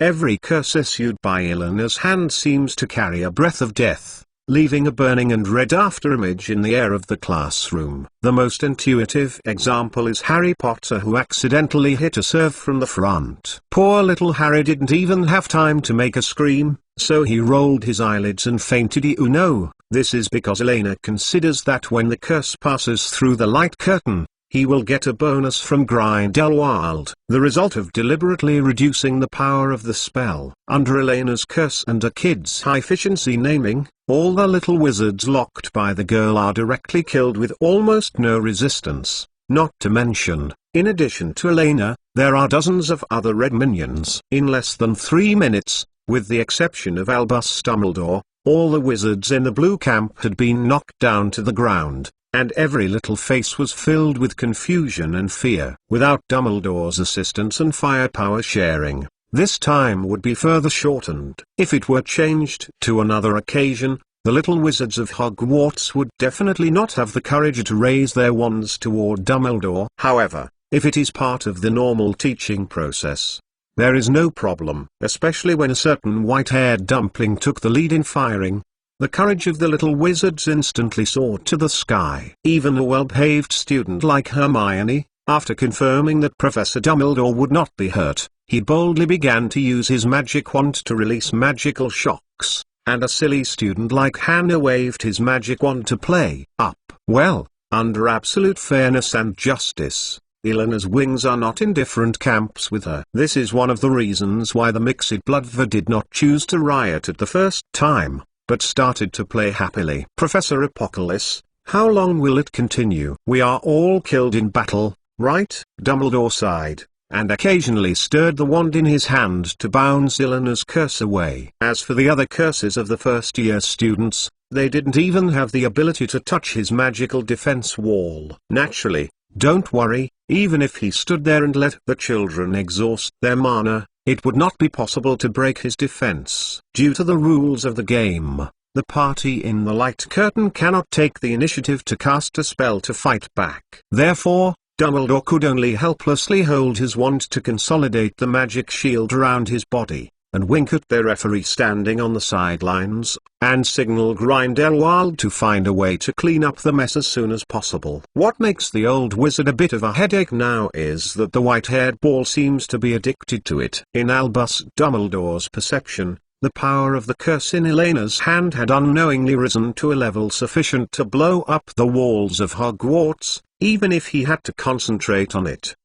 There is no doubt that with preparations, it is of course impossible for Elena to hurt Dumbledore. However, in the unlikely event that he gets disgraced by accident, it is not impossible. Even as time passed, Dumbledore began to suspect that this was one of Grindelwald's evil tastes. Okay, that's about it. Grindelwald held back a smile, glanced at Elena, who was shooting a spell with excitement, and slowly announced the end of the current round of confrontation. As an old Dark Lord, he certainly knew what to do. Avoid your own risks. Judging from the current situation, Elena should have had a better time, and the liquidation afterwards will probably not happen. And after experiencing such a feeling, whether it is Elena or other students, they should all realize the other teaching purpose of this lesson: don't easily start with the adult wizards prepared in advance. After a while, Grindelwald used the healing magic text to pull the knocked down children on the ground again. In the sight of Dumbledore and the unlucky blue children, he grinned and said softly, clapping his hands. Then now, the red and blue sides have an offensive and defensive exchange. Caslana, please enter the light curtain. Hope you can hold on longer than the students in the previous group. By the way, Professor Dumbledore, your mana strength is in accordance with the highest standard of the red side just now, just as the upper limit. While talking, Grindelwald gave Dumbledore a meaningful look and moved his lips slightly. Albus, get rid of her directly. Don't let her have room for resistance. The voice of the first Dark Lord rang directly in Dumbledore's ears. As we said before, this girl must understand her weakness. After several days of discussion, the two of them agreed that compared to the strong offensive ability, Elena's shortcomings on the defensive end are too obvious. A little carelessness may lead to the future of the magical world. Died young. However, with this opportunity, Elena will be able to realize her shortcomings soon. Thinking about this, Grindelwald watched with a smile on his face as dozens of magic spells flooded Elena like a wave. As the gold medal shooter in the previous round, Elena had undoubtedly pulled out her hatred, reached full value. Perhaps there is no need for Albus to shoot himself, just one round of volley from the students is enough. What a pity. I don't know how many seconds would it take to solve this little girl with Dumbledore's current magic skills. Well, considering Elena's flexibility, it is qualified within 5 seconds. Grindelwald shook his head and happily began to count silently in his heart. 5s. 4, 3, 2, 1, 1, 1, 1. Question mark. The first wave of dazzling spells dissipated, and several hapless little red wizards had fallen to the ground unconsciously. However, to everyone's surprise, Elena, as the key target of the attack, behaved more calmly than Professor Dumbledore before she didn't even raise her wand. Wait. That is! Exclamation mark. Grindelwald's eyes shrank suddenly, and an awkward expression appeared on his face. At this moment, in the position in front of the girl's delicate collarbone, a peculiarly shaped pendant is emitting a soft light. It is the magic props he gave to the little girl not long ago to thank him for his life-saving, and it is constantly released by him. Iron Armor Curse. Now that it turns out, Elena's magic cannot penetrate Dumbledore's magical defenses, then, with the same attack intensity, it is naturally less likely to penetrate the shield that the girl is now inspiring. It was an armored bodyguard released by Grindelwald himself. A dozen rays could not penetrate through a single blow. Although it would be slightly weakened when it was fixed on a magic item, it was not something ordinary students could break through. Sure enough, I beat myself, but I can't break the defense. Elena calmly gathered the hair around her ears, and the smile on her face gradually became arrogant. It looks like Blue is about to lose again. Professor Dumbledore, remember to write a paper. Dumbledore's eyes twitched. He took a deep look at the necklace that had almost belonged to him, turned his head and looked at Grindelwald with an embarrassed face. In silence, a suspicion flashed in his heart. Isn't this old guy planning to sacrifice him to cultivate confidence and prestige for the little devil? Exclamation mark. There is only one chapter today. There have been many accidents at home these days. The update is unstable. Sorry. Try to repay the debt tomorrow with 4D update. The day after tomorrow. I will try my best. Well, there is also a newly opened book called Hogwarts with the Wrong Way to Open. It is called Hogwarts with the Wrong Way to Open. It is about the extra plot 30 years later. It is a fat chicken to make up for this slow time. Extraordinary story. Post it on the Talking app. You can watch the starting point, but you have to go there and follow the fan first. P.S. Fat Chicken Group 2, 833,088,074. All subscribed groups can find management verification in the general group. After joining the group, you can watch the outside. PS2, Hogwarts on the Bite of the Tongue has released its first credit card. Very cute? Question mark. The additional benefits are as follows. Apply for a VIP card, get 8,888 points. Get a 180-day card membership, get a 300 yuan gift package, and get an exclusive badge. Now, as long as it is processed in 2019, The card fee is free. Application method. Starting point reading a personal account page. Starting point star exclusive card. Pull down to find the corresponding work card and click to apply.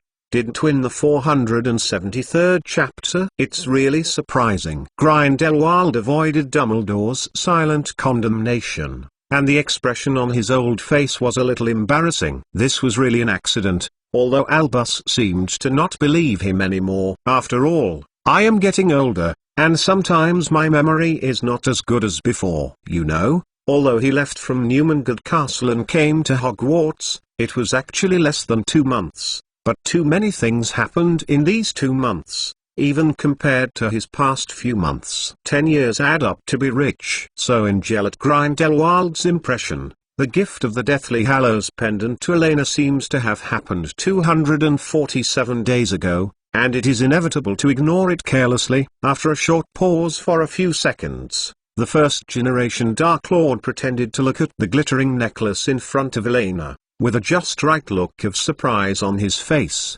and said in a suddenly realized tone, "A magical amulet with a constant iron armor curse?" Undoubtedly, since the appearance of this spell, it has been the most popular protective spell in magic confrontation except for the killing curse. It can resist almost all common spells. It's just Miss Castellana, you are not alone at this time. Grindelwald glanced at the 3 little witches gathered around Elena, and said meaningfully, "The shield inspired by magic props is not as flexible as the magic you have mastered after all. Just like the blue camp, when you are the only one left on the red side, it will still be counted as the end of the game. Obviously appropriate modification of unreasonable rules is necessary." "Sorry, Professor Apolclus, I don't agree very much." Dumbledore frowned slightly. "It's just a game." Grindelwald shook his head, looked at Dumbledore, and moved his lips slightly. "Isn't this the power to protect the things you cherish? Isn't this what you have been expecting to see? I will give you the pendant alone tonight." Explanation: before Elena's magical ability had been improved,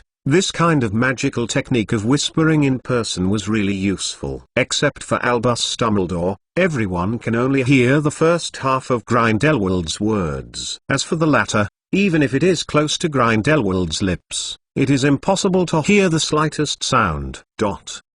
Question mark. The 2 older generations started chatting in person again, which is too much. Elena squinted her eyes slightly, and looked around. The expression on her face gradually became serious. Although I don't know what kind of ulterior trade between Grindelwald and Dumbledore, based on Grindelwald's eyes and tone, she has already guessed what will happen next. Since there is no way to take her, it must be aimed at her wings. This is the most common routine of the devil. Hannah, Luna, and Hermione gathered behind her, but in such a circular open field, there is no strict sense of front, back, left, right, and the attack may come from any plane angle. But it's okay. If Professor Dumbledore still maintains the previous spell attack intensity, she only needs to stand between Dumbledore and Nana minutes at any time, and with the physical fitness of the centenarian, she can do it beyond her. The attack trajectory of the reaction. As for the spells released by other little wizards, it is similar to being slightly spanked. It doesn't hurt or itchy at all. With the strength of Hermione and Hannah, it is more than enough to deal with the spells of a group of scumbags. Don't break the defense. Still not breaking the defense. Oh, it's so boring. The little dull hair on Elena's head swayed triumphantly, and her face was full of irritating expressions. I have to admit that the quality of the magic amulet produced by the first generation of the Dark Lord really has no way to say whether it is the protection area or the defense strength. It is a first-class level. Since the light curtain will automatically format all spells into the most basic mana impact, even Dumbledore will not be able to defeat the Iron Armor curse cast by Grindelwald with regular magic power before the mana stored in the pendant is exhausted. Glancing at the 2 old wizards with complex expressions and the gradually desperate Lanfang children, Elena's mood is getting better and better. It's almost time to play. It's time to enter the next stage of the plan. The plan to save Grindelwald impeachment. It's really a shame, Professor Apocalypse, it seems that your teaching plan is a little bit problematic. Maybe you are better suited to substitute the history of magic, rather than such a subject that requires strenuous exercise. Although from the beginning to the end, whether it is from the purpose of the course or the teaching format, Grindelwald seems to consider and design the entire teaching process from her perspective, but because of this, Elena can't just sit back and watch Grindel, who is in danger. Compared to the 3 generations of Meguro demon servants that are destined to appear, Elena is more concerned about how to reasonably get Grindelwald to leave the post of Professor of Defense against the Dark Arts as soon as possible, so as not to suffer the persecution of the will of this weird world. There is no doubt that we will not learn anything if this continues. Elena shrugged, and suddenly looked at Dumbledore with a smile, with an extremely sincere expression on her face. Moreover, Professor Dumbledore, you don't want to write a thesis, do you? As the principal of Hogwarts, and a former Defense Against the Dark Arts professor, I think you may still need to hire a substitute professor as soon as possible, instead of just watching Mr. Apocalypse behave like this. Compared to the magical confrontation that can easily dampen everyone's confidence, I think Professor Quirrell's previous teaching model is obviously more suitable for our first-year students. It's too early to completely ignore the textbooks Professor Apocalypse's. The experience is undoubtedly quite rich, but I have a certain degree of skepticism about whether he will pass the written examination of the Ministry of Magic. Since deciding to get rid of the Dark Devil guarding curse, Elena has prepared different countermeasures for various situations. Even though Grindelwald's teaching methods are different from what she imagined, she can still find an entry point. As an ordinary student, if you just disrupt the order of classes or organize a strike, the greatest probability is to be confined, deducted, or even persuaded to leave, rather than making a course impossible to proceed. On the contrary, if it can be proved that a certain professor is unable to undertake teaching tasks, then it is another matter. Sorry, I admit that I really owe it to you in this regard. At this moment, Grindelwald suddenly took out his wand and tapped it on himself. The next moment, a blue magic mark lit up on his body. It seems that even if you join Professor Dumbledore, the strength of the 2 factions is still not balanced. After all, magic items are part of the wizard's strength. Hufflepuff adds 5 points as a reward. Grindelwald cast a look at Dumbledore and walked slowly to the place opposite to where Dumbledore was standing. Ah, of course, Grindelwald said slowly. In Elena's incredulous eyes, the corners of the first-generation Dark Lord's mouth were raised happily, revealing a faint smile. Everyone makes mistakes, but this does not prove that there is a problem with my teaching plan. Don't worry, although I will join the blue camp, at the same time, there will only be one spell that appears in front of you. Power rating. Then, now, the confrontation begins again. Grindelwald raised her magic wand, and Elena suddenly had an ominous premonition. Sure enough, the next moment, a curse appeared silently at the tip of Grindelwald's wand. At the same time, Dumbledore, who was originally in front of Elena, shook his head helplessly, raised his wand and lightly tapped it. Another magical beam flew in the direction of the girl. It happened to be with Grindelwald. The spell echoes, accompanied by the tacit attack of the 2 old wizards. The surrounding little wizards who had lost confidence glanced at each other, and they clenched the spell again, hurriedly starting to continue chanting the spell towards the light curtain. Okay! Exclamation mark. Can't afford to lose! Exclamation mark. Haven't you won! Exclamation mark. Elena avoided the curse attack of the front and back flanking. 10,000 question marks and 10,000 elegant and easygoing greetings floated in her mind. What about the faces of these 2 old guys! Exclamation mark. Where's the face! Exclamation mark. Hurry up, Hannah. The curse in front of you can't be hardened. Hermione, be careful on your left. Forget it. Whoa, I didn't write it. So go. Chapter 474, Plans and Countermeasures. Albus Dumbledore and Gellert Grindelwald. These are the 2 most shining names in the history of modern magic. Anyone who appears in the magical world, even without saying a word, can easily set off a small social commotion. This is the influence of the wizard at the top of the magical world. This is the existence that can be called the devil by every, and whether it is the white demon or the black demon. When facing them, you need to be vigilant at all times. When facing them, you need to be ready for alliance and betrayal at any time. When facing them, never believe that a demon king will care about his own face. Undoubtedly, no matter what field you are in, most of the people who can reach the top position are shameless existence at this point.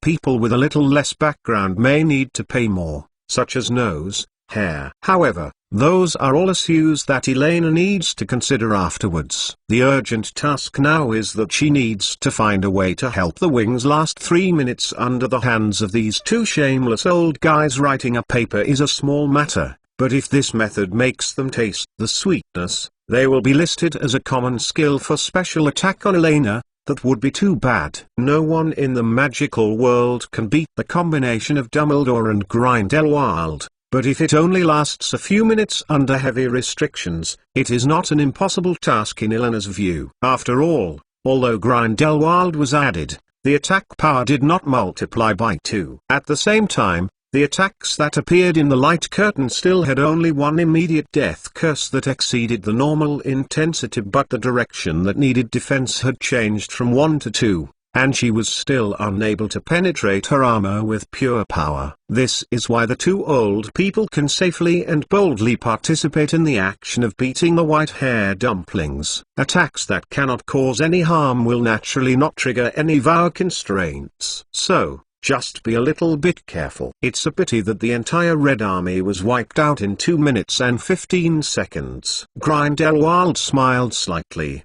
I take a 5-minute break and switch offense and defense. I will not participate in the defensive phase. Finally, it's our turn to attack again. Very good. Elena nodded, and silently pulled up the little wings around him with the healing magic text, raised the wand and walked to the outside of the light curtain, and showed a touch of the group that was trying to defeat the Elena the great demon inside. Dangerous smile. Maybe she still needs practice in defense. But in 2 minutes and 7 seconds, the entire Blue Army was wiped out. Professor Dumbledore, it seems that your steps are a little slow. In the face of the full fire Elena, and the little red wizards who were holding their stomachs of fire, even with Dumbledore helping to share the damage, they still failed to last too long after all.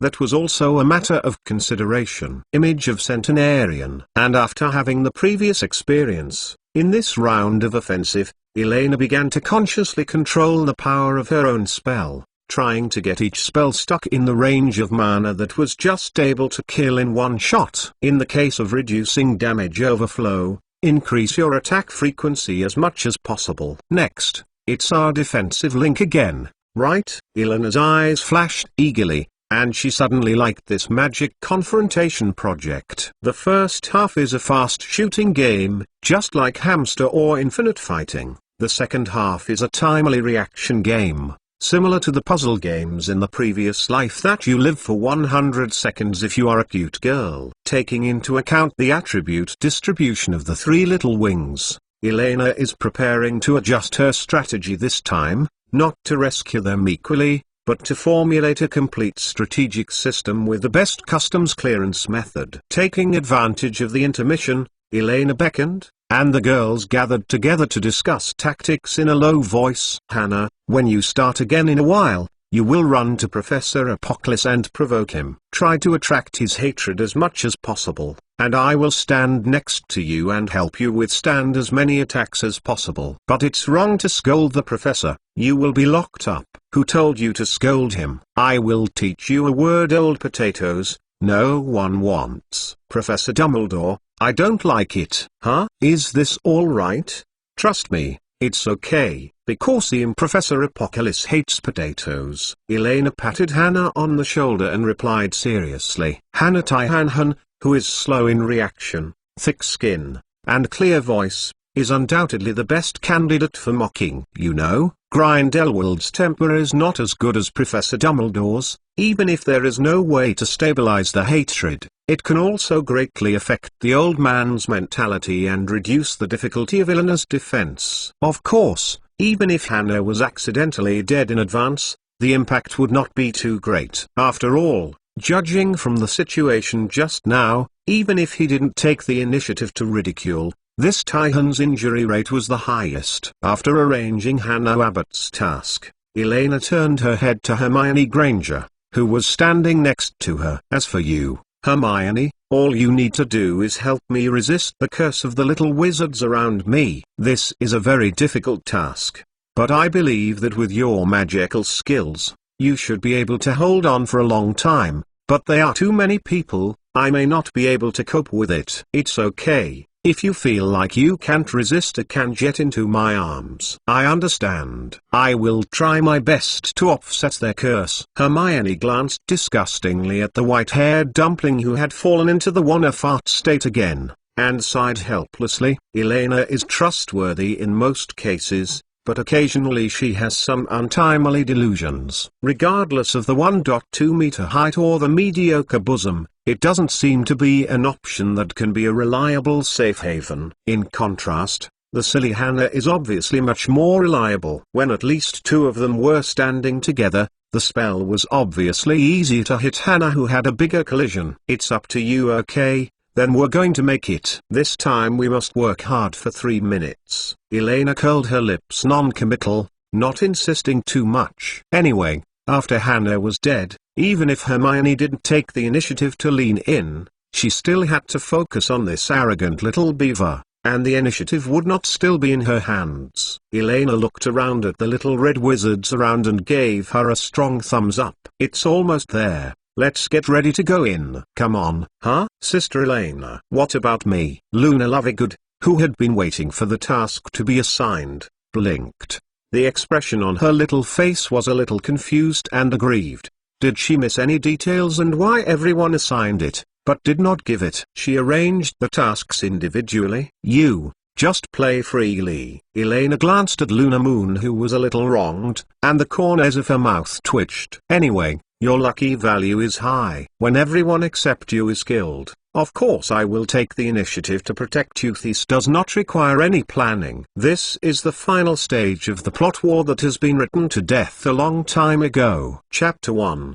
Starting from today, I want to go back to the 5th July. Chapter 475, the confrontation ends, and both lose. After a few minutes, 2 minutes and 20 seconds, the entire Red Army was wiped out. Grindelwald announced expressionlessly, Hannah, your hatred hasn't stabilized. Why didn't you say it halfway through? But Professor Apocalypse's eyes are so terrible. He just has fierce eyes. It's okay. You didn't swear. He won't be angry with you this time, Adeline. I have a sniffer. I have a winged bat. A sniffing winged bat. The winged bat sniffs. Elena shook her head, comforted a little, and was still a little stern on the subway. She looked at the panic blue chickens who had gathered in the light curtain and showed a gentle smile. You guys just hit us. You were very happy, right? There are many ways to succeed. One is to strengthen oneself, and the other is to weaken the enemy. Although after each confrontation,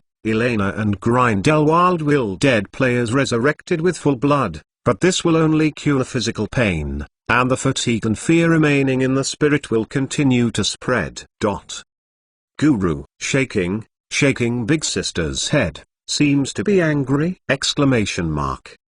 How to do? Hurry and hide behind Professor Dumbledore. Everyone, follow my command. Elena squinted her eyes, and pointed her magic wand forward. Following the movement of the silver-haired little witch, the little red wizard standing around the light curtain instantly stood up straight, with piercing eyes watching the blue little wizards gathered in the light curtain with a touch of excitement. The first group raise the stick. Attack. The second group make up. The first group. Go on. Don't stop the attack. After the first 2 rounds of scattered attacks, Elena quickly changed her strategy. In order to preserve the magic and stamina as much as possible, she needs to let the little wizards of the same camp take on more output tasks in the offensive phase, and she will perform precise strikes on some key players of the blue side such as Harry and Leo. Well, Neville. Using her prestige, Elena quickly organized a all-round shooting lineup in the red camp. The continuous and wide coverage of the saturated spell attack has never stopped since the first spell was lit. As for whether the little wizard Lanfang would copy this, Elena didn't have any worry. Hermione, Hannah, and Luna are all on their side. At this time point, there are almost no hero units on the opposite side that can team up. Unless Dumbledore personally comes to command the children, it will eventually be a mess. In 1 minute and 14 seconds, the blue army was wiped out. Grindelwald's mouth twitched, but fortunately, he wisely did not join the blue defensive camp. Otherwise, at this moment in the list of majestic sweeping, perhaps another one has to be added. Dumbledore is still unharmed, but there is now a circle of suspended silver shields around the old wizard's body, relying solely on invisible magic barriers. There is no way to resist the magical salvo of this rudimentary legion. It's our turn again. Come on, try to break the 3-minute time limit this time. Elena pulled her wings and entered the light curtain. After standing still, she patted Hannah's ass. Hannah, come on, don't be afraid. Old potatoes, no one wants them. Professor Dumbledore, I don't like them.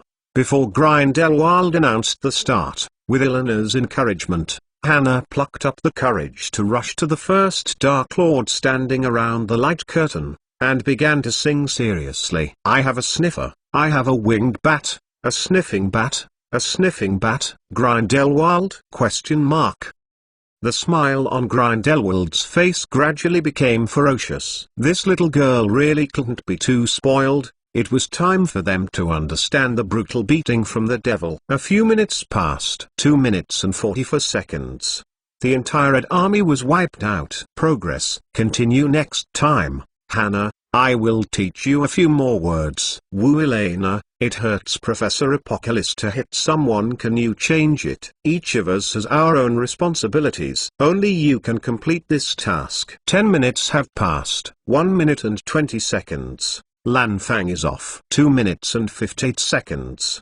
The entire Red Army was wiped out. It hurts. The professor is terrible, you see his face is green. It's okay. Next time you close your eyes and you won't see him. The effect is, don't worry, Sister Hannah, Luna will protect you. Speaking of this, Miss Lovegood, can you stay away from me next time? I have been implicated dead twice by you. Every time I was hit by a curse that appeared in an inexplicable place. I am sorry. 1 minute and 17 seconds. The blue side goes out. 3 minutes and 2 seconds. The red side goes out. 1 minute and 35 seconds. The blue side goes out. 2 minutes and 48 seconds. The red side goes out. In the remaining time of this class, the same confrontation was repeated non-stop. For most little wizards, it is as if they are experiencing an endless cycle of nightmares. Apart from chanting, resurrecting, avoiding, chanting, resurrecting, avoiding, everyone has almost no other extra thoughts in their minds. In this state, the potential of the students was quickly discovered. The gap between the two teams was not widened due to physical and mana consumption, but gradually showed a tendency to approach again. Of course, another reason is, in the face of Hannah's fancy mockery, Grindelwald's anger has gradually increased. If it weren't for the consideration that everything was provoked by the white-haired dumplings, the first-generation Black Devil could almost not help directly giving the arrogant silly girl a powerful forbidden magic, making her unable to speak for a week. Okay, that's it.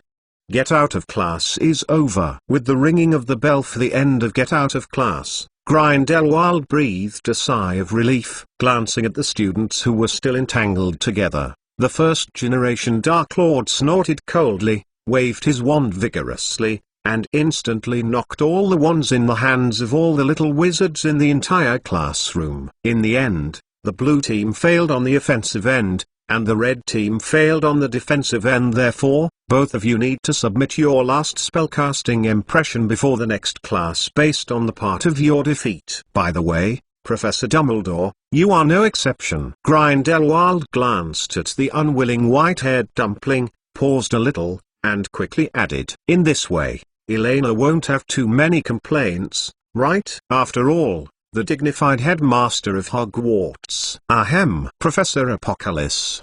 Dumbledore cleared his throat and looked at Grindelwald, who was turning away in an instant with a smile on his face. If I remember correctly, you seem to have been involved in the Blues' offensive process, right? Well, your paper will be handed over to me, and I will correct it on my behalf. Glancing at Grindelwald with some dismay, Dumbledore turned and clapped his hands to the students in the classroom. Okay, get out of class is over. You have worked hard, please go back to the dormitory and take a rest. After so many years, Dumbledore has formed a very effective anti-Dark Lord strategy. I may not be able to preemptively, but he can definitely find a way to die. Chapter 2, you just treat it as 4, better not. Chapter 476, The Selected Child. Huh? Finally is it over? With the ringing of the castle bell, Grindelwald and Professor Dumbledore announced the end of Get Out of Class one after another. The students immersed in the curse confrontation slowly stopped,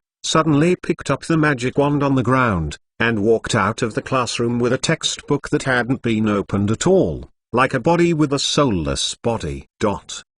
But as the wind blew across their cheeks in the corridor, the little wizards finally recovered. Immediately afterwards, all kinds of discussions suddenly surged like a flood of ruptures. Most of the students were talking excitedly about the round of confrontation that happened just now, and everyone couldn't wait to share their unforgettable experience just now. Did you see it? I knocked down at least 10 people just now. Oh. All I know is that you were brought down by the eldest sister all at once. I actually shot Professor Dumbledore so many times. Oh my god. The eldest sister is really strong. Her curse is already a professor level, right? Speaking of which, haven't you noticed Luna? She can stick to the end almost every time. Actually, I admire Hannah even more. I accidentally suffered a curse from Professor Apocalypse. The pain really penetrated my bones. Hannah could carry it so many times and still sang and provocatively sang in front of the professor. It looks like the mental resilience of the little wizards in this year is still quite high. For the time being, there is no need to consider PTSD, post-traumatic stress disorder. Perhaps some of the next training and courses can make Grindelwald a little more difficult. Elena picked up her wand from the ground silently, and did not join the discussion among the students in front of her. But before that,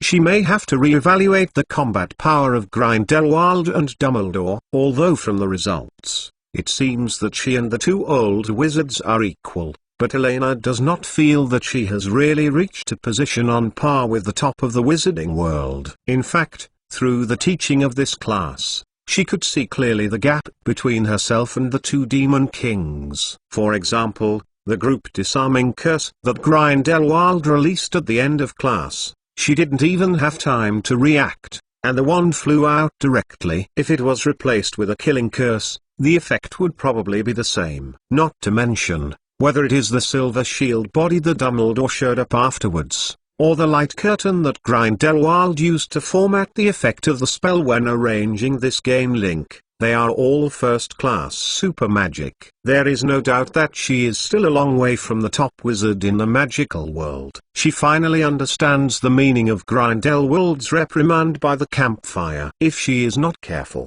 she may really be pressed by Voldemort. Rub on the ground.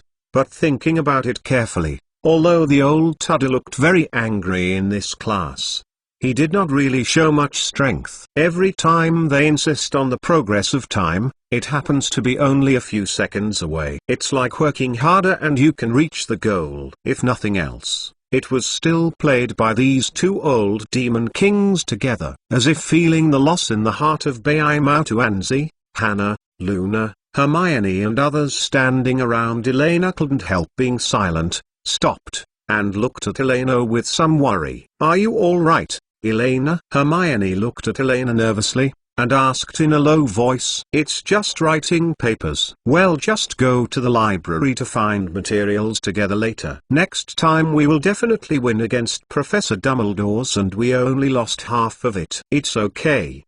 Fine. Elena shook her head and pointed to the principal who was arguing with Grindelwald in the classroom. It's just that I'm pretty sure that Professor Dumbledore will never come in again next time. So our goal is only Professor Apocalypse. This time he won, but there are still other things. Long time, no hurry. Luna glanced at Elena with a slightly uneasy look. She always felt that something was wrong. Sister Elena, do you and Professor Apocalypse have? At this moment, a footstep suddenly came from behind them. The girls subconsciously stopped the discussion, turned around, and saw that Professor Dumbledore and Grindelwald had ended their argument, and the two were walking in their direction quickly, and it seemed that there was something important to explain. Look like. The four girls glanced at each other with a little fear in their eyes. After all, just a few minutes ago, they were still bombarding the two old men with curses, and Hannah's appearance was about to hide completely inside Hermione's shadow. However, unless she casts the illusion charm on herself, she will never disappear from Grindelwald's sight. It's amazing. I have to admit that you are more talented than I thought. Grindelwald smiled, and unexpectedly did not look at Elena, but instead turned his gaze to Hannah Mount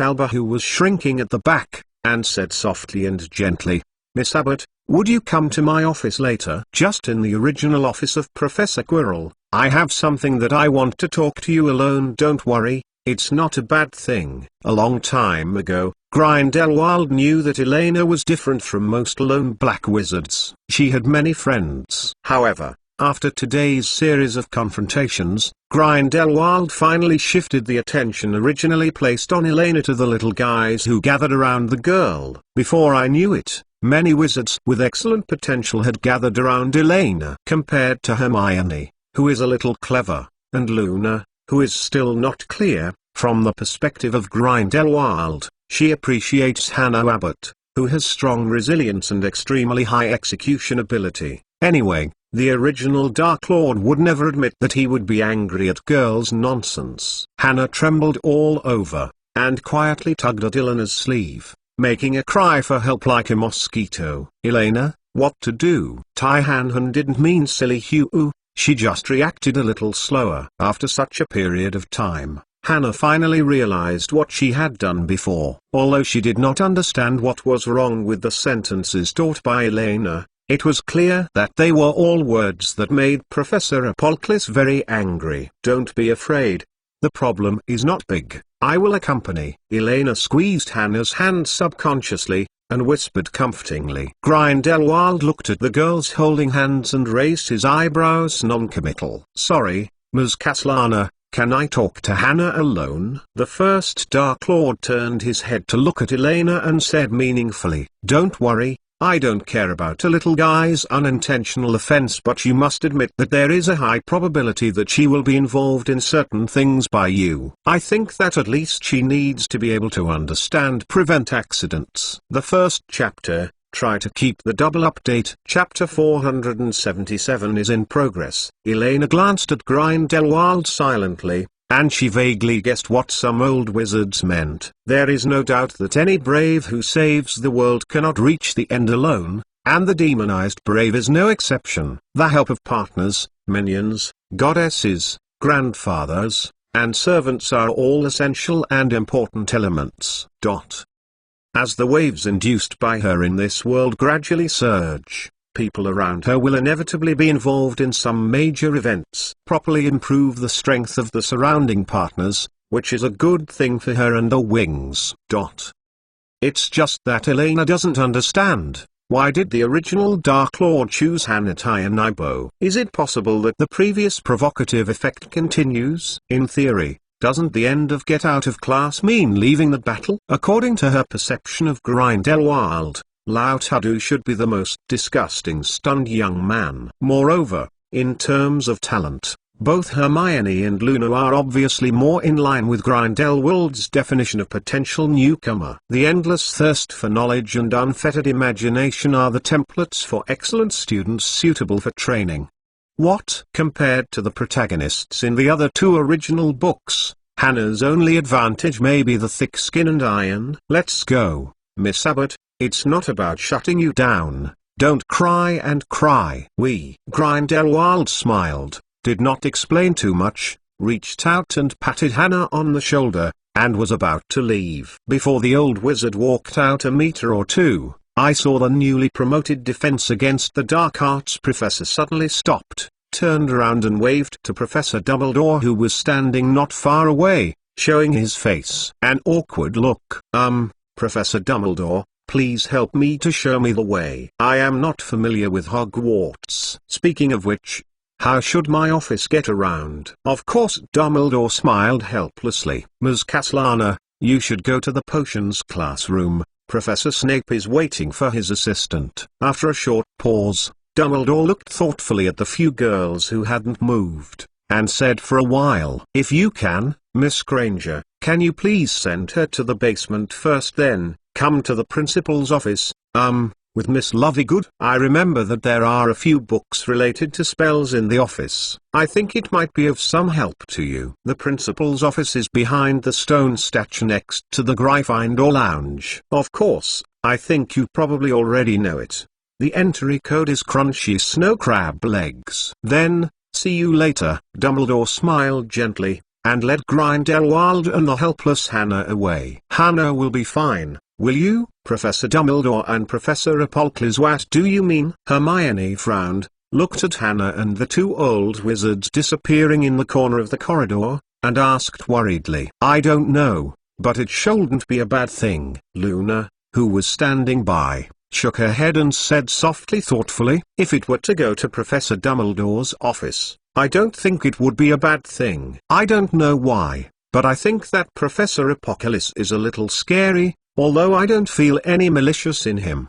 But Hermione pulled her hair distractedly, trying to express that sense of incongruity. Don't think about it. I think maybe you have taken a fancy to some of your potential, right? The girls walked towards the basement level of the castle, and Elena comforted the a little worried Hermione in a low voice. Neither you nor Luna performed exceptionally well in the previous class. Conventional teaching arrangements cannot fully tap your potential. This is how the professors think about it. Think of it in a good direction. At most, add some homework.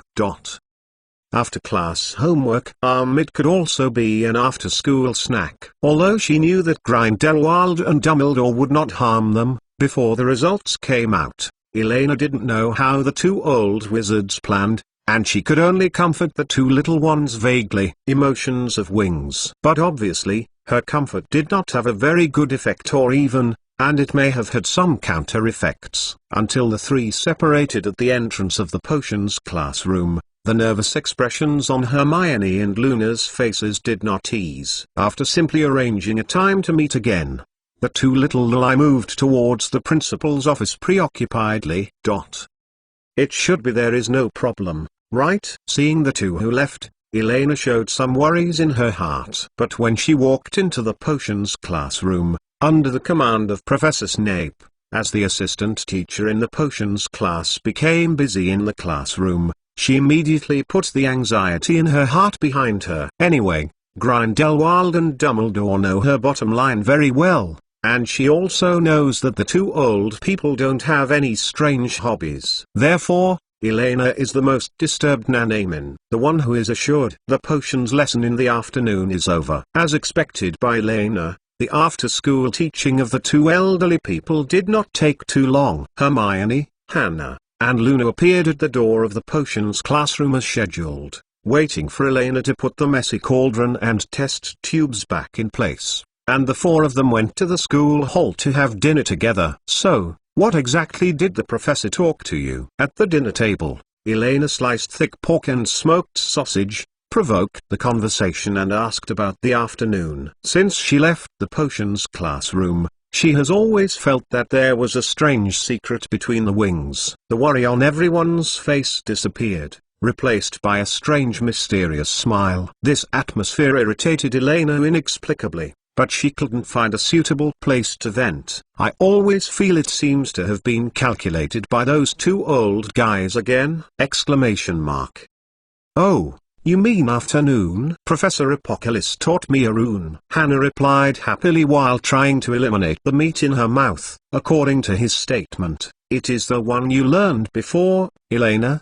The magic used to heal wounds. Unfortunately, my talent is not as good as Elena. You may have to practice often next. Elena, you will definitely help me, right? Rooney, the magic text? Wait, how do you pronounce that magic text? Elena pondered for a few seconds, and the ominous premonition in her heart grew stronger. There are two pronunciations. It is said that they have different meanings. Really? Old Tudu is taking revenge. Stop. Don't touch me yet. Hold your fork. The second chapter, the double update is complete. Fifth change, Lolita is too far away. Start with a little bit. Keep double update every day, plus new book 2 days 12 update. Chapter 478. Professors have all recruited. As the cornerstone of modern mantras, the ancient rune texts are not considered unpopular research directions. Hogwarts students who are interested in this area, after entering the 3rd grade, can choose Ancient Rune Studies. This course to learn about the translation of ancient runes, the deciphering of Nordic characters, and a few handed down ancient magic spells and skills in the use of spiritual power. However, it is limited to this point. Strictly speaking, it is not so much magic literature, but closer to ancient philology. As Grindelwald once said in the Newmangard Castle, with the passage of time, the complete meaning and magical power of most of the magic texts have disappeared in the long river of history for various reasons. Except for a very small number of wizard families who have mastered the inheritance of ancient magic texts,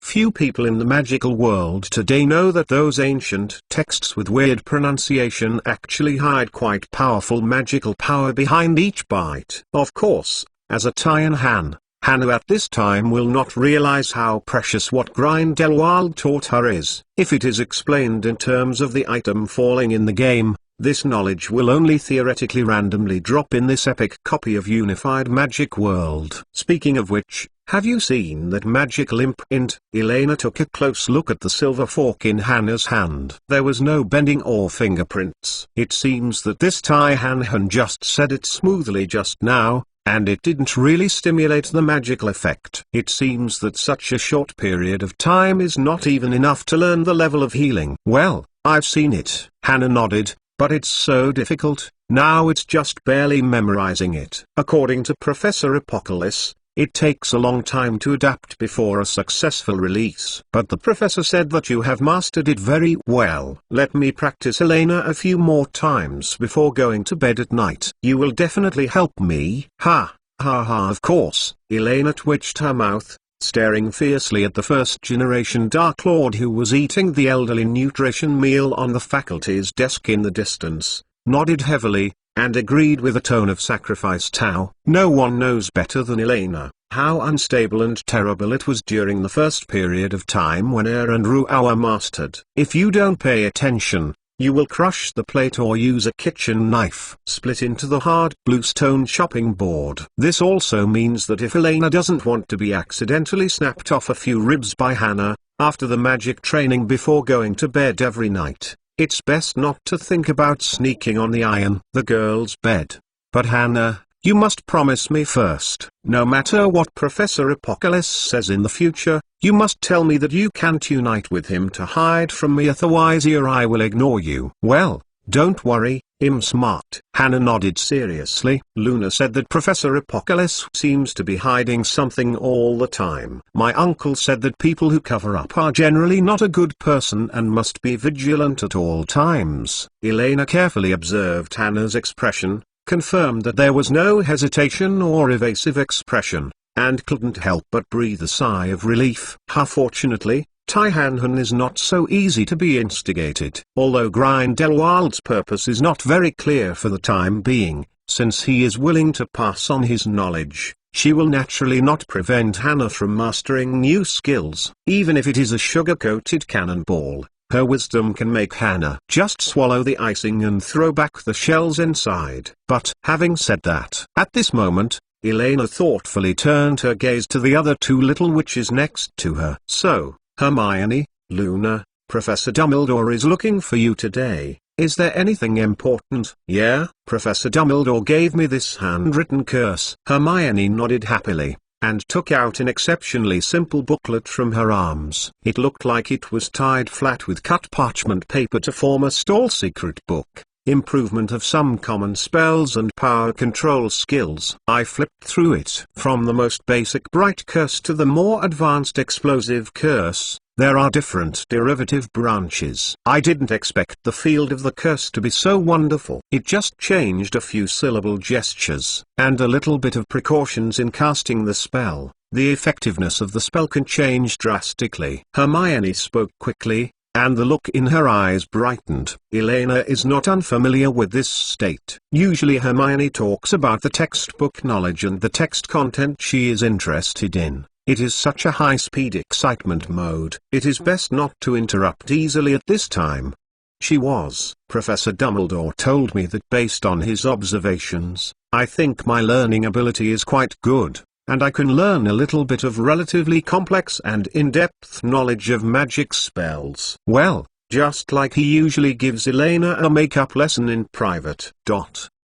Huh? Usually? Makeup lessons in private? Elena's brows moved unconsciously. Yeah, don't hide it. Professor Dumbledore told us all. Hermione shook her head helplessly, and said seriously, looking at Elena with a dazed expression, Elena, you have mastered the blasting spell that you only learn in the upper grades, right? In addition to this, there are several powerful variants derived from the blasting curse. Professor Dumbledore specifically said that he is worried that you will be in danger when you are thinking about and improving the curse alone, so I hope I can try my best. You maintain a similar progress in the study of the spell, and you can supervise and promote each other. Haha, is that so? I really thank the professor. The mixed-race little V nodded without a smile, squeezing a voice from her teeth. Sure enough, when it comes to the degree of shame, Grindelwald is at least one big rank short of Dumbledore. In this world, any brave who can defeat the Dark Lord Head, an Eonone, is absolutely shameless.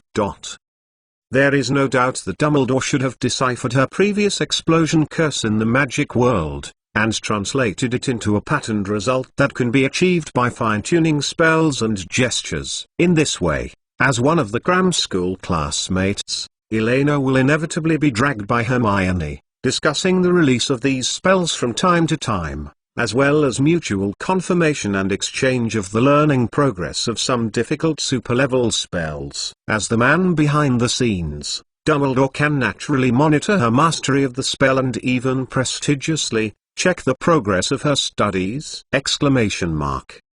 There is only one chapter today. I will make up tomorrow working overtime. The 479th chapter, when metaphysics cannot be relied upon. Hogwarts Auditorium. So, Luna, what about you? What magical secret did Professor Dumbledore give you? After Elena's face changed several times, she finally did not comment on Hermione's spell experience. Instead, she turned her head and looked at Luna Lovegood with the last glimmer of hope. Thoughtfully, asked softly, is it pulling the mist or meeting the unknown self? Of course.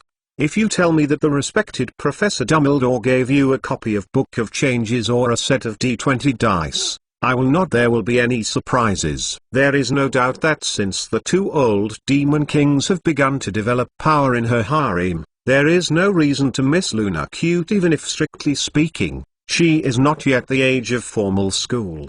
Dice? What are those things? Dumbledore taught me this. Luna shook her head in confusion, did not explain too much, and drew out her wand excitedly. Look up, Avus Somnium. I saw Miss Lovegood cleared her throat, pointed the wand in her hand at the beef pellets in front of Elena, and poked it gracefully. The expression on her face was extremely confident. She had secretly tried several times just now. Time again. The next moment, the original fragrant beef cubes instantly turned into a ball of indescribable dark green mush. Little Moon glanced at her masterpiece, and then at the other witches who fell silent around her. The girl's small face instantly turned red, and she was flustered while waving her wand, poking at the ball. Explain. Huh? No, right. It's not like that. I wanted to become cabbage. As a result, the mass of indescribably changed from green to yellow, and then from yellow to brown. Stop.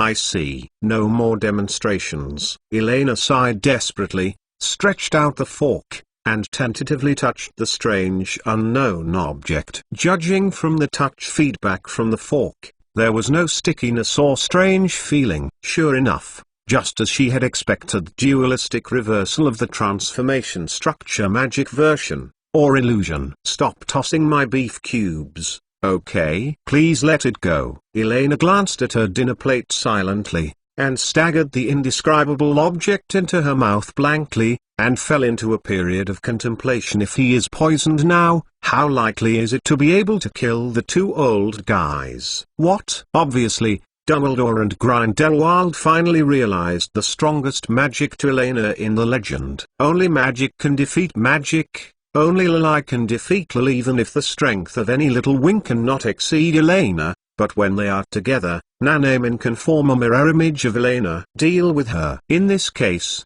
she simply added a handful of firewood to the plans of these old people. After dinner is over, Elena, Hermione, Hannah and Luna were holding books and came to the Hogwarts library as usual, sat down at their fixed table in the corner, and began to try and learn from their new magic knowledge gained. Magic is not just a simple thing that can be accomplished with a wave of a magic wand and a few spells. Whether it is the rune text derived from the ancient Fuzak language, or the phantom magic and explosive spells that involve the derivative and modification of the spell, a certain basic magic knowledge and a lot of repeated practice are required as prerequisites. Of course, this is exactly the content of Grindelwald and Dumbledore's plan.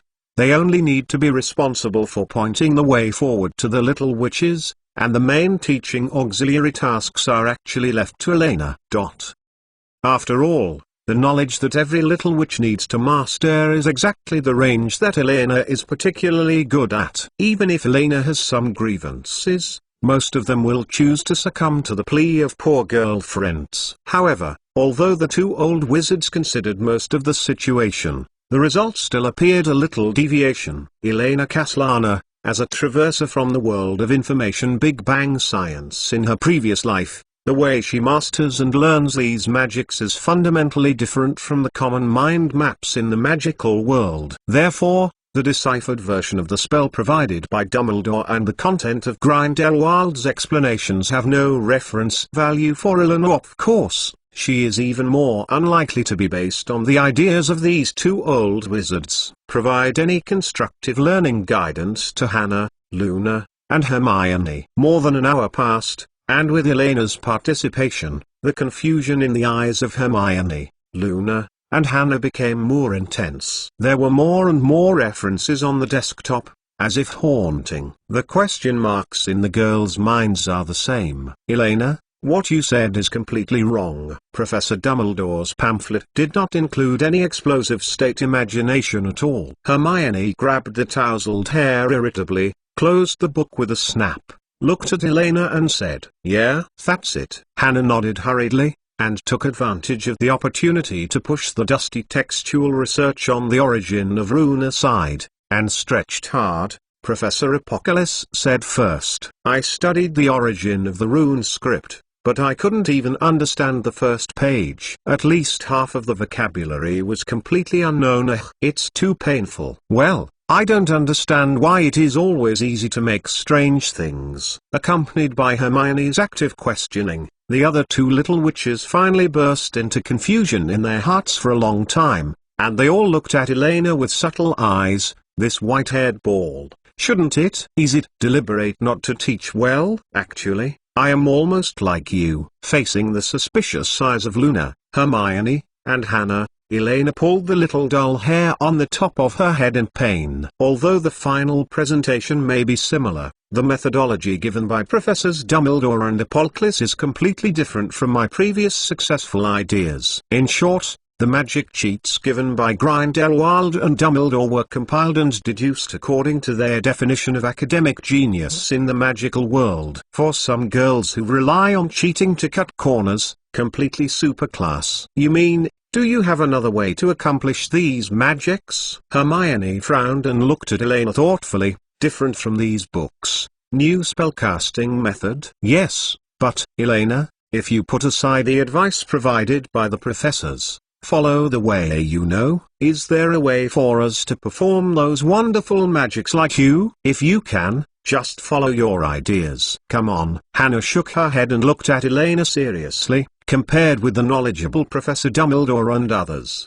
she believes that she can see examples of changes happening around her. Since Elena can successfully release the magic text, she at least proves that her method is not wrong. At the same time, Hermione and Luna nodded in agreement and looked at Elena expectantly. It's okay, but even if it's my way, it won't be easy to learn it. Anyway, let's try it first. It won't be too late to decide again. Alright. Elena groaned for a few seconds, then curled her lips. Science and metaphysics. When metaphysics cannot be relied upon, at least believe that science can give people some hope. If you just teach them a little bit of natural science, it shouldn't form a strong spellcasting obstacle like her. The first chapter makes up for yesterday's second update. Today there are two more. Chapter 480, Waving Wanton on White Paper. Science and magic. These are the two paths that human beings use to move the world based on themselves. The only difference is the way and the path. But for all human beings, most of the demands are figured out. For example, in order to resist the cold, whether it is a wizard or a mole, the first reaction is to find a way to ignite the fire. What Elena had to do now was to light up the fire of another world in Hogwarts. Say well in advance, what I will talk about next is not methodology, but a cognitive perspective of the world. Elena took a deep breath, pushed aside the heavy pile of magic references in front of them, unfolded a large piece of scratch paper on the table, picked up the quill dipped in ink, and thought for a moment. So, let's start with the simplest part. Hermione, how much do you know about explosions? Huh? An explosion, isn't it just a bang? Well, I don't know. Hermione Granger shook her head in confusion, and confessed with a very candid gesture. It really is a piece of white paper. But I want to come. Even if Granger has lived in the non-magical world since he was a child, she is still just an ordinary British girl who has just turned 11. The content of chemistry and physics is indeed too much. There are two types of explosions, physical explosions and chemical explosions. Elena smiled and quickly listed two branches on the draft paper. The simplest example, a balloon exploded, is a physical explosion. After the bomb is ignited, it explodes. It is a chemical explosion. Before she knew it, Hermione had subconsciously sat up straight, picked up the quill in her hand and began to record. This is an almost instinctive reaction. After all, Elena's state at this time, except for a slight lack of height, whether it is her expression or the methodical aura, is no different from a formal professor. On the other side, the two little witches who have lived in the wizard's family since childhood have been left behind since the beginning. The bomb is an explosive spell in the mole world. Elena paused for a while, looked at Luna and Hannah who were confused, and explained casually. Obviously, the content of this section is too much for them to know in advance. For example, chemistry, physics, bomb. Well, if I have a chance later, I can try to assemble one or two simple earthy bombs to show you what it is. I remember some basic materials should be found in Hogwarts. However, due to the temporary lack of class props, Elena can only mention it temporarily, which can be regarded as a foreshadowing. Anyway, the knowledge points about blasting curse change are mainly aimed at Hermione. As long as this little beaver can barely keep up with the teaching progress, the other two little Lili will have no problem even if they fall asleep. Although the nature of the two explosions is somewhat different, in terms of display form, they both release a large amount of energy in a very short time, causing high temperature and high pressure and shock waves in the surrounding medium, thereby causing a certain destructive force. So, Elena licked her lips excitedly, lowered her head and continued to write while talking. Let me see. First of all, Hermione, you need to understand some basic material composition, such as the existence, volume, and mass of air. This aspect should be combined with pressure and kinetic energy. Huh? What are those? Hermione Granger looked at Elena hesitantly, as if she felt some kind of ominous approach. "Don't worry, it's some very basic knowledge." Elena smiled relaxedly, with a sweet smile on her face that seemed to illuminate the way back of a lost lamb, softly comforting the agitated Miss Master. "Don't worry too much. In order to deepen your memory and reduce the difficulty of understanding, I will put out some exercises later to help you master this knowledge content more quickly." After half an hour, Elena glanced with satisfaction at Hermione, who was trying to digest what she just said, turned around and patted Hannah Abbott lightly, awakening the Taihan from her dream of escaping from reality. "Okay, Hannah, now I will tell you how to understand the magical power behind the ancient Fuzak language, and what specific effects it will bring in our bodies. Don't show such a scared look. This knowledge is closely related to your body and will be a lot more interesting." Glancing at Taihan with fear and confusion in her eyes, Elena raised a happy smile at the corners of her mouth. With her hands slightly hard, she held Hannah's head that was about to fall again, and continued her preaching word by word. "Hannah, what I'm going to talk about next is not complicated. If you don't understand, you can understand by touching your own flesh. Isn't it a profound knowledge of magic?" Hannah nodded seemingly, and the fear in her eyes inadvertently dissipated. "If it's just the flesh on the body and some physical knowledge, she thinks there should be no problem after all. Her dream since she was a child is to be an excellent therapist in the future. Of course it's not any profound knowledge of magic. We are friends." "How could I lie to you?" Elena replied with an inconspicuous halo on her delicate face. "And didn't you say that your future dream is to be a therapist? This knowledge is what a doctor must possess. As far as I know, no hospital will recruit doctors who do not understand this. The charm of language is that smart people will never lie.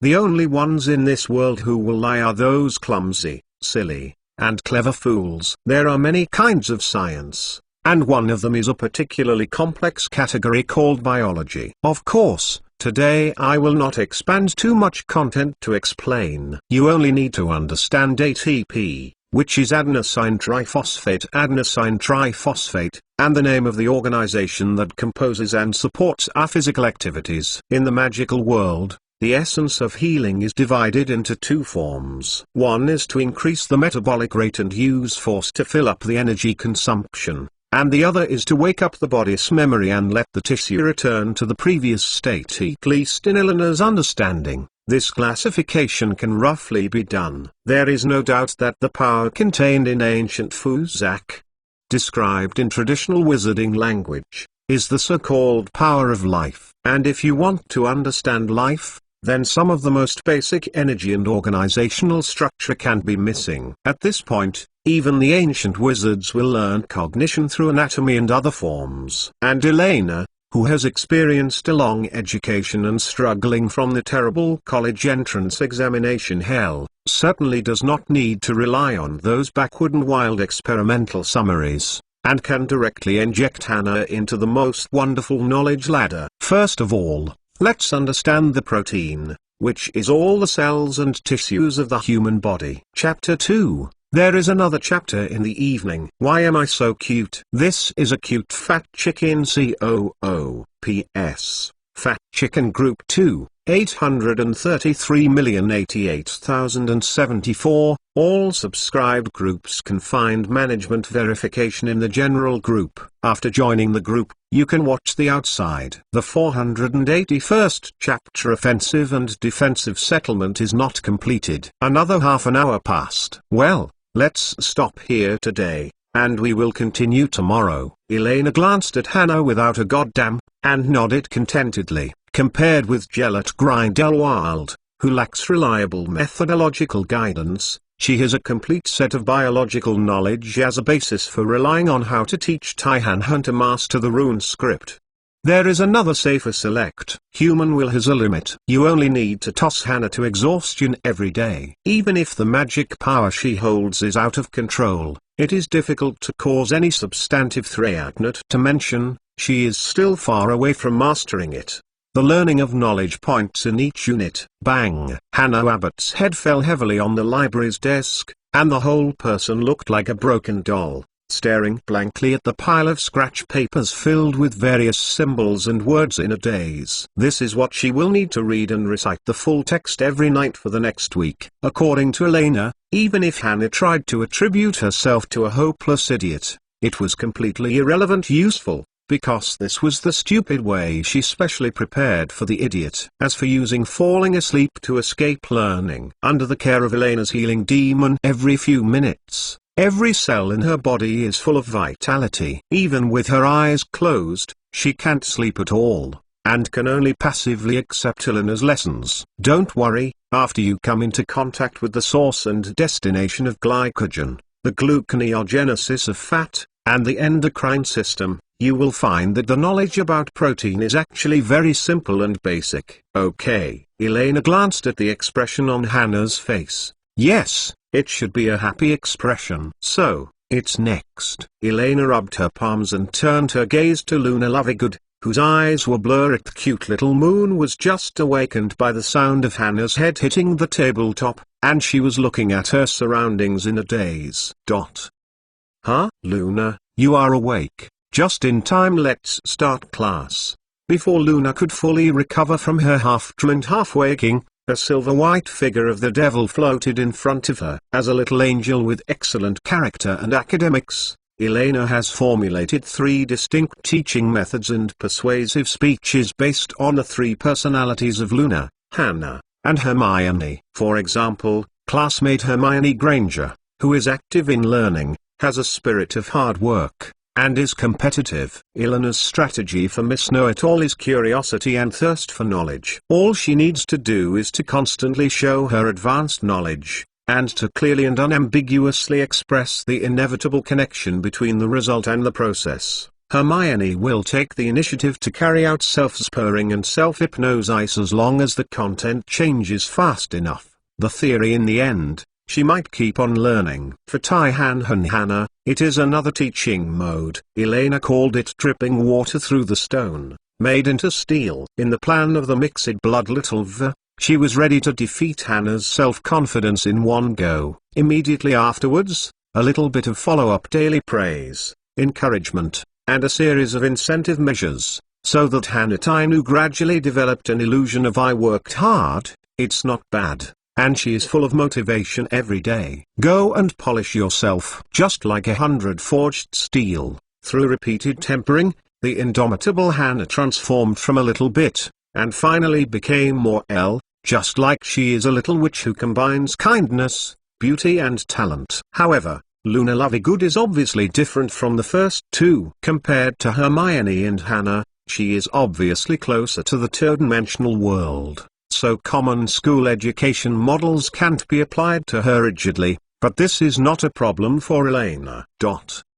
In her opinion, Luna is the easiest type of person to persuade. Dream. This is the basic skill of every Demon King, and in this respect, Elena, who has experienced the information explosion era, can be said to be the most terrifying Demon King in the human world today. Light is a very wonderful existence. The wand in Elena's hand turned around, a soft halo beating on the girl's fingertips. After several months of familiarization, her mastery of the light spell is no less than that of most adult wizards, not to mention, on this basis, she also combined part of the magic theory of transfiguration to develop an illusion system.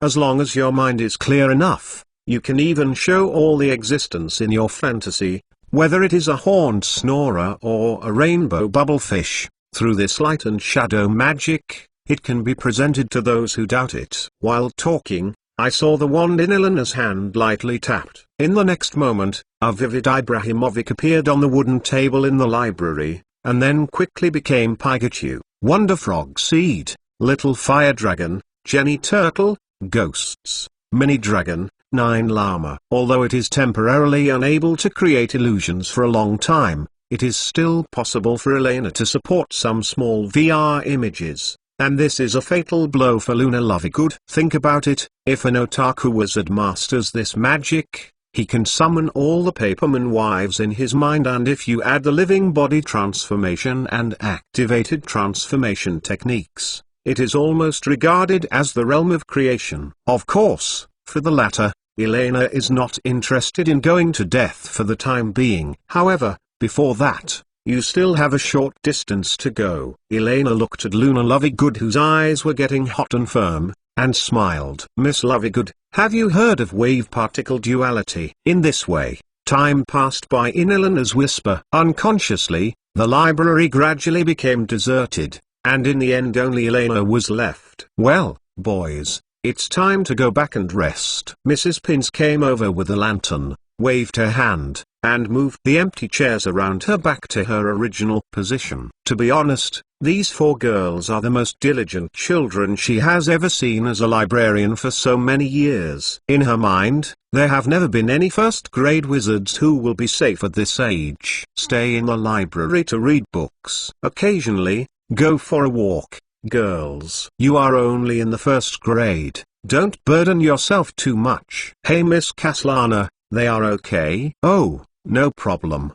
They are just a little tired, and they will get used to it in a few days. Elena shook her head indifferently, and pulled a few little Lili who lost their souls like walking dead from their seats, holding their hands one by one, and pulling them in a string toward the door. Good night, Mrs. Pins, then won't bother you. Standing at the gate of Hogwarts Library, I looked at the 3 little Lori who were in a sluggish state like a doll. Elena shook her head distressedly, a trace of unbearableness in her heart, and lightly patted her palms. The next moment, a house elf bent over and appeared in front of Elena. Dear Chef Caslana, I am happy to help you. Is there anything I need? Well, take us back to the Gryffindor common room. After a short pause, Elena caught a glorious look of happiness flashing through the eyes of the dumbfounded little Lori around her, nodding thoughtfully, revealing a sweet smile. Then, give us 4 more cups of espresso coffee and a plate of cool mint. Question mark. Question mark. Question mark. Before the house elf disappeared, Hannah cried first. Wait, Elena, let's sleep. Immediately afterwards, the other 2 little witches who were pretending to be dolls also slapped their spirits and quickly agreed. Yes, I have finished those questions. Why don't I take a break today? Sister Elena, there are sleepy mosquitoes everywhere today. You can't stay up late. Oh, that's okay. Elena looked around at the little wings around her, and the little dumb hair on top of her head shook. Since everyone is sleepy, just wait for a bath together, and then rest early together. Huh? Take a bath together again? Hannah blushed and bit her lip in fear. Huh? Everyone together okay? Hermione raised her eyebrows, glanced at the white-haired dumpling that took advantage of the fire, and calmly hooked the back of Hannah's hand with her fingers, handed it a meaningful look, and lowered her head to cover the impatient A's. Okay, just do what you said, Elena. Now finally, it's their turn to take revenge.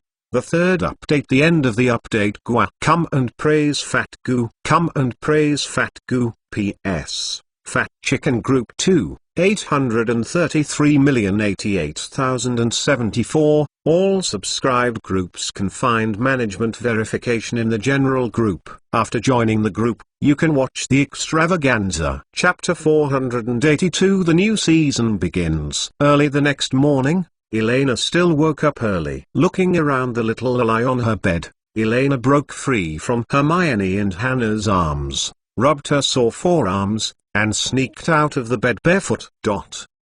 Hermione and Hannah still did not understand that as long as the war was started, then this white-haired ball would already be the victorious side. Regardless of winning or losing, the wings would be a tempting and delicious supper for her.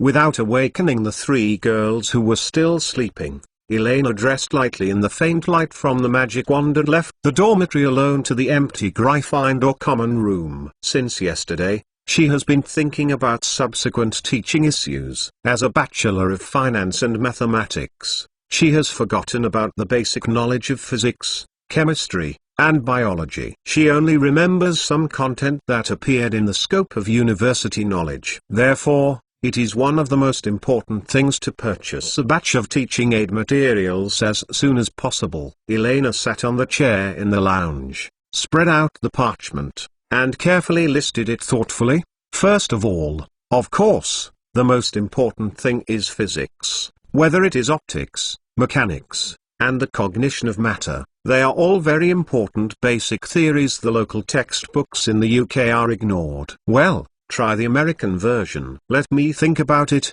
Well, choose physics, principles and problems and Feynman physics as an introduction to physics. Next is the introductory textbook for Hannah. Well, Hermione and Luna will have to make up this knowledge later. In that case, the name biology, the power of life, is very energetic and interesting at first glance, and after so many students' tests, it should be considered a reliable Enlightenment reading. As for the content to be improved in the future, sure enough, we still have to consider how to purchase a batch of 5-3 or Huanggang translations as materials to consolidate the foundation. The other two little lie are hard to say, but with Hermione most of his character will be touched. After all, it is a rare foreign document. By the way, I have to purchase a batch of laboratory equipment and consumables. Let me think about it. The reason: the books listed above are all regular books. Even if you directly order house elves or write letters to priests and fathers, they can be purchased normally. But when it comes to appliances, especially experimental consumables, it is more troublesome. After all, Dumbledore and Grindelwald have always been extra careful in this regard. Hogwarts November. Purchase materials application category: crop fertilizer. Use: land fertilizer. Name: chemical fertilizer. 5 points. Category: medicines and health products. Uses: to treat angina pectoris. Name: 5 points. It didn't take long for Elena to list the materials and books to be purchased. Next, crawled out of the hole behind the portrait of Fat Lady Gryffindor, and handed the list to the 24-hour waiting outside their lounge door. In the hands of the house elf. If Professor Dumbledore has any questions about the purchasing list, then you should forward the list to Madame Pomfrey and Professor Sprout separately. Unless they can't convince Professor Dumbledore, you come to me again. Elena told her carefully, until the house elf repeated her words once, and then turned around safely and crawled back to the warm and comfortable common room along the entrance of the hole. Looking at the sleeping little Lily in the dormitory, Elena showed a rare gentle smile. In order for these little guys to grow up as quickly as possible, she has taken great pains. I hope that when Hannah, Luna, and Hermione see those textbooks and teaching materials in a short time, they can experience some of her good intentions. After all, the chaotic era of magic is about to begin. If you have more strength, you have more hope of survival, accompanied by the idea of hitting while the iron is hot. During the 3 meals a day and night tutoring in the next few days, Elena was equally strict and responsible, compared with Hermione. Calculating G. Granger, who has stronger self-supervision ability. The self-discipline ability of the other two little Lori is still more worrying. So Elena had to adjust the teaching plan a bit. In addition to the intensive tuition time in the evening, she dispersed more knowledge points into the small daily details, and integrated the learning process into daily life and playing and rest. For example, Hannah, how many times are the substrate levels phosphorylated during aerobic oxidation of a molecule of glucose? After the answer is correct, you can eat the fillet steak in front of you, otherwise it will become Luna's practice in the next second. Props. 6 times. Hannah replied without hesitation. 1 molecule of glucose is equivalent to the production of 2 molecules of glyceraldehyde 3-phosphate, and glyceraldehyde 3-phosphate is converted into 1,3-diphosphoglyceric acid, and 3 substrate-level phosphorylation reactions are carried out. So a total of 6 times. I saw Hannah quickly answering, cutting open the fragrant steak in front of her with both hands and stuffing it into her mouth. I have to admit that the allure of food is endless. After eating Cthulhu-style food for 2 consecutive days, Hannah was reciting various documents, as if she suddenly opened her body, showing her learning ability as much as Hermione, even though she didn't understand much for the time being. Meaning. In the process, Elena also discovered the unique talent of Hannah Iron Girl. Different from Hermione's learning method that requires understanding and memorization, for this tiny Han, no matter what the content is, as long as the driving force is large enough, She can chew it all up with an unscientific attitude little by little, crammed into my mind. This also means that Hannah is even stronger than Hermione, the recognized schoolmaster in the first grade, in learning certain inherent knowledge theories, because Tai-Han will not be like 100,000 why misses at all. Questions you don't understand, no matter what it is, just memorize it. Anyway, as time goes by, she will gradually understand some of the content, so that's enough. Well, the answer is correct. Sorry, Luna, you can only practice with your own bread today. Elena nodded with satisfaction, turned her head and looked at Luna Lorry, who had already raised her wand and felt lost. But don't be disappointed. I will still spare half an hour before going to bed at night, using the light and shadow magic that you are studying hard, to show you the Pokémon Unprinted Edition 3-4 that was not finished yesterday. Speaking of which, choosing Pokémon as the starting point was really a wise choice. In today's timeline, Japan's Nintendo has just begun to release Super Mario,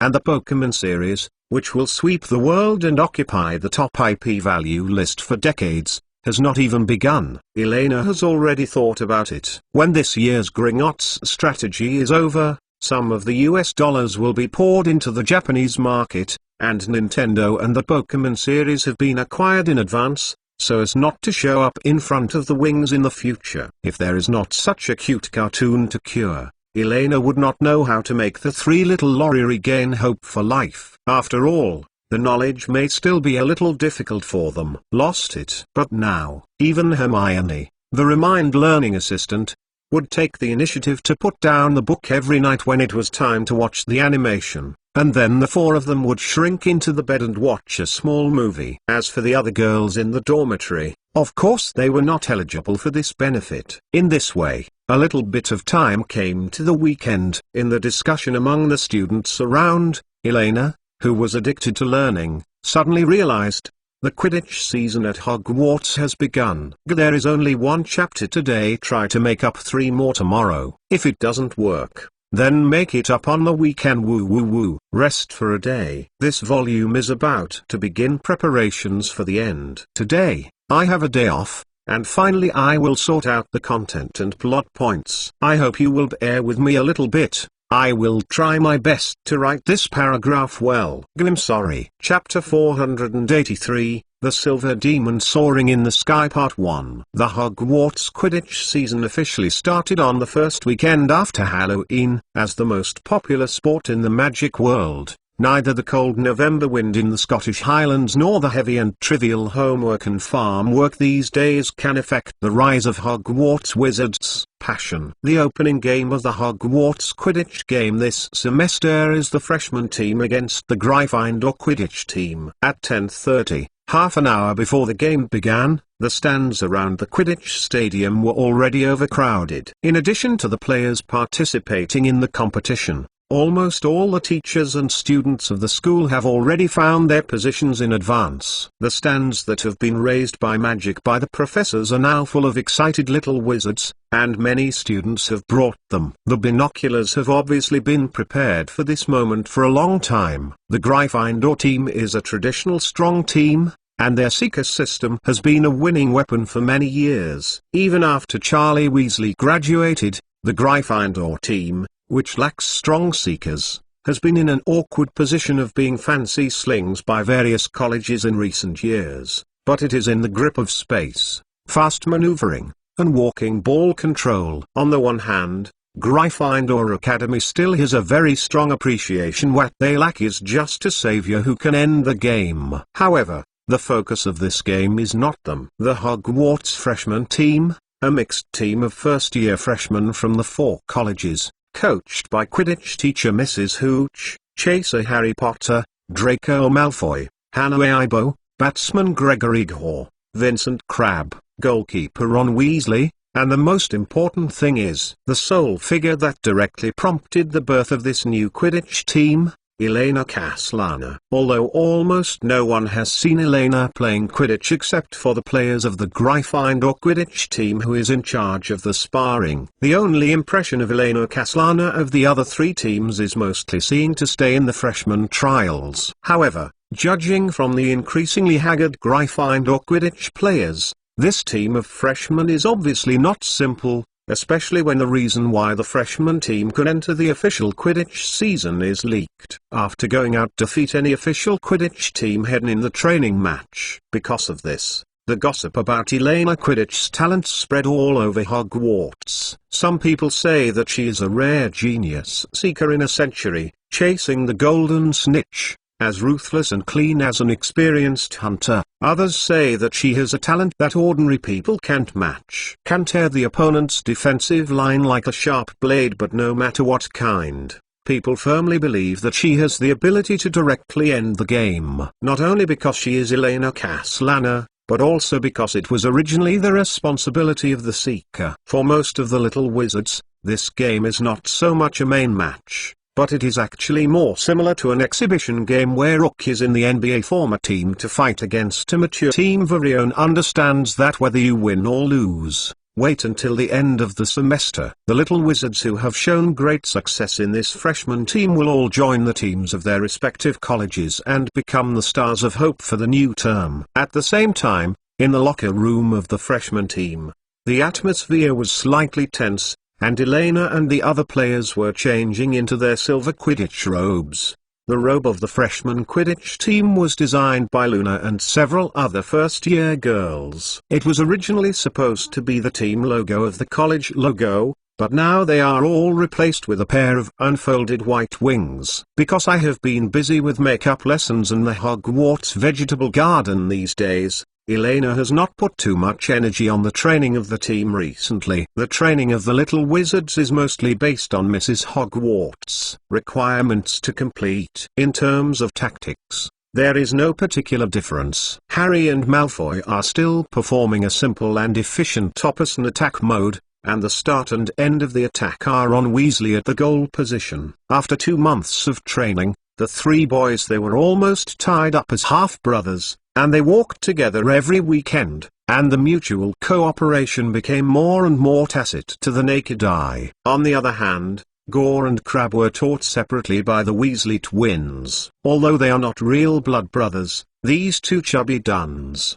who have been playing together since childhood, quickly showed the skills of cooperation second only to the Weasley twin brothers. According to George Weasley, the second grade in the future, these two little fat guys will definitely become a big trouble for Gryffindor and even every college. But even so, the Weasley twin brothers don't have any secret thoughts. Even if there is a grievance between Gryffindor and Slytherin, they can't stand the ecstasy soup of two chubby peers, one senior and another master.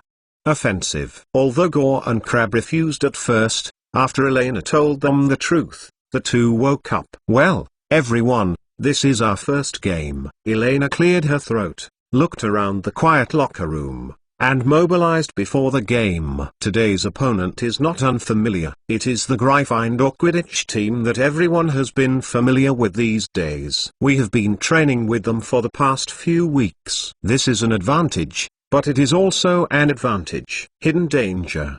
And they are familiar with all our tactics and the characteristics of each person. That's why their winning percentage in the recent training match actually rose to about 30%. However, they are too eager to win or lose. The more familiar they are with us, the easier it is for them to become constrained in the next game. In my estimation, Gryffindor Academy's odds of winning today may not exceed 10%. The most important thing is that they lack the means to end the game. Neither George, Fred nor Wood can show too much influence on the offensive end, and so reassure and boldly attack. Go soar. Let the teachers and students of the school see the results of your training these days. Elena smiled confidently and led everyone out of the locker room towards the cheering Quidditch stadium. As for victory, isn't that a matter of course? Unless the International Quidditch Federation revises the rules and adds some detailed regulations for seekers. Under the current version of Quidditch rules,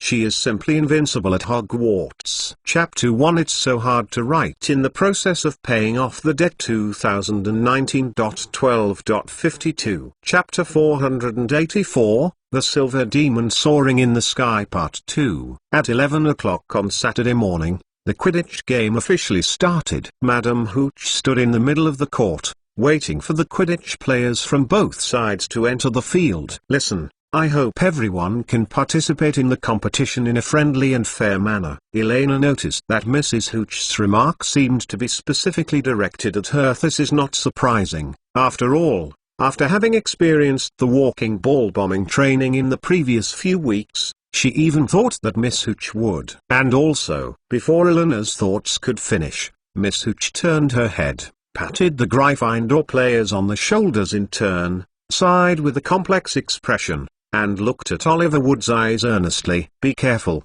don't try too hard. This is just a school game, and you have a long way to go. Professor Dumbledore has already submitted an application to the International Quidditch Association. If no surprise, there will be an examiner in the next competition. Depending on the actual situation, we may consider adding several additional Quidditch rules. Elena blinked. So to speak, maybe the Quidditch version is about to be updated!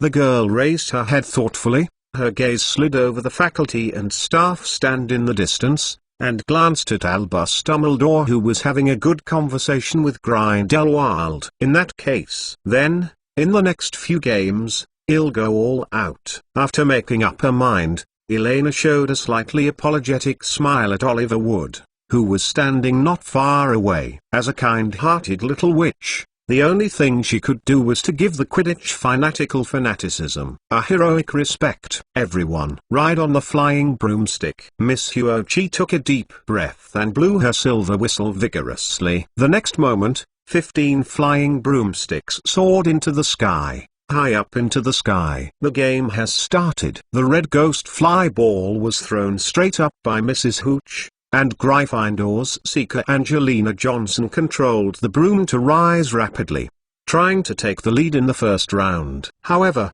before Angelina Johnson's broom speed increased to the fastest, a thin silver figure flashed past her, snatching the ghost ball first, and tossed it towards the teammates behind. Harry Potter, derived from the flying talent of his father James Potter, is fully revealed at this moment. Although Harry has always played the role of a seeker in the original book, it does not mean that he is only suitable as a seeker. In fact, whether it is from the training results of the past few weeks or from the family history, his talent as a chaser is not lower than that of a seeker. After all, his father James Potter is a genius chaser. P.S. This is the official design of J.K. Rowling, not a clerical error. Harry Potter of the freshman team took the lead in grabbing the ghost fly ball. He didn't hesitate to transfer the ball directly to Draco Malfoy in the back. The two moved quickly and flexibly around Granville. Fender's chaser Katie Bell blocked it, and it's hard to imagine that they have only gone through less than 2 months of run-in and training. The commentator is Lee Jordan, a friend of the Weasley twins. In these days, after almost the end of the training day, he could hear the Weasley twin brothers sighs like a survivor. Of course, there is the most about Elena Castellana, but for other minors, there is also a lot of admiration from the wizard. But now, he has seen the terrible things of these little monsters with his own eyes. Draco Malfoy took the ball and flew close to the ground. Undoubtedly, this was a wrong choice this way. Although the threat from below can be reduced, it loses an especially important high-altitude vision as long as there is the opposing player doubly teamed, and soon it was a loss. Strange. Why didn't the players of the Gryffindor team choose to drop and double team? Malfoy has arrived in front of the goalpost. He started to climb straight. Harry Potter is on his left, ready to catch up. Such a straight climb is unstoppable. Oh my god, are they going to score? Harry Potter blocked the offensive position. Angelina Johnson can't influence Malfoy. A fake move. Throw. Whoop. Fortunately, Gryffindor goalkeeper Wood was not tricked. He intercepted down this ball. Very well, it's the Gryffindor team now holding the ball, and the 3 Gryffindor chaser girls are organizing a counter-attack. Oh, Hannah Abbott, she actually broke the ghost fly ball directly from Alias Spinnet. But fortunately, Katie intercepted the ball in time, and Hannah could only rush around Katie. Come and rush to find the next opportunity. Well, Katie gave the ball back to Angelina Johnson with a beautiful long pass. She's flying towards the goal of the freshman team. All the chasers are behind her. With Lee Jordan's quick explanation, the situation on the court changed rapidly. Draco is still a bit anxious. It would be great if I chose to pass. Flying high in the sky, Elena, who had witnessed the first wave of offensive contests, shook her head, slightly dissatisfied with Draco Malfoy's decision. But she knows, after all,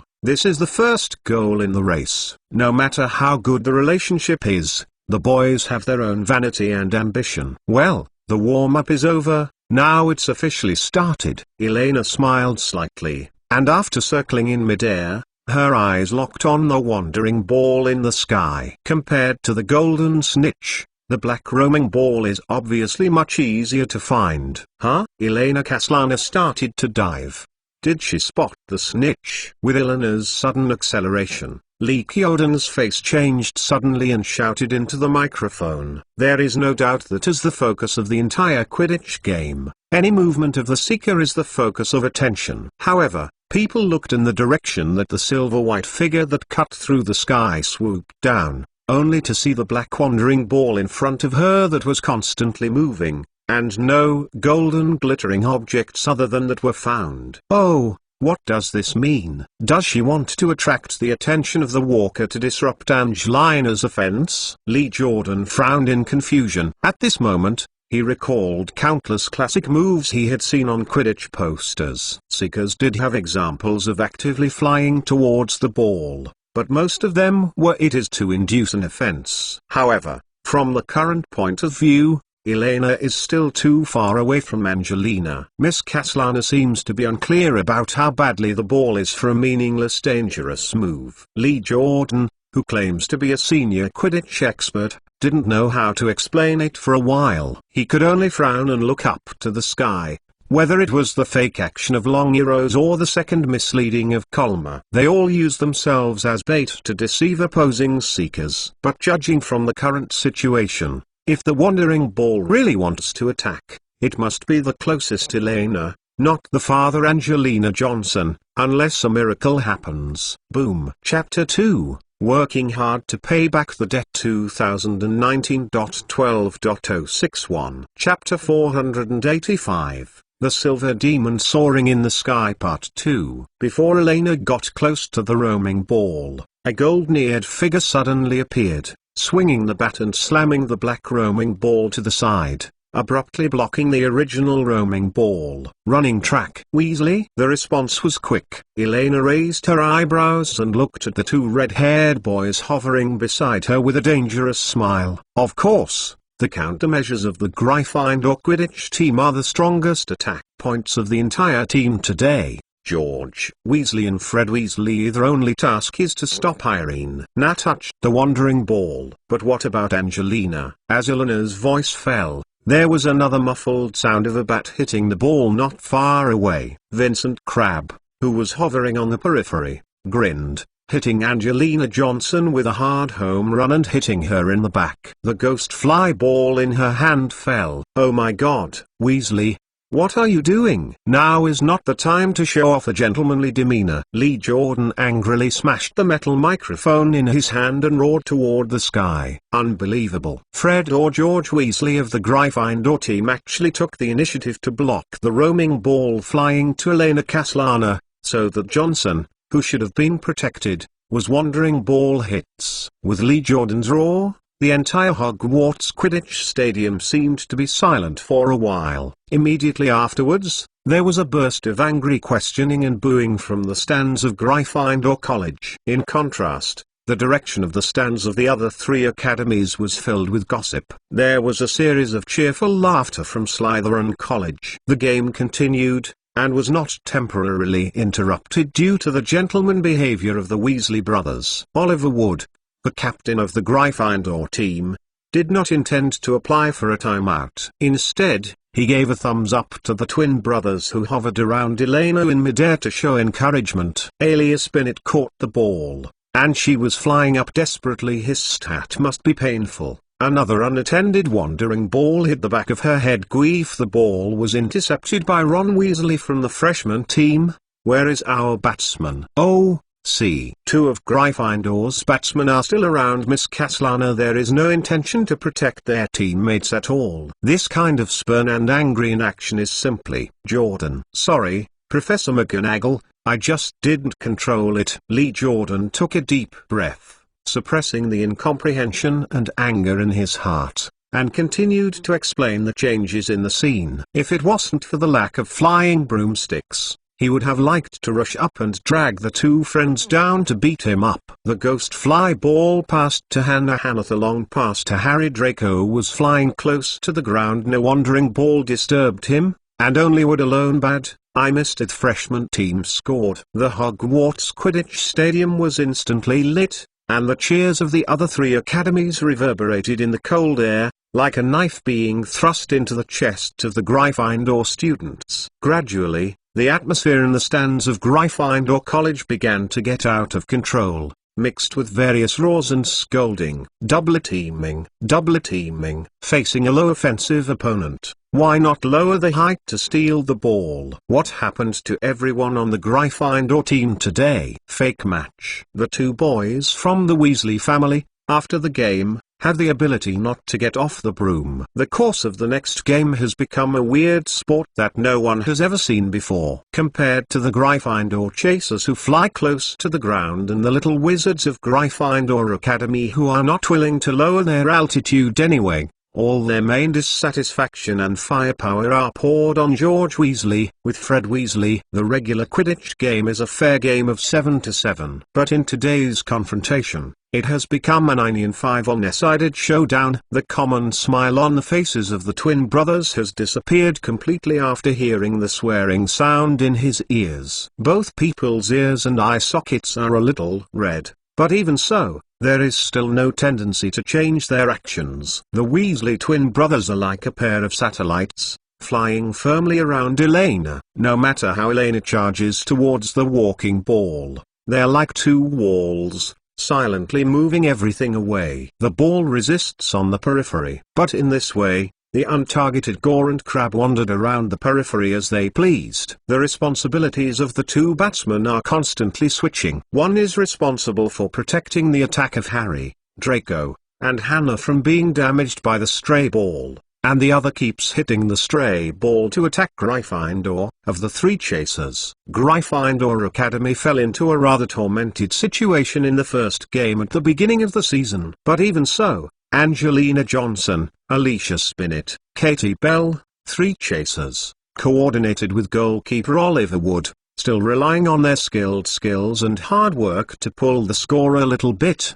open. Elena, it can't go on like this. Everyone is going to lose energy. Hannah flew to Elena and shouted at the girl, panting. As a group of freshmen who are generally under the age of 11, with the passage of time, the physical strength of Harry, Draco and others is quickly consumed in the cold wind. Except for Elena, everyone's actions and reactions become sluggish. The score now is 120-70. Right, Elle? It's really not easy for everyone. Elena nodded thoughtfully, turned her head and shouted at the surrounding players. Okay, let's end this game. Crab, Gore, from now on, all the walking balls will come to me. Hannah, help me clear the course and block Weasley's position a little bit. All these are plans made by Elena before the game. In the initial stage, they will try to complete the game in a normal way. If Elena can catch the golden snitch during this period, then there is no need to expose too much information in advance to avoid unnecessary panic. However, judging from the current situation, the new students are indeed still a great shortcoming in terms of physique. Even if it is almost a 9-5 situation, it is still difficult to lock in absolute advantage through regular goal. Sure enough, she still has to take the initiative to attack, and the meaning of exercise is almost achieved. He didn't notice the conversation that took place in the sky. Since labeling the Weasley twin brothers as a traitor, Lee Jordan has hardly paid attention to the situation between Elena and the pair of traitors, and focused on explaining the game below. Gryffindor scored again. Now the score is 130-70. Lee Jordan shook his fist vigorously and said excitedly,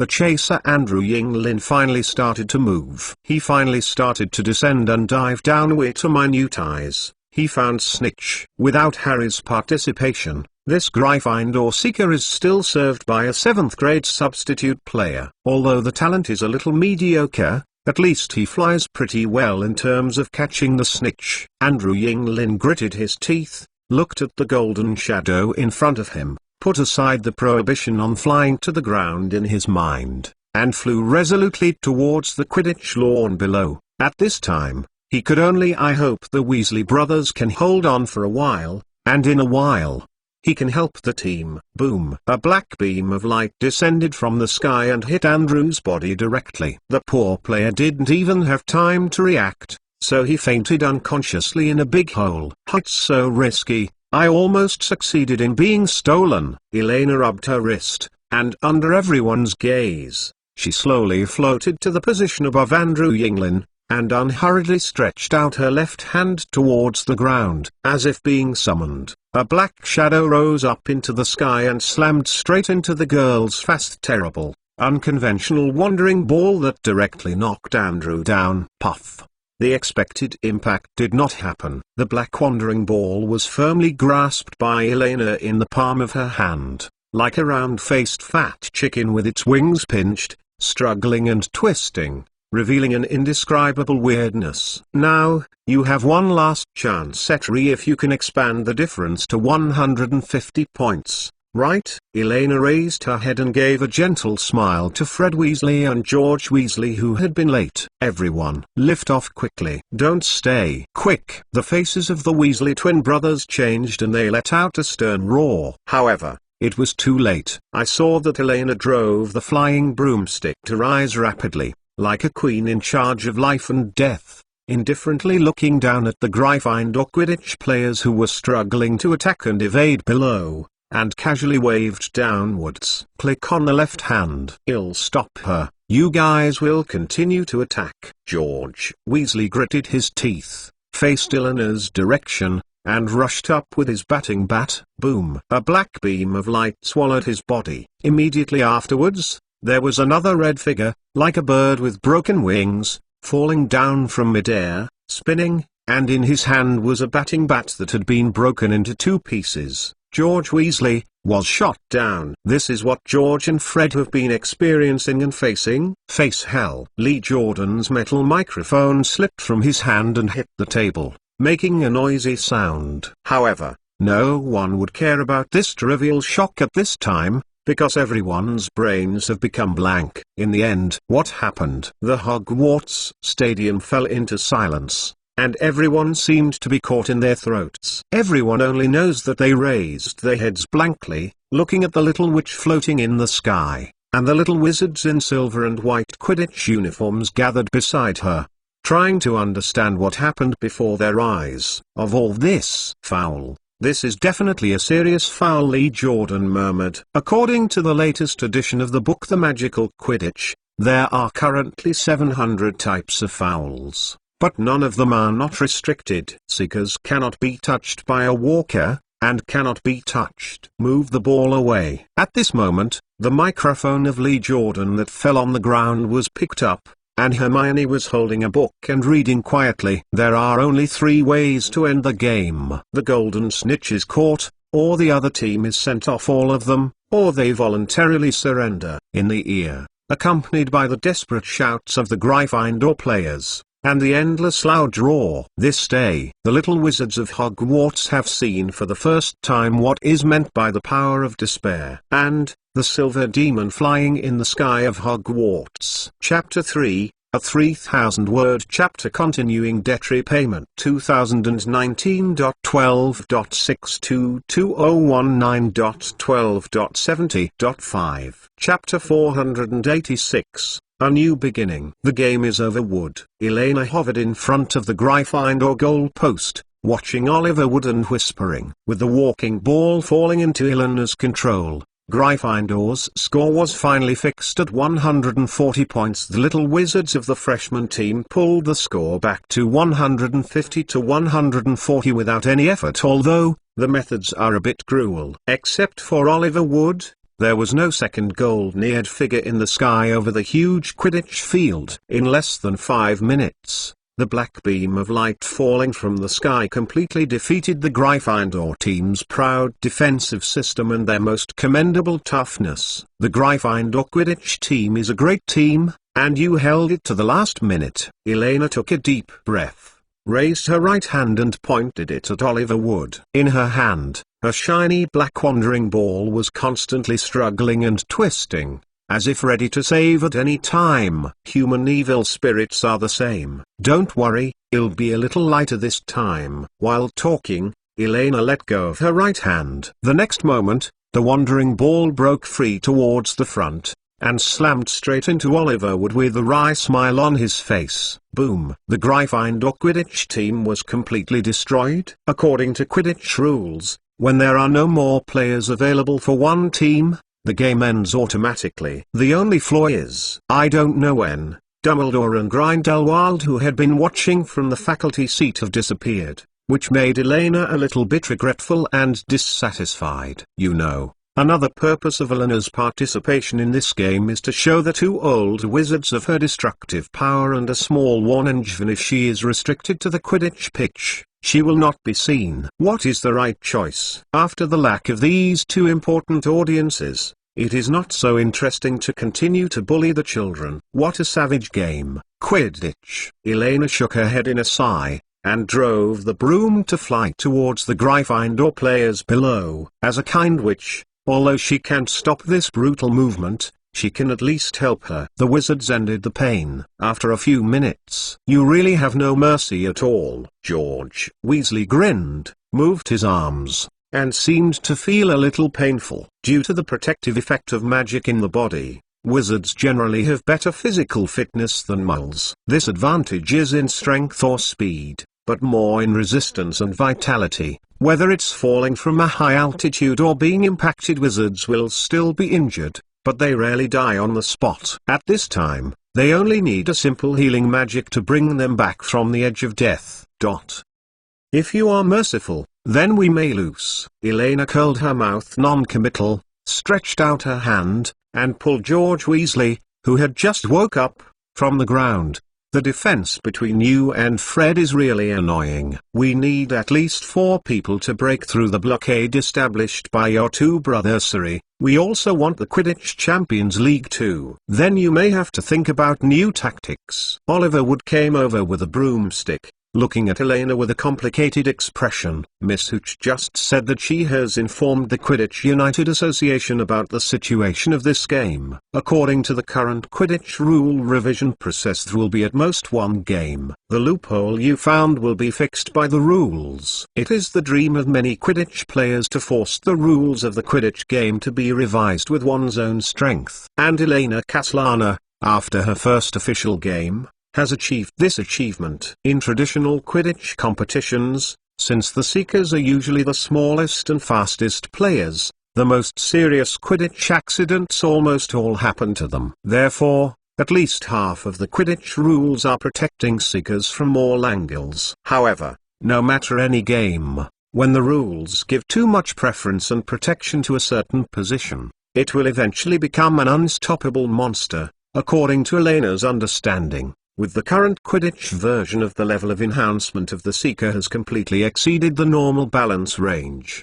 The makers of Quidditch rules may never have thought about what it will become when a person who has hundreds of rules to protect the body and has the opportunity to directly win 150 points to end the game, actively joins the offensive sequence. Terrible. To make a simple analogy, in a regular Quidditch game, the Seeker is like a stubborn jungler. The only task is to find a way to avoid the frontal battlefield and sneak out the enemy's main crystal. The changes brought by Elena are to start walking directly at level 2, with rhythm in the whole picture. As long as you kill all your opponents, the game will naturally win. Isn't this the simplest truth? Therefore, it is foreseeable that, starting this year, Quidditch needs to change the rules of the situation, may gradually increase. This is not just because of the tactics that Elena showed in this game. More importantly, in Elena's deduction, The rule changes she caused are likely to trigger more follow-up and open up a new idea for all Quidditch fans. Of course, it's just the beginning. Is there another game? It's much slower than I thought. Elena nodded nonchalantly, showing a devilish look, and asked curiously. Speaking of which, in the next game, which lucky college did our freshman team draw? Ravenclaw College, but Miss Hooch rode a broomstick and fell beside Elena, helping Wood to answer. The witch glanced at the bumpy Quidditch ground, and couldn't help sighing again, her tone full of helplessness.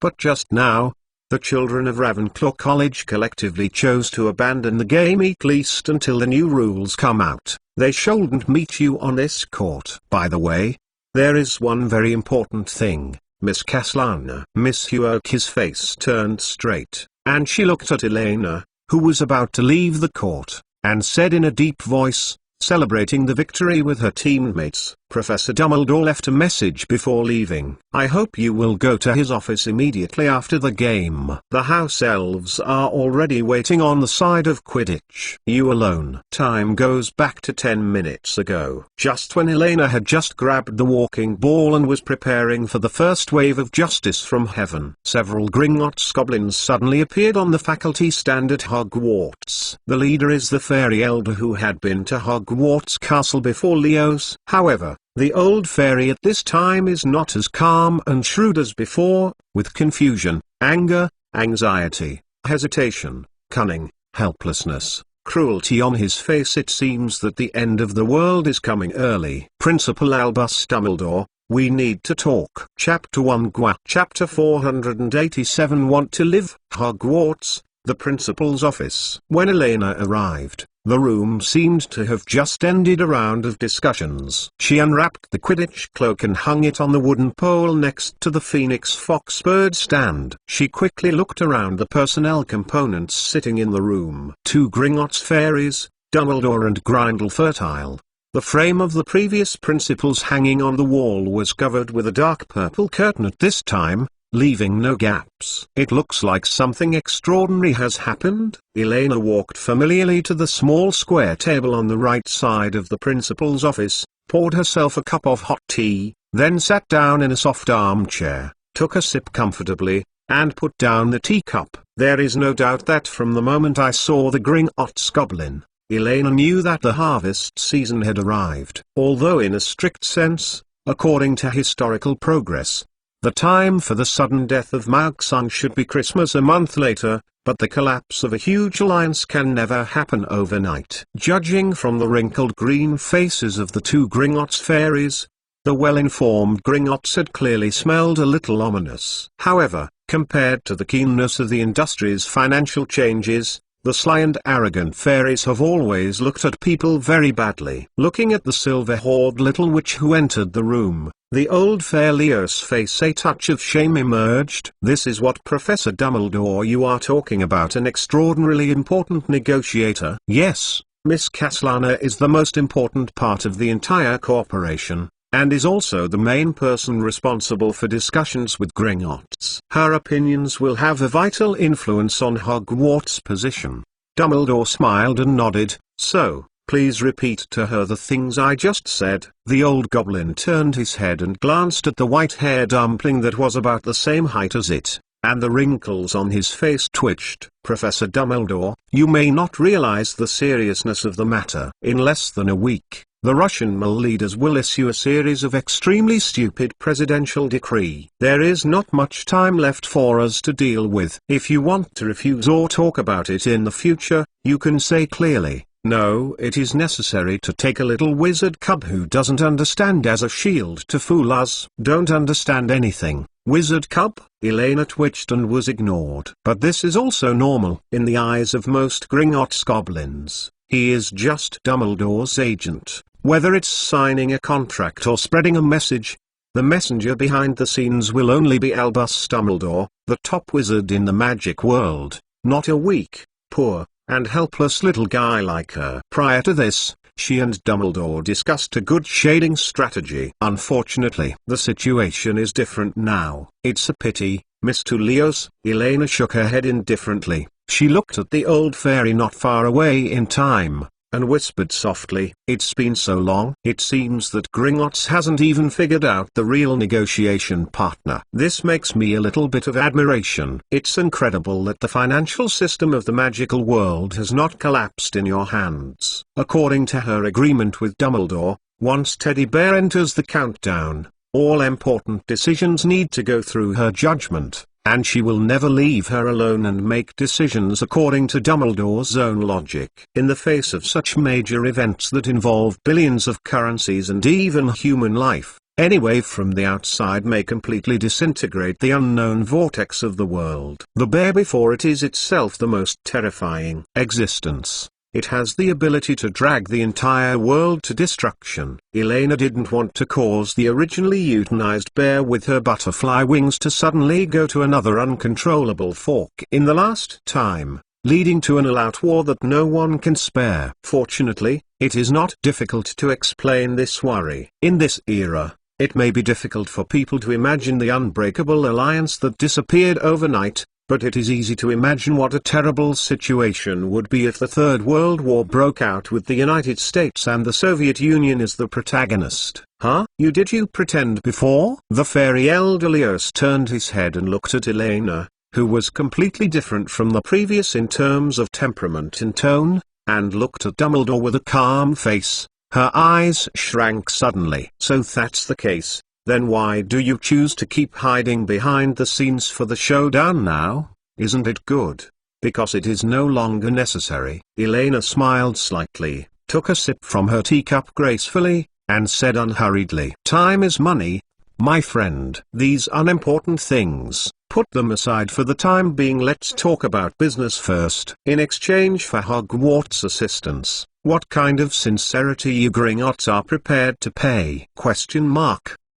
Pay sincerity? Leos narrowed his eyes, paused heavily on the floor with his cane, and said coldly, "Miss, you may not understand the seriousness of the matter. This is also normal, because you don't know the major changes that will happen to the East. According to reliable information from Gringotts." "Sorry, it's you who don't understand. It seems that I need to help you speed up the progress of the script a little bit." Elena raised her hand and waved, interrupting the old goblin's performance a little impatiently, with a playful arc of her mouth. Perhaps she should let the old goblin recognize her position more quickly instead of wasting time on meaningless flicks and nonsense. After all, she was still waiting to go back and celebrate the victory with the wings. "Let me guess the news that prompted Gringotts to rush to Hogwarts, and what you are about to tell me, is that the Russian leader Yeltsin will announce dozens of presidential decrees next week. The core content of these presidential decrees is nothing more than that Russia will take over a series of powers belonging to the central financial sector, including the precious metal production sector in the Soviet Union, and that the Central Bank of Russia will take over the State Bank of the Soviet Union and the Bank of Foreign Economic Relations, and control the currency power of the alliance." "I'm right?" "Looking at your expression, it seems to be more detailed than what Gringotts knew." The silver-haired little witch paused for a moment, and looked at the sudden change of the face of the old fairy in front of her with interest. And suddenly a strange question emerged in her mind. As magical creatures, the fairies should not be prone to heart disease, right? Hogwarts, you already know all this! Even more detailed than their Gringotts, how could this be possible? Leos was shocked and looked at the little witch in front of him in disbelief, with an unpredictable expression on her face. Obviously, the previous investigation of the Gringotts Fairy Elder Council had a major error. Perhaps as early as the moment the Hogwarts mortgage incident occurred, a long-planned big net had enveloped the entire Gringotts Fairy Bank. This is by no means an analysis and intelligence that can be completed by one or two people.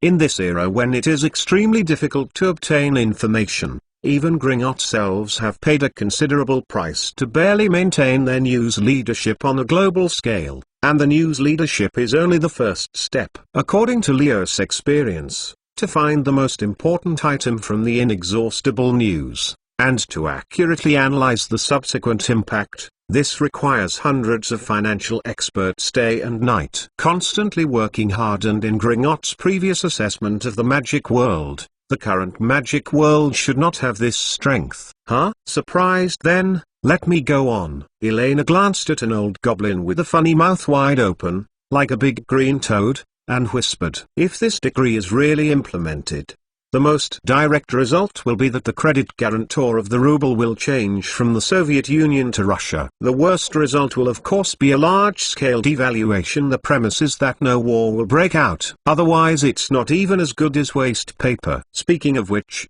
I heard that Gringotts seems to have hoarded a lot of rubles recently. As for what you just said, it is a pity that we will suffer a crisis. You may have understood something wrong. From the beginning to the end, it was you, not us, who suffered the devastating disaster. Now, let's go back to the original question. Elena licked her lips lightly, her legs folded and her right foot curled up, revealing a devilish smile. Picture.jpg. Gringotts Fairy Bank. Has it done the necessary transaction awareness in order to continue to live? Why, there is only one chapter today, but it's a big chapter. I sorted out the plot a little bit.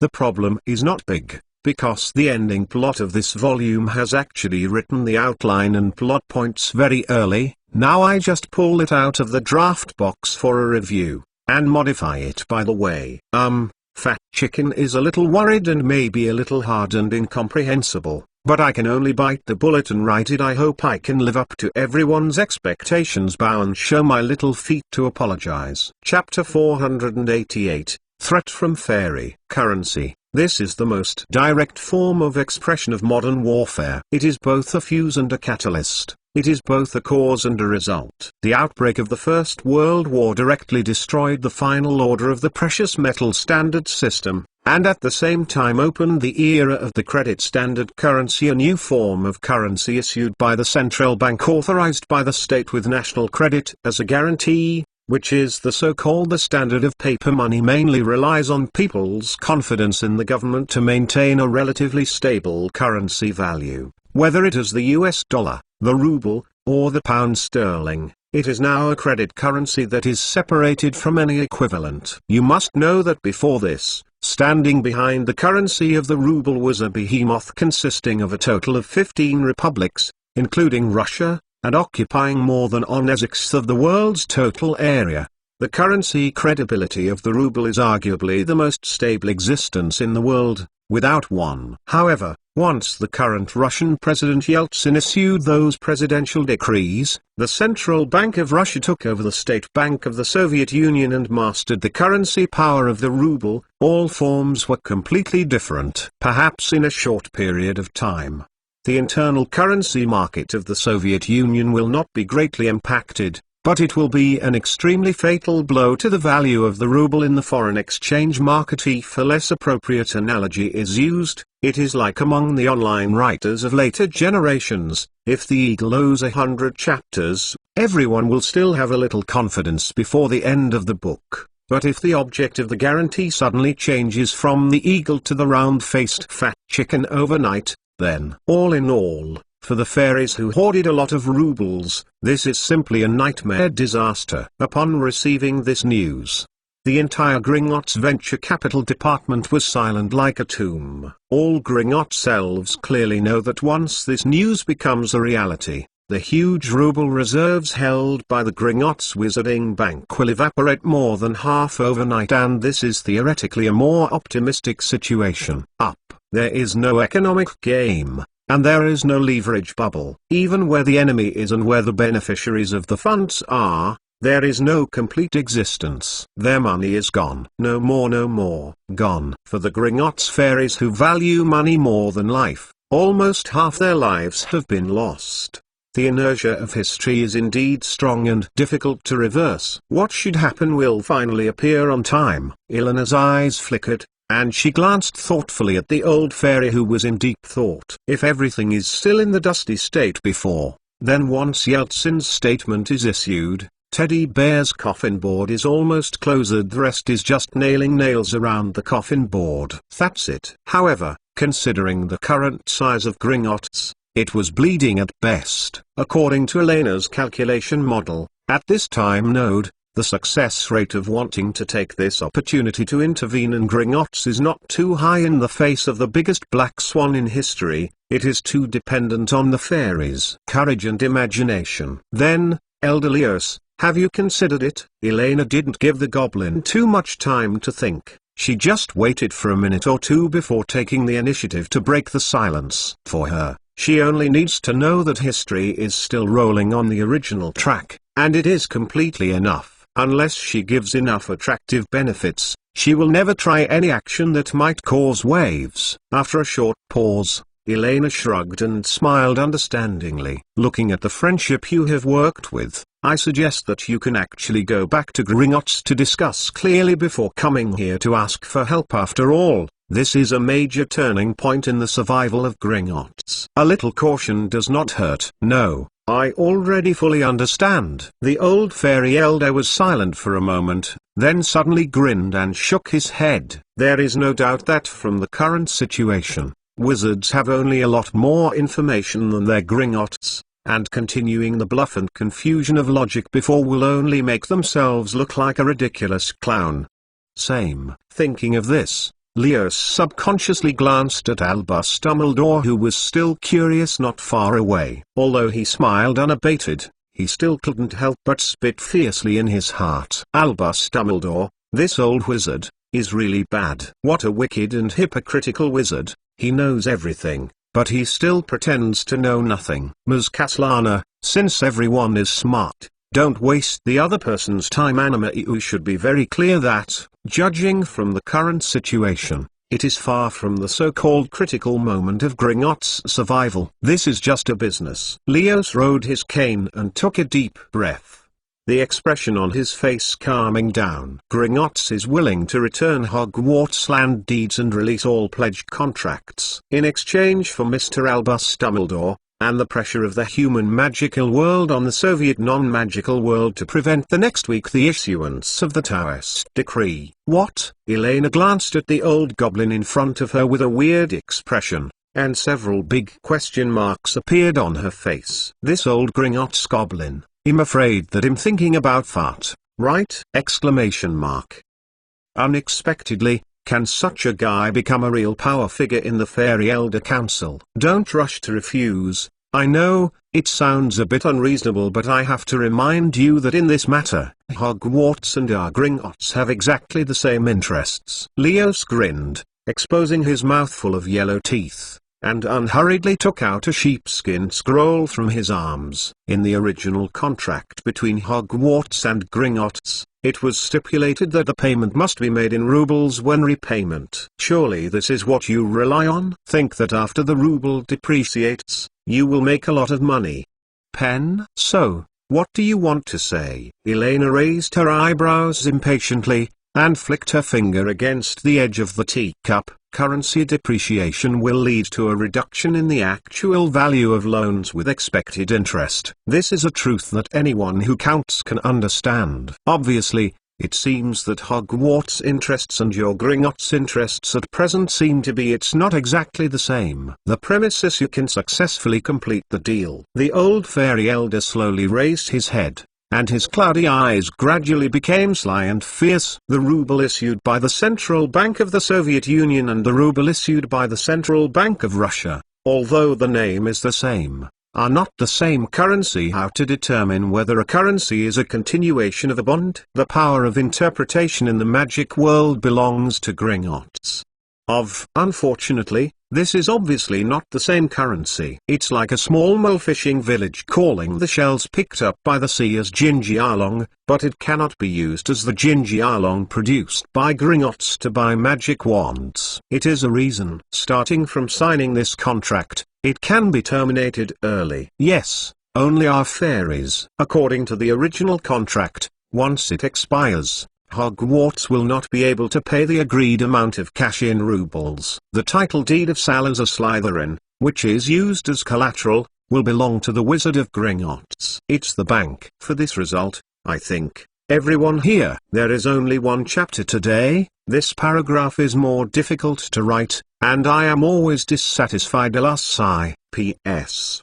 The new book can now be searched at the starting point. Click Discover Dialogue. New fan middle. Hot Fufu is released, and you can see the new Pit of the Pigeon author you are familiar with. Protagonist is the cute Aragog. Chapter 489, Lingzi fainted. There is no doubt that a fairy is a humanoid creature with high intelligence. Unlike the elves or banshees translated in the non-magical world, the exact spelling of the world's elves is actually goblin. If translated into Chinese, it is actually a goblin or goblin. Due to the accumulation of operating the Gringotts wizarding bank over the years, the fairies control the economy of the wizarding world to a large extent, which makes them one of the few races that can fight against the wizards, at least, in the minds of fairies.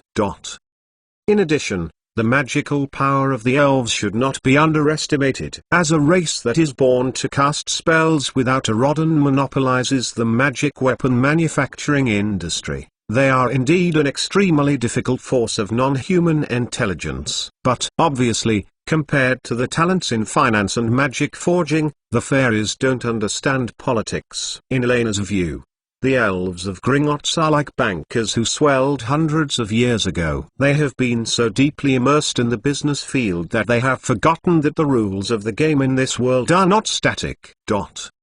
Perhaps a small number of smart fairies can see the danger behind this, but in the face of huge interests, they unanimously chose to take the risk. Nearly tens of billions of rubles, which is enough to make all fairies forget all risks. So, can we treat this as a threat? Elena picked up the teacup at hand, took a small sip, and replied indifferently softly. If this is Gringotts' reply, then you can go. Hogwarts will pay the rubles that were prepared a few days ago. I am curious whether Gringotts, which controls the economic lifeline of the magical world, can completely block all of them. The ruble payment channel, according to the flow of funds in the magical and non-magical worlds, as well as the information disclosed by the old fairy in front of him, most of the current non-circulating ruble foreign exchange reserves of the Soviet Union have mostly fallen under the control of the Gringotts fairy. As an important economy that carries the capital circulation and exchange bridge between the magical world and the non-magical world,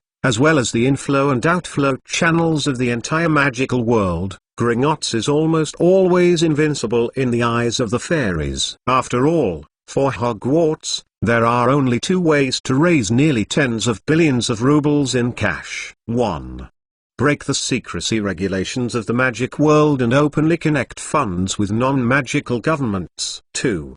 In the existing circulation market, through the most primitive money and material transactions, cash is recovered in the form of profit. However, in the hypothetical model established by the fairies, both of these situations are almost impossible to happen. For the former, unless Hogwarts directly declare war on the entire international magical world, like Grindelwald in those days, set off a global wizarding war, and finally won, otherwise it is absolutely impossible to break the magical world's secrecy laws. As for the latter, it is an impossible event on another level, even more absurd than the former. Even if the Soviet Union was disbanded overnight, the ruble lost its trading value from the circulation market overnight and turned into waste paper, let alone Hogwarts' School of Witchcraft and Wizardry. Even the magic world could not collect it from the moles. Waste paper. The meaning of currency lies in circulation. There is only one way to collect currency and cash in the circulation market,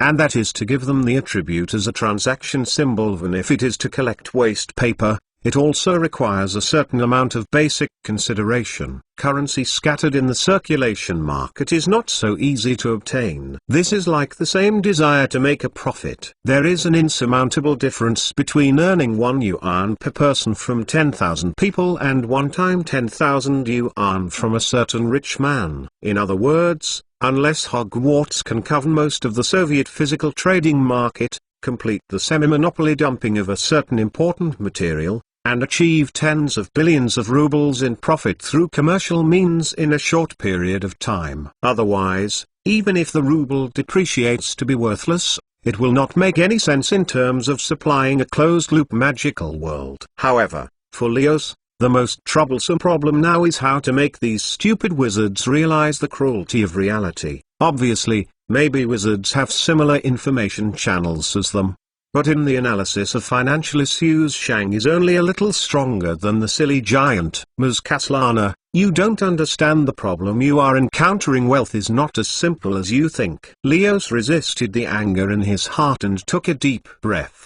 A trace of disdain flashed across his wrinkled old face. Unless you expose the existence of the magic world, you will have no way to get rubles from muls. Understand? Even if the ruble depreciates and becomes waste paper, as long as Gringotts does not open the infinite redemption window, the gold gallons in your hands, US dollars and pounds, can only be their original appearances, and they cannot be exchanged for the title deed certificate of your school. So that's it? Are you finished? Glancing at the stubborn and excited old goblin, Elena sighed in disappointment. Maybe she looked too high at the group of goblins in Gringotts. She originally thought it would be a group of difficult kings, but she didn't expect. Leeling is fainted. Maybe this is the situation described? Elena put down the teacup in her hand, waved her hand uninterestedly, stood up and walked to the bird stand, took off the white Quidditch cloak, and walked towards the principal's office door without anyone else. Professor Dumbledore, next time you don't have to tell me about this kind of thing, just refuse it.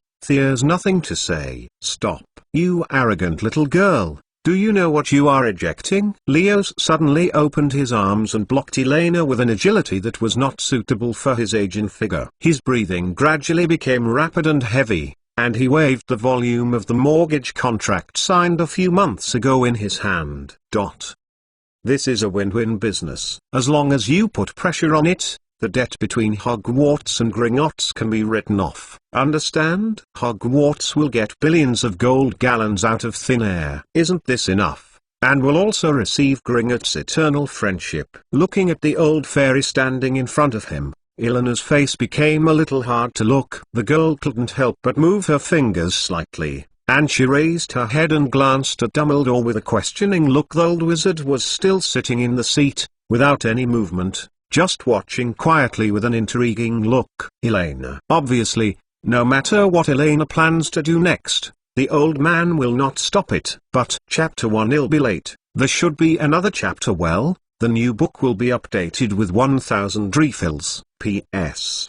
The new book can now be searched at the starting point. Click Discover Dialogue. New fan middle. Hot Fufu is released. It is recommended to watch it at night. Chapter 490. I don't understand business, nor do I talk about business. Hogwarts, the principal's office. Ignoring the old goblin who was incompetent and furious in front of him, Elena's gaze slowly slipped past her surroundings. Portraits of past principals covered by the curtain. Grindelwald in the corner who has no sense of existence. Dumbledore who has not expressed any opinion so far. The fairy meeting that appeared earlier than planned. All the details are combined together, showing an extremely uncoordinated feeling. This is unreasonable. Dumbledore is not an ordinary wizard who lacks his own opinion. What is he thinking? Just because the Gringotts goblin happens to come here? Or is it Dumbledore who wants to hide behind the scenes and observe? Not to mention that the magical world's interference with the non-magical world was originally an extremely sensitive matter. After the previous derivation and discussion, Dumbledore should have a good understanding of the hypothetical model she proposed. After hearing the goblin, our arguments can be rejected directly afterwards, and there is no need to wait for her to assist in the judgment. Indeed, according to her agreement with Dumbledore, once the disintegration of the Soviet Union enters an irreversible countdown, she will participate in the subsequent decision-making throughout the process. However, from the current situation, it seems that this time is a little bit away. A little earlier, whether she appears at this time or not will not have any impact on the situation. Wait, that's it. A series of thoughts flashed in Elena's mind, and finally all pointed to a conclusion. This is a test. Albus Dumbledore's last test on the eve of the implementation of the final plan, and her performance will determine how much support she will receive in the subsequent overall grand strategy and the mobilization of resources permissions. There is no doubt that this fits her knowledge of Dumbledore. After all, Once you entered the carnival stage of the disintegration of the Soviet Union, the impact of every small decision is not a huge wave that Dumbledore can reverse alone. Any instruction from Elena may cause disaster even from the perspective of the model. Elena gave the optimal solution, and Dumbledore still maintained the final caution. Perhaps in a short time, Dumbledore could not fully understand the vast economic model, but he could understand human nature. In this case, you can't use willful and simple and rude solutions. It's just that, if you guess right, there are actually 2 examiners in this test. Really troublesome. Elena glanced at Leos standing in front of her, sighed lightly, and said calmly, "First of all, this is not a transaction. You can't use Hogwarts as a transaction, whether it's gold gallons or US dollars. They are obtained through mortgage contract equivalence. And early termination of debt is not what we need. The price is low. It's not a problem. What does Hogwarts want?" Seeing Elena, who stopped, the elder fairy breathed a sigh of relief. His face piled up like a chrysanthemum in full bloom. As long as he can enter the negotiation stage, as a fairy elder who has studied in the field of negotiation and finance for nearly 100 years, Leos is confident that with his own experience, he will strive to earn the maximum terms for Gringotts. If it hadn't been for the loss this time was too great, as Leos would not have negotiated directly with the wizard. Very simple. I remember that Gringotts Wizarding Bank is a shareholding system, right? Hogwarts has no reason to help Gringotts take risks, unless the interests of the 2 are directly related. So we need. As Elena said, she slowly raised an index finger. 1% of the shares. This is impossible. Leo's face changed suddenly, and his cane hit the ground hard, and he refused without hesitation. There will never be human shareholders in Gringotts. This is a bank that belongs to the fairies. Even if Gringotts goes bankrupt, all fairies are homeless, and Jinjialong becomes scrap. We will not agree with this thing. Sorry, you may have misunderstood. Elena smiled and shook her head politely and added, "I'm talking about using half of Gringotts' equity in exchange for an opportunity for the magical world to actively interfere with the policy announcement of non-magical countries." And, after a brief pause, the smile on the girl's face remained, but her eyes gradually brought a trace of cruelty. "This commitment is limited to November 16th. Gringotts still has a week to consider this issue. In addition to this, Hogwarts does not accept any form of remuneration what you call Jinjialong. We will take it ourselves when time is up." "Shit, unreasonable. You are insulting a wise and noble race." Leos was taken aback for a moment, and then quickly reacted. His face turned gloomy for an instant. His eyes were filled with anger and viciousness. He raised his slender fingers to the tip of Elena's nose, and screamed, "I don't know any bad cub." "You mean, okay?" Before the old fairy could finish speaking, there was a faint snort in his ear. The next moment, the look of the fairy elder quickly became painful, and his hands subconsciously grasped his neck, as if an invisible rope was gradually tightening there, but the magic in its body seemed to be suppressed, without any movement. Just before Leos was about to lose consciousness, Dumbledore's voice rang in the room. "Enough!" Dumbledore frowned, waved his hand to release the magic that had been applied to Leos, and glanced at Grindelwald in the corner of the office with some reproach. Didn't expect that the little devil was holding his temper, but it was himself. "An old friend of mine took the shot first." Albus Dumbledore. "Hogwarts needs an explanation for Gringotts." Leos stood up with his cane out of breath,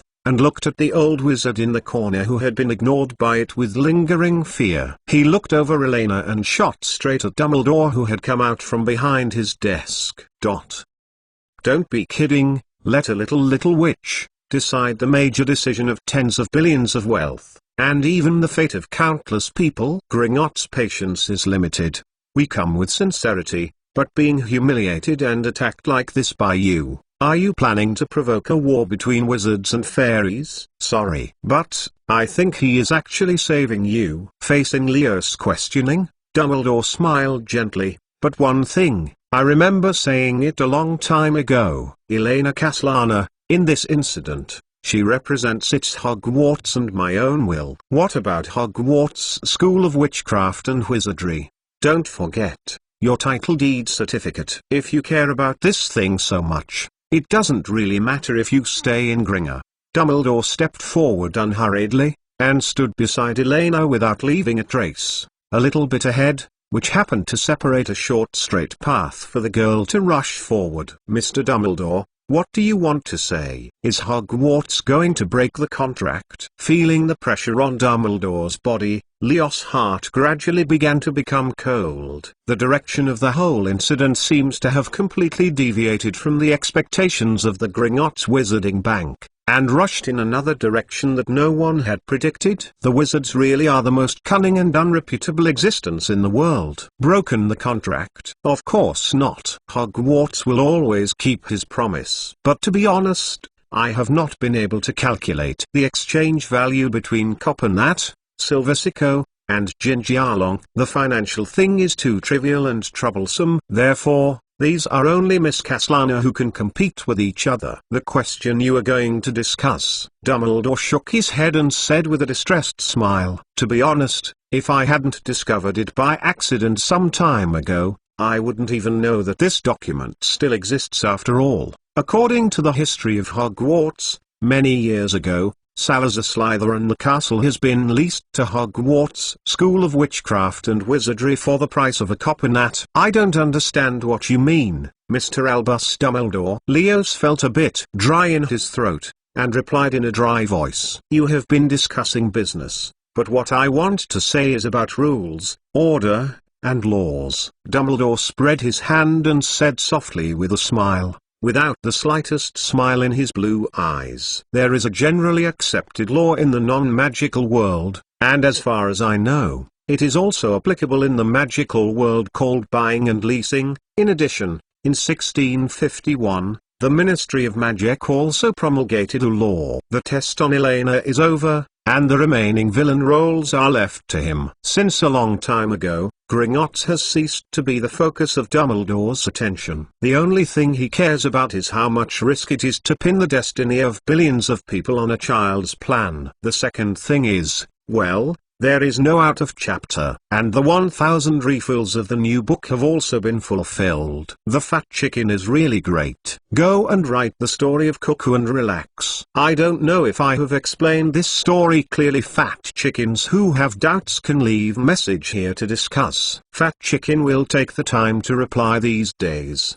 The new book can only be searched at the starting point in the past few days. Click Discover Dialogue. New fan middle dot hot fufu is released. Click Chai fan, and then you can read it directly. Chapter 491, Disagreement and Declaration of War. Gringotts Wizarding Bank, Diagon Alley, London. Leos walked through the crowded lobby of the bank, clenched his cane, and walked quickly towards the entrance to the underground. After a while, its figure appeared in a magnificent underground building. Countless goblins are busy calculating in this space, and each goblin's face is full of exhaustion and anxiety. Gringotts Wizarding Bank, Venture Capital Department. This is the brain and heart of the entire Gringotts. More than 90% of Gringotts decisions are discussed, calculated, and finally executed here. This is where the financial wisdom of the fairies is mastered. Elder Leos, back.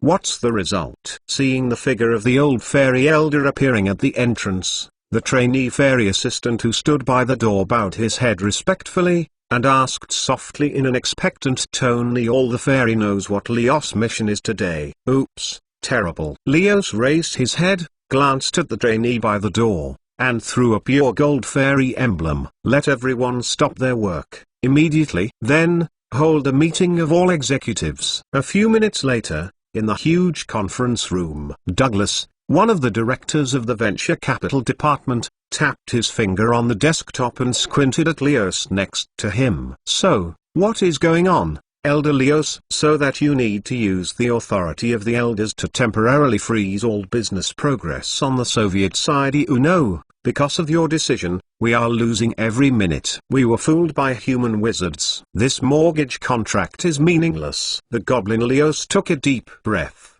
slammed the roll of parchment in his hand onto the table, and said grimly, from the beginning, They did not intend to repay this loan. The Slytherin castle was leased to Hogwarts long ago, a copper nat, and the time limit is permanent. The sale and purchase do not break the lease. It is made by human beings. The law is here to take advantage of this contract. Sale does not break the lease. I don't understand. This is not a problem as long as we have the legal ownership of the land. We can get back the right to use, even if it pays 10 times the liquidated damages. It is only 10 copper coins. Douglas raised his eyebrows and his face was filled with confusion and weirdness. Although he is a little older and has not been in frontline business for a long time, as a member of the Gringotts Fairy Elder Council, Elder Leos wouldn't even think of the most basic trading rules, right? Unless. And many more. Douglas' face changed, and the pipe in his hand trembled. Pay liquidated damages. Take back the right to use. Don't forget that there is still that law. The old fairy elder grinned open, revealing sharp yellow teeth, and his wrinkled face was full of sternness. Since we failed in the fairy war hundreds of years ago, human wizards forced the Gringotts fairies to sign the rules except for the Gringotts Wizarding Bank. Fairies must not own their own real estate. Fairies cannot engage in any trade other than the banking industry. The goblin has no choice but to seize the wizard's property and territory for any reason. Sure enough, the stronger the wizard, the more proficient in the use of these regulations. Because these unequal laws are exactly what was signed by the generations of human wizards and powerful men in war. As the patron saint of the magic world, Albus Dumbledore has no reason to forget those ancient results. There is no doubt that Hogwarts' mortgage behavior is undoubtedly an irreparable loss. After a moment of silence, Douglas looked around the circle of fairies who were still denouncing the treachery of human wizards, knocked on the table with the pipe in his hand, turned his head to look at Leos, and asked in a deep voice. So what else did Dumbledore say? What price we need to pay to persuade the magical world to help and avoid Gringotts' second loss because of the stupid mole leader? Of course, Leos sneered, and a hideous look appeared on the old face. Arrogant human wizards actually offered to obtain half of Gringotts' equity as a reward for their interference in the internal affairs of the non-magical world, and there is no guarantee of success. This is simply, is it only half equity? I think it's acceptable. Before the elderly goblin could finish speaking,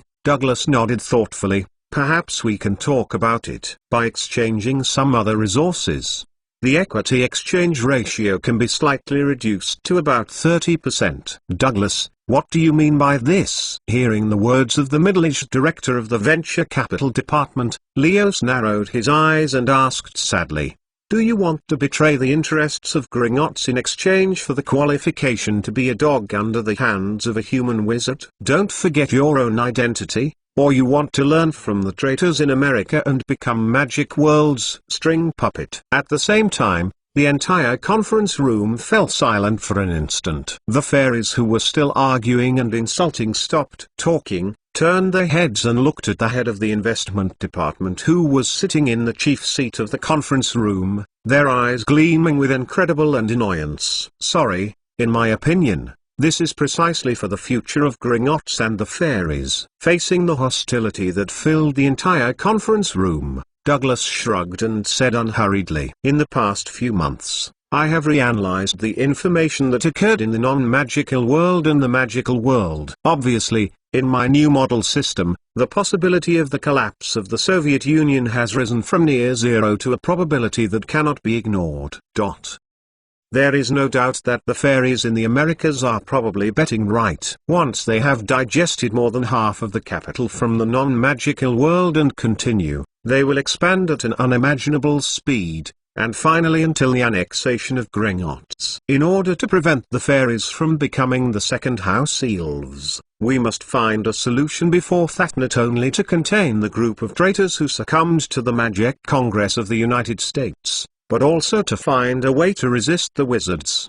Let me guess. Leos' mouth twitched, and his eyes grew colder. Our smart Mr. Director came up with a way to surrender faster than those traitors? It's not surrender, but cooperation. We need allies. Douglas shook his head, and replied firmly, "The calculations and derivations in the past few months, as well as the information you brought today, have further strengthened my idea. A wizard can fight a wizard, and a simple goblin has no chance of winning against a wizard." After a short pause, Douglas stood up and looked at Leos and the goblin executives around him. "Since the wizards want equity, give it to them. Only when their interests are fully linked to us will they be prompted to pay the price to help us. I have analyzed that once the Soviet Union disintegrates, then we are very likely." "Nonsense. Lock up this traitor." Leos slapped the table hard and interrupted Douglas with a loud roar. "Douglas, from now on, you have been suspended. And your advisory group, suspended together. During this period, the Gringotts Council of Elders will take over your previous work. Goblins will never compromise with human wizards and traitors. War, it's already started." Today's chapter. Good night, Goo. Chapter 492. Their warrior of love and hope. Turn back a little time. Hogwarts, the principal's office. Elena watched the goblins disappear in the wooden door, waited for another half a minute, then threw the Quidditch cloak in her hand back on the hanger, and looked at Albus Dumbledore with some dissatisfaction. "If I remember correctly, we have already deprecated this solution." "Oh, is it?" Dumbledore turned around with a gentle smile, with just the right amount of confusion on his face. "But, isn't it because you have thought of a long time ago to deal with the reason?" "A few months ago, to be precise." Dumbledore had discussed various situations with Elena on the day when he was forced to accept the huge wealth of a hill,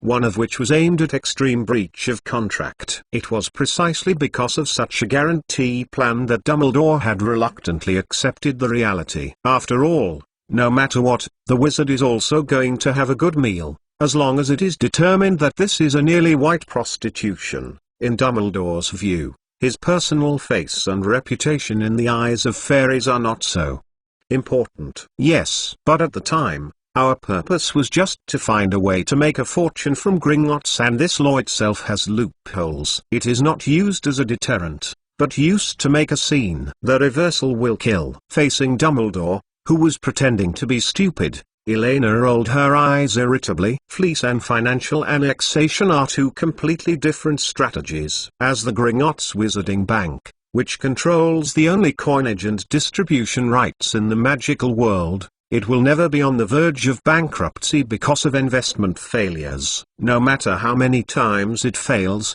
they can find ways to fill the loopholes. However, if they can really be forced to refuse to redeem a certain currency for profit, it is a powerful weapon that can really kill you. With Hogwarts' current gold reserves and cash reserves, they are fully capable of grasping that slight indulgence. The chance of passing away puts Gringotts into a crisis of confidence. For a bank, once there is a collapse of trust, that is the disaster, especially when its funds are still in a half-broken state. Only a few people need to push it behind the scenes.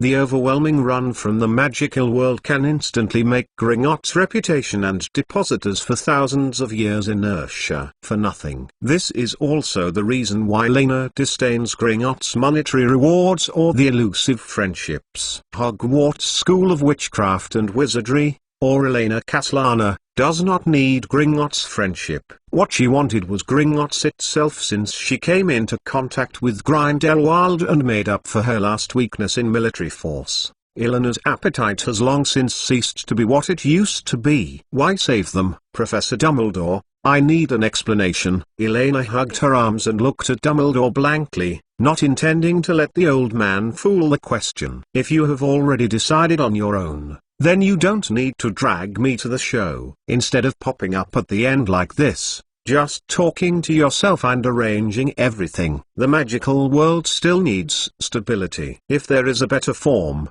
we have to try." Dumbledore thought for a moment, and his azure blue eyes looked at Elena through the semicircular lenses, and replied gently, "The elves of Gringotts may be a bit greedy, but they are also a part of maintaining the stability of the magic world for so many years. Maybe this will be a little bit twists and hard, but we always have to give them some opportunities. Benefits and efficiency are really important, but more often, we would rather sacrifice some benefit and time for the sake of." "Okay." Elena snorted non-committal, and glanced at Grindelwald, who was standing not far behind Dumbledore, who was smirking not far behind Dumbledore. She had almost guessed what Dumbledore wanted to say. Love and hope, and the world will not become cold because of utilitarianism. Sure enough, Albus Dumbledore, you are the legendary warrior of love in the magical world. Elena raised her head and stared at Dumbledore silently, with disdain, sarcasm, and ridicule in her eyes frantically. However, until her own eyes went straight, the smile on Dumbledore's face didn't change a bit, and Elena finally sighed helplessly. This is meaningless, Professor Dumbledore. The fairies won't appreciate it. Even if the day is really desperate, they may still have unrealistic fantasies. You are adding chaos, but it doesn't affect your future decisions, right? Dumbledore smiled slightly and knelt down and looked at Elena's eyes. I don't think our plan will die halfway because of this small accident. Compared to the accidents and troubles that may be caused by the billions of people on that land in the future, Gringotts does not. What the hell after all? You are Elena Castellana, the smartest little witch I have ever seen over the years. Say it in advance. Only this time, Professor Dumbledore. The corners of Elena's mouth cocked secretly. Then she quickly cooled her face and said very seriously, in the next time, you may see a lot of pity worthy of pity, but if you continue today's needless pity, then the price you need to pay is not just a little bit of benefit and time. I understand this. But how sure are you? Dumbledore nodded solemnly, stood up, and walked back to his desk again. Elena noticed that beside Dumbledore's mahogany table, there was a stack of newspapers printed in Russian. This needs to be corrected based on the current progress and feedback. If everything goes well, you will be able to get a detailed evaluation report on Christmas Eve. Speaking of which, how is our progress in the Wizarding World and the Soviet Union? There is no big problem on the Ministry of Magic. The formal establishment of Hogwarts may be difficult, but it is not a troublesome thing to increase the number of school staff, especially when a salary, accommodation and expenses are borne by Hogwarts. Dumbledore picked up a stack of parchment from his desk and pushed it forward. This is a blank employment agreement with the signatures of Hogwarts and the Ministry of Magic at the end, as well as the scribbled signatures of Hogwarts Principal Albus Dumbledore and Minister of Magic Cornelius Fudge. Chapter 1 Chapter 493 The Past and the Scythe. Thanks for the picture of Hannah Snow. Hogwarts Education Supplementary Project, Temporary Employment Contract. Client, Hogwarts School of Witchcraft and Wizardry. Project Purpose, in order to improve the quality of school teaching, so the following is omitted. Special note, during the contract period, all employees are regarded as non-staff faculty members of Hogwarts Witchcraft and Wizardry School. They are protected by Hogwarts Witchcraft and Witchcraft School to a certain extent, and are conditionally temporarily out of the scope of the protection law. The following is a list of employees. Real name verification, magical effect, blank. Signature of the Ministry of Magic, signature of Hogwarts. Elena looked carefully at the parchment in her hand, flicked her finger, and listened to the parchment with a light puff. A look of happiness and satisfaction appeared on her face. From entering the principal's office to now, finally there is good news. So, how many copies are there? Currently there are 200 copies, but I estimate that each copy can write almost 100 people's names. Albus Dumbledore stood up and opened the cabinet behind him, revealing a thick pile of parchment inside. At the end of each piece of parchment shone a faint magical luster. Obviously, if not surprisingly, each piece is like the blank employment contract in Elena's hand, signed with a complete series of Ministry of Magic signatures. The extradition of the first batch of personnel should be more than enough. Elena nodded vigorously, a charming and lovely smile on her delicate little face. There is no doubt that in order to collect such a large amount of Ministry of Magic blank signature documents, the whole process is definitely not as easy as Dumbledore's appearance. But since Dumbledore didn't say this, she also silently wrote it down. Enough, just enough. Dumbledore breathed a sigh of relief. His eyes softly looked at the little witch in front of him, who was as excited as receiving a holiday gift. and he shook his head secretly. This child's hobbies and gifts are really not what ordinary people can satisfy. However, I am very curious, do we have to accept so many foreigners? Ms. Caslana, you should know that Hogwarts is not a refugee settlement. Providing basic food assistance is already our limit. You will understand later, Professor Dumbledore, they are all the most precious treasures in the human world. Elena nodded earnestly, holding her fingers to roughly count the next targets. Soviet Institute of Experimental Physics, Victor Science Center, Stjeklov Institute of Mathematics, Leningrad Radium Institute, Dubna Joint Nuclear Institute, Landau Institute, Mendeleev Institute. To be honest, the 10,000 people she casually told Professor Dumbledore before were actually conservative estimates. Since the disintegration of the Soviet Union, there have been countless former Soviet researchers who have been displaced by the people, disappeared inexplicably, emigrated, and evaporated. If the number of people is calculated seriously, they are just all the work in the Mikoyan Design Bureau. There are more than 10,000 personnel. Of course, the number of core researchers may be slightly less, but it is still not something Hogwarts can eat in one bite. After counting the large leak fields, Elena subconsciously wiped the non-existent saliva from her mouth. Her two faces were stained with a faint blush from the excitement, and she returned to her senses and continued. At the moment, the only thing I worry about is whether the American non-magical world will be more vigilant about the magical world because of the disappearance of these people, and even encourage the Magical Congress of the United States to come over to pressure and rob people. To be honest, war is even possible.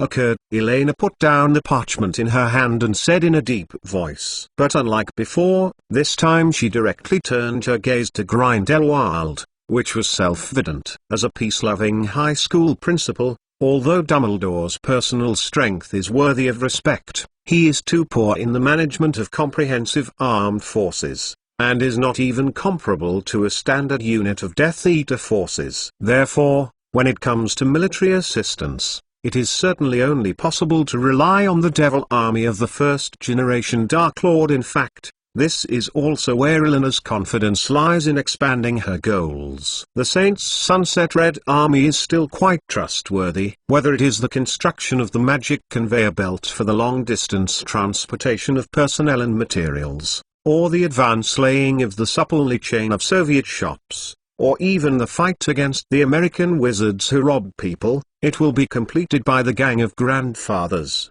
Is there such a consequence? You haven't said before. Hearing the two sensitive words, Albus Dumbledore frowned subconsciously, his expression a little hesitant. I don't know why. He has a hunch, but any information that Elena utters, even if it is only 1 in 10,000, must attract 100% attention. This is the past 2 months. After experiencing 58 angina pectoris, Blado gradually explored the summed-up experience. Don't think too much, Albus, just some mole scholars who can't eat enough. However, before Elena could continue to explain, a disdainful chuckle came from the old man's ear. Gellert Grindelwald grinned and shook his head reluctantly, with a look of disdain on his face. Elena, you are a maturing witch. Sometimes. Don't always be alarmist and exaggerate the facts. At least you don't have to show off in front of me and Albus. The so-called mole wisdom does not seem to me not so mysterious. Elena turned her head and glanced at Grindelwald in silence. Although Lautadu was really helping her explain, but it seems that something is wrong. Receiving the sign for help in the girl's gaze, the smile on Grindelwald's face brightened. Yes, the power of a single person can hardly affect the world. Not to mention 10,000 people. Even 100,000 people, in a war. It is just a slightly shocking number. Wizard, you don't need to think too much about how moles feel. Grindelwald caressed the wand in his hand carelessly, a dangerous and proud light gleaming in his eyes. Maybe moles are a little clever in certain areas, but on an individual level, they are not much different from the slugs you use in potions classes. If the Soviet Magic Interior Department and the Magic Congress of the United States do not come out to make trouble, if so, only 10 wizards can tie all the moles back. In fact, in Grindelwald's opinion, if it is not to make Elena happy, but also to take into account Dumbledore's feelings. His personality is too lazy to care about the life and death of experts Van Nicola. He didn't particularly admire the old guys like let alone a group of ordinary people with the power of three-headed dogs in the hell without hands. Yes, you are right. Elena glanced at Grindelwald with pride. Her mouth twitched, and she did not choose to argue on this issue. After all, the current situation is that she and Grindelwald are temporarily in alliance with the Demon King. It is not good for her to confuse the old Demon King, and this kind of rhetoric dispute is meaningless whether it is won or lost. Anyway, after the great powers of the former Soviet Union arrive at Hogwarts, they can find a way to arrange a few trial classes on mathematics and physics for the first generation of Dark Lord, so that he can experience the profoundness and boundlessness of science. Then another question, is the site selection and development form of the aid station we anticipated? Is it going smoothly? Elena curled her lips and turned the topic to Grindelwald. These a little bit. There are some historical problems. But the problem is not big. To Elena's expectation, Grindelwald, who was still full of confidence before, suddenly stiffened, with a distressed expression on his face. The tone of the words instantly weakened, and there was a rare embarrassment and hesitation. My situation. Okay? Exclamation mark. In this situation, it seems something went wrong? Exclamation mark. Elena, who had just asked casually, frowned heavily, and the expression on her face immediately became serious. This is not a joke. This is the most important link. There must be no problems. What is going on? It's actually not a big deal. Grindelwald touched his nose, hesitated, opened his hands and explained. Elena, do you know why the current Soviet Ministry of Magical Interior is so weak, and why there is a serious breakdown in magic education throughout Europe, and even magic schools in some countries almost disbanded? In fact, these faults were all created by us back then. Chapter 2, Guam. This chapter is coming out. Thank you Yingsu for helping me find so many beautiful pictures. 3. Chapter 494 The Cruel Truth. Stalingrad? Elena's expression was slightly startled, and immediately looked at the old wizard in front of her in disbelief. Thanks to the video of ghosts and animals that were popular in Ellie Island in her previous life, she was too familiar with the pronunciation of this term, especially when it was pronounced in a slightly German accent. Stalin would never have heard it wrong. Wait, you wouldn't want to say wizards were also involved in the Second World War? No, it's us. Wizard. Grindelwald raised his fingers and shook it.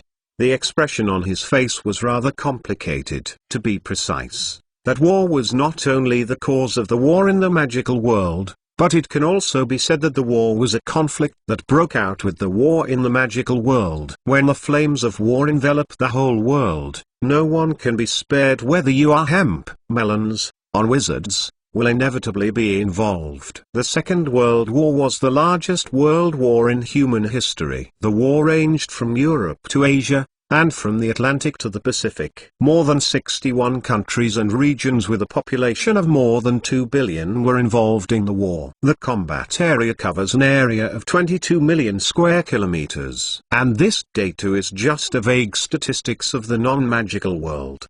If you take into account the wizard wars that broke out before the official outbreak of World War II, and all wizards and magical creatures involved, this number and scope may need to be increased. However, in the magical world, World War II is usually not used to describe this war. The crime of Grindelwald. This is the name of the previous war. Grindelwald glanced at Dumbledore beside him, and shook his head quite self-deprecatingly. In the beginning, our purpose was not to start a war, but to eliminate all crises in the bud before the Mulls started the war. I'm already stuck in the quagmire, taking a step back, even more terrifying than death, around Stalingrad. That was the battlefield for the last and first decisive battle of wizards. Moles and wizards have participated in that tragic battle. The killing efficiency of wizards and moles is not much different on the battlefield of hundreds of thousands. Until the end. When he said this, Grindelwald twitched his cheeks,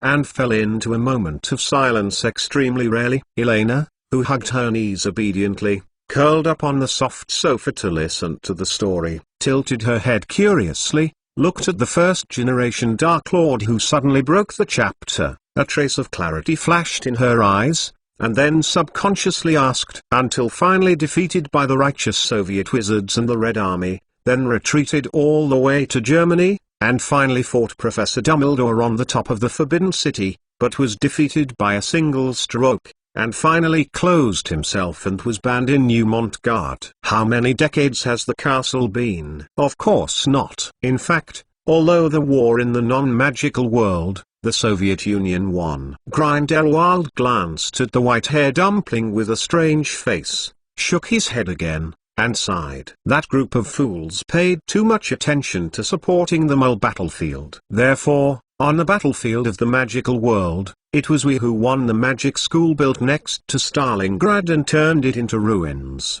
The entire Soviet magical world, the inheritance, is all buried there. After the Great Patriotic War, the young and middle-aged wizards in the Soviet Union were left with only a handful of people, so that even the most basic spells could only rely on translating British magic teaching materials to learn. After that war, the Soviet magic world almost became a joke. Even after more than 40 years of cultivation, they have just breathed a sigh of relief. This is also due to their non-magical government's policy of vigorously encouraging childbirth. With a huge population base, the chance of birthing wizards will eventually come to pass. Taller. It's not just the Soviet Union, but the British magical world. No, to be precise, the entire European magical civilization has suffered a very serious decline because of the decades of war. There are only 11 magic schools around the world. So, when Grindelwald took the initiative to talk about this topic,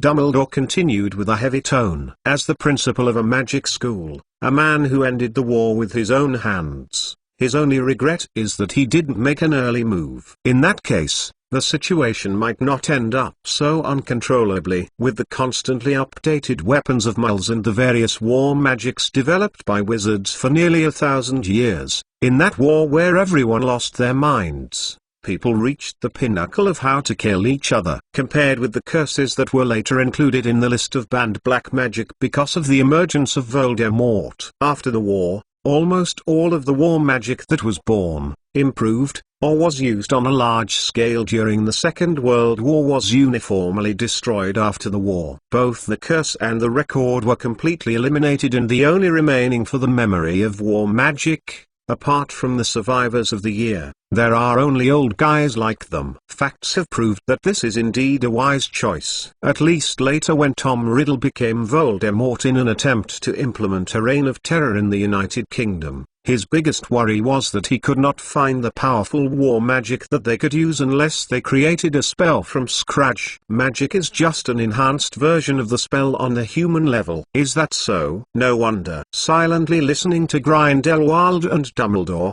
I finished telling the story of the year one by one. Elena nodded thoughtfully, and the confusion that had been lingering in her heart was finally solved. I have to say that since she came into contact with Grindelwald, she has been very confused about the current state of the magic world. It stands to reason that with a closed and stable magical world with unscientific medical protection, strong self-sufficiency, and there is no reason for a sparsely populated and single social composition as it is now, Voldemort is not so destructive. The strangest thing about this is the unreasonable demographic structure of the magic world. The population distribution in the magical world presents a very strange situation. Most wizards are under 60 years old. Once they are over 60 years old, there will be a terrible age gap. This is unreasonable. As a wizard whose theoretical lifespan is about half longer than that of muggles, it is impossible that the population will not be aging. Think about it carefully.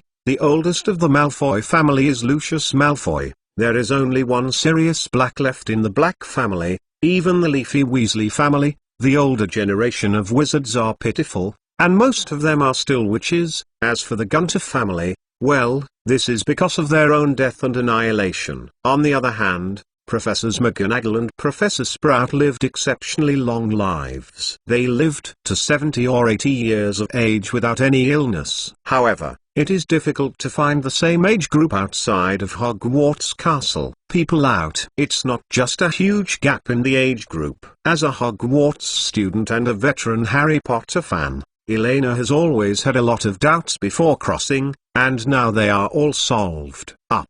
For example, Chapter 1, Whether new book asks for refill. If it exceeds 2,000 refills, it will trigger an increase. Chapter 495 revealed Elena's identity. For example, there are so few professionals in the magic world today. As a society with a large number of home and autistic departments, if even the most famous Hogwarts School of Witchcraft and Wizardry would be troubled by not being able to find outstanding faculty and staff, then the level of scientific research in the entire magical world can be imagined. That's terrible. And Elena noticed very early that most of the textbooks used in the school today are still published by wizards more than 100 years ago, and some subjects are even early. This is completely logically unexplainable. This shows that in the past 100 years or so, the scientific research of the entire magical world has almost completely stagnated. No, even if it stagnates, there will be new revisions. After all, people always have to eat properly. It's unlikely that hundreds of years have passed. The only best-selling published reading is the series of books Luo Hu Shameless Heart, Interview Notes, and no other supplementary materials or academic works have been published. Magic compared with the non-magical world, publishing in the world should be simpler in theory. After all, singing can continue, combining various situations that are not in line with common sense. If you put it in the background, you might be able to use a light-hearted author's worldview that is unreasonable. When I wrote the book, I used the exegete writing style of writing, so there are many pitfalls. But if it appeared in a real world, it would be very incredible. Unless there was a huge disaster that wiped out most of the lives of wizards born before 1939. And at the same time, it also destroyed most of the cornerstones of magical civilization in the past nearly 1,000 years. Humans,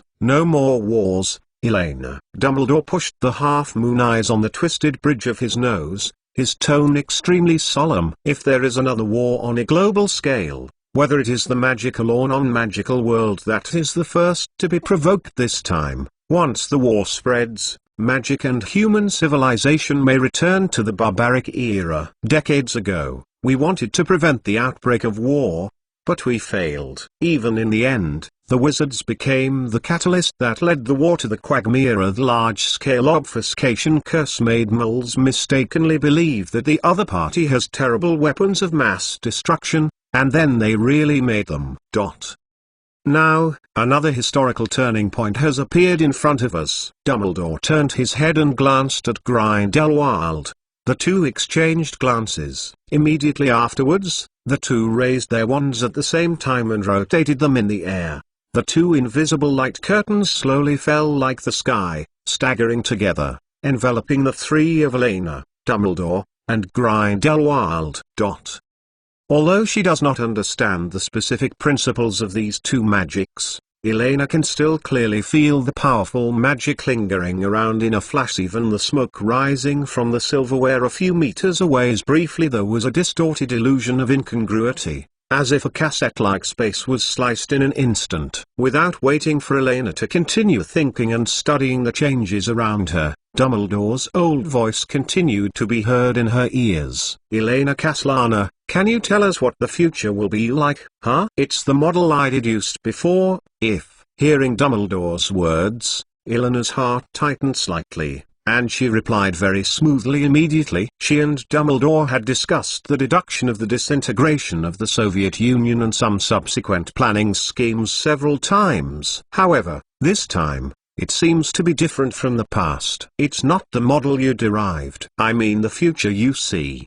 Dumbledore interrupted Elena gently, and the old man's blue eyes stared at the girl's face. The disintegration of the Soviet Union was not deduced by you at all, right? In other words, it was the result of reverse deduction?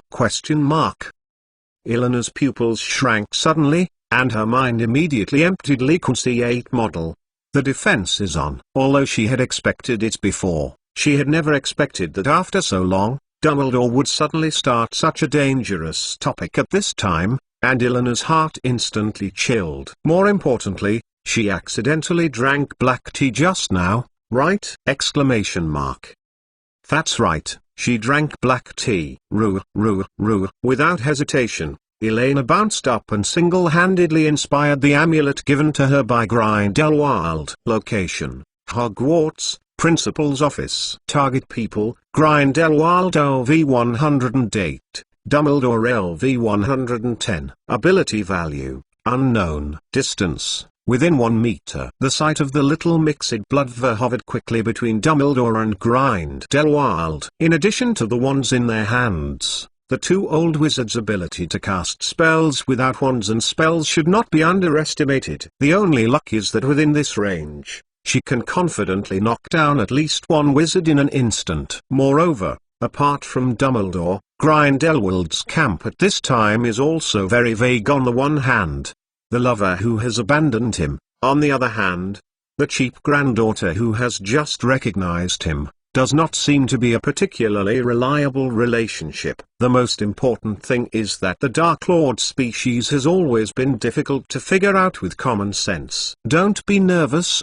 I won't use sensationalism on you because it's useless. Facing the fiercely reacting white-haired dumpling, Dumbledore smiled slightly, and instead took the initiative to put the wand in his hand aside, spreading out his hand and explaining it unhurriedly, as if he was just asking about tonight's. The recipe is the same. Scenery cannot read the prophetic information, it can only see the real memory, and no matter whether it is a prophecy or anything else, it can't see it. By the way, you still need to learn about it later. Dumbledore shook his head, took the initiative to look away, and moved his gaze down to the girl's face. Well, it's flat in this case, there shouldn't be any problem by staring for a long time, right? Whether you have seen the future for reasons of talent, or heard some predictions about the future from unknown places, don't be too surprised. This is not a bad thing. The talent for predicting the future is extremely rare, but for so many years. Come on,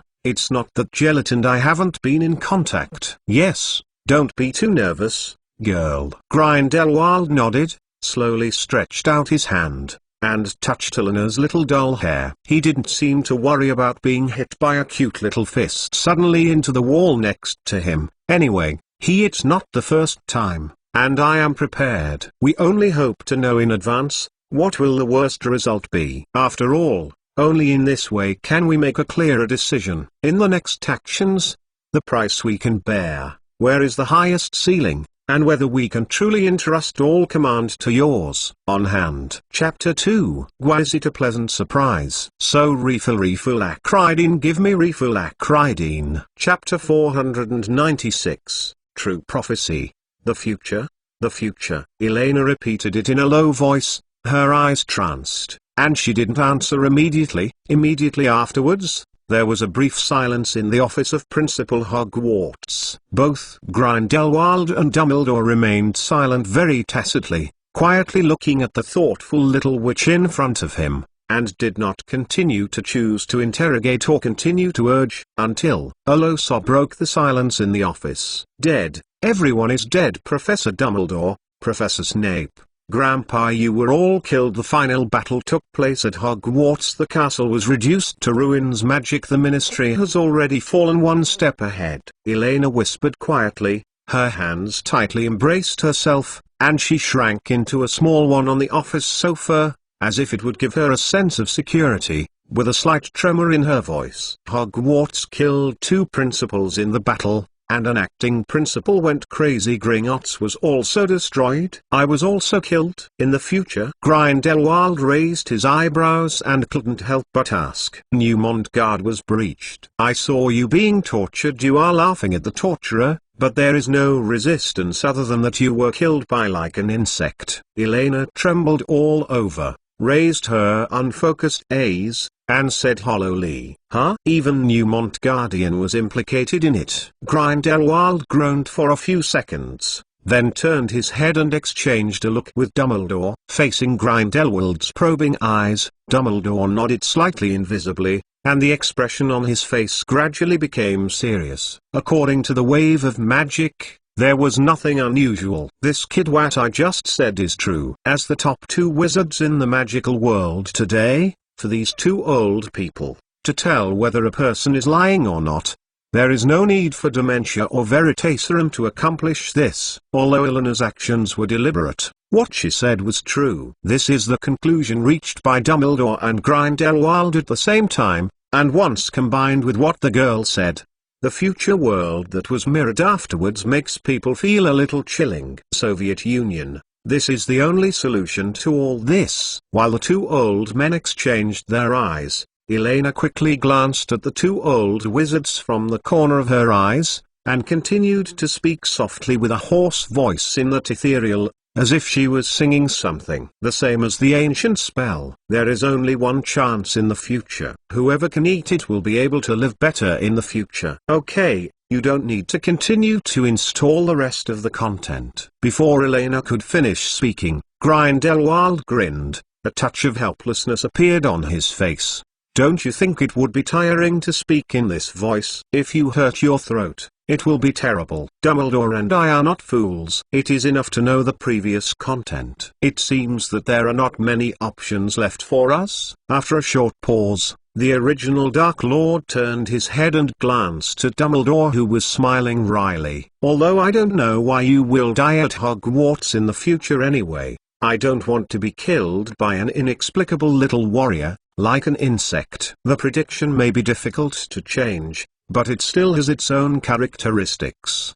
Significance. Hogwarts should not be caught in the flames of war. This is the school. After thinking for a few seconds, Dumbledore said in a heavy tone, tapping his fingers lightly on the wooden table. He was not afraid of death, but if the whole thing involved Hogwarts and the future fate of the students, then the weight in Dumbledore's heart would start to tilt. Then, I just want to confirm two final things, Miss Castellana.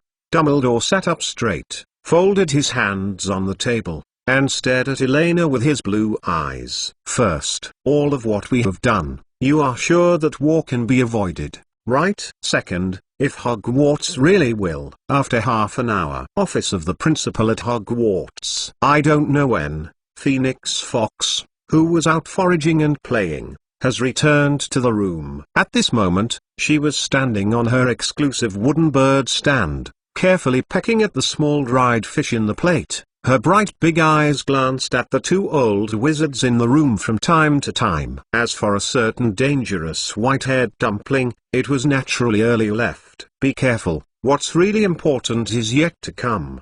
Dumbledore glanced at Grindelwald by the fireplace and exclaimed at last. At this time, Grindelwald had completely changed his appearance. Neither the image of Otto Apocalypse nor his original appearance, but tall and thin Russians with firm eyesight. As long as there is no problem with the fireplace you connect to, nothing will happen. Grindelwald waved his hand nonchalantly and said with a rather proud smile, don't forget, Albus, I used to play around with the entire Magic Congress of the United States. It was too simple to deal with a group of Soviet dumbbells whose basic skills were not solid. What's more, this task is not complicated. But if you remember correctly, the ending of your transformation and sneaking was the first time you were arrested, Dumbledore said blankly, and took out his pocket watch from his chest and looked at it. 2 hours. If you don't come back, I'll check the situation. Of course, if you were dragged down by the wizards of the entire Soviet Ministry of Magic and Interior because of your identity before that,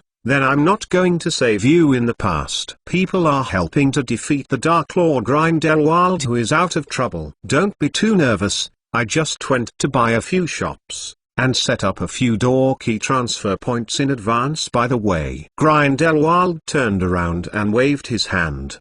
The wand lightly waved in front of the flame. The red flame in the fireplace instantly turned into a faint green. The flu powder was just an aid. He naturally didn't need that kind of thing. Grindelwald cleared his throat and spoke clearly in fluent Russian. Stalingrad Bolshevik Hammer Tavern. The next moment, the man's figure disappeared into the flame. Really, a crazy plan. Dumbledore raised his head, muttering to himself, reflecting the pulsating fire in the fireplace in the half-moon lens. Saving the lives of millions of people, saving the flames of civilization that is about to disappear. There is only one chance for world integration. They are all bargaining chips that people can't refuse. Is the child a contract messenger sent by the devil? Speaking of which, I forgot to ask just now what color clothes he was wearing when he died in battle in that future. The first chapter, well, there is only one chapter today. Counting one update of the new book, it can barely be considered two changes, right? That's it. The new name, Hogwarts with wrong opening method. Every time the new book refill exceeds 1000, the addition of Hogwarts on the tip of the tongue will be triggered. Cuckoo cuckoo cuckoo. Chapter 494 Simple Conversion. Entering November, the weather in the Scottish Highlands began to get worse. To be precise, this winter is not a comfortable and beautiful winter for people all over the world. The sudden monsoon coupled with unexpected snowfall quickly wiped out the little wizards who were burning because of the Quidditch season began. Enthusiasm. Outside of Hogwarts Castle, the busy vegetable garden farming scenes in the past are much rarer these days. Only when I took turns to maintain the vegetable garden every time I saw several little wizards who had covered themselves tightly running out of the castle, hurriedly waving their wands to remove the frost and snow from the ground a little, giving birth to them. Take a look at the plants that were drifting in the cold wind, and then ran back to the warm castle again as if fleeing. The overall output of Hogwarts vegetable gardens, naturally, has inevitably seen a sharp decline. However, apart from the small setbacks that occurred at Hogwarts, the Soviet strategy has progressed very smoothly. Since the previous conversation in the principal's office, Elena has successfully assumed the identity of a prophet. In this way, she finally didn't have to think hard about words and reasons as before, and figured out a way to persuade Dumbledore and others to help advance the Soviet raiders-related matters. After several weeks of planning and the Saints running back and forth, now in most densely populated cities in the Soviet Union, there are already industries belonging to Hogwarts School of Witchcraft and Wizardry. Perhaps, using the term industry to describe it is still not very accurate, because these shops are still just empty shells and have not carried out any commercial activities. They have just completed the land purchase procedures and have just begun to carry out a unified store decoration, according to the ideas of Elena and others. When these shops really started, we still need to wait for the red sickle and hammer flag to fall from the top of the Kremlin forever, and the Soviet Union's behemoth has completely turned into history. If it opens early, it is too easy to cause unnecessary waves. On the other hand, for many reasons, the name of the owner of these properties certainly cannot be Hogwarts. Therefore, under Elena's strong suggestion, a multinational group called Sixel quietly appeared in the world. The original registered place of the group company is Salzburg, Austria. There are only two members of the board of directors of the group. Mr. Otto Apocalypse, who was born and raised, has a harmonious relationship with the neighbors, and whose sons and daughters have died, and his little granddaughter, Teresa Apocalypse. By the way, Sixel means destiny according to the German translation. However, Elena prefers to call it destiny. At this moment, the two actual helms of destiny are having a serious discussion. If this continues, the reserve of potatoes may not be enough. Elena glanced through the list of recent supplies in the kitchen warehouse, and knocked on the cardboard in her hand with some distress. After all, Hogwarts students are not farmers who depend on the farmland for their lives. In the face of the cold weather, most of the students still choose to deal with things simply. Anyway, everyone does this. This can be regarded as a disadvantage of eating big pot of rice. Therefore, the most intuitive impact of the severe cold weather is that Hogwarts School of Witchcraft and Wizardry can no longer maintain its previous high-efficiency crop production capacity. It is already a very remarkable achievement to be able to barely maintain the entire school's vegetable and fruit supply. Even the botanical garden of Hufflepuff College, which loves plants most, freezes to death and frostbites many plants in this blizzard. As for the potato fields of Gryffindor College, which was originally a semi-stacked state, its production was reduced to a quarter of its original level. There are more girls and the spoiled Ravenclaw College,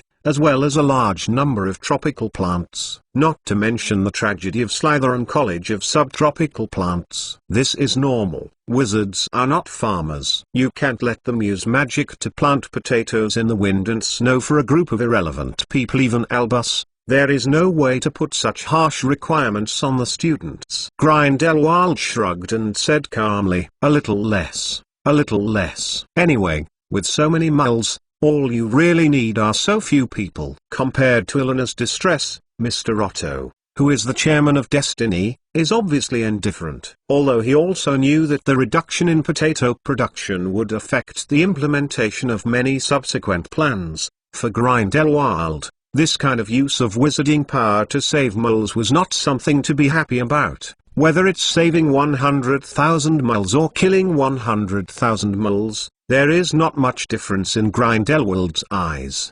What he pursues is only these things, whether it can be the future of the magic world, or wizards. What changes have been brought about? Moreover, Grindelwald is still faintly ecstatic about Elena's plight. Magic shouldn't exist for the benefit of moles. If it weren't for this little devil, he had already mocked before he changed it. Elena glanced at Grindelwald, who was a little gloating, but she didn't mean too much annoyance in her heart. The little wizards of Hogwarts were originally a group of greenhouse flowers that have been smooth since childhood. The output ratio in the first 2 months has surprised her very much. Now she is just returning to the original capitalist plan. Gather all the free house elves, reduce the daily maintenance of the castle and devote to the care of the vegetable garden. Expand the area of Gryffindor's potato fields. I hope that by the end of December, Hogwarts, the weight of the potato hoarding reached 3 million tons. House elves are pitiful, but now is not the time to sympathize with them. As a high-achieving student graduated from quantitative economics, Elena is very aware of the importance of food in the next catastrophe. Ever since she learned about the huge advantages of the magical world in farming, she has been calculating the value in this area. Potatoes are the most common staple food for Europeans, and they are also the cheapest and easy to grow crops in the crop range. Half a catty of potatoes is enough for an adult to consume the energy needed for a day and night. As long as they are stored properly, potatoes can even be stored for up to 15 years without deterioration. It is a veritable first-class strategic food reserve. The fertile black soil of Scotland, coupled with the cost-free dragon manure supplementation, the unit output of Hogwarts potatoes can easily reach the range of about 1.5 tons per month, slightly lower than the standard of high-quality potato fields in later generations. Output 2 tons a month. At the same time,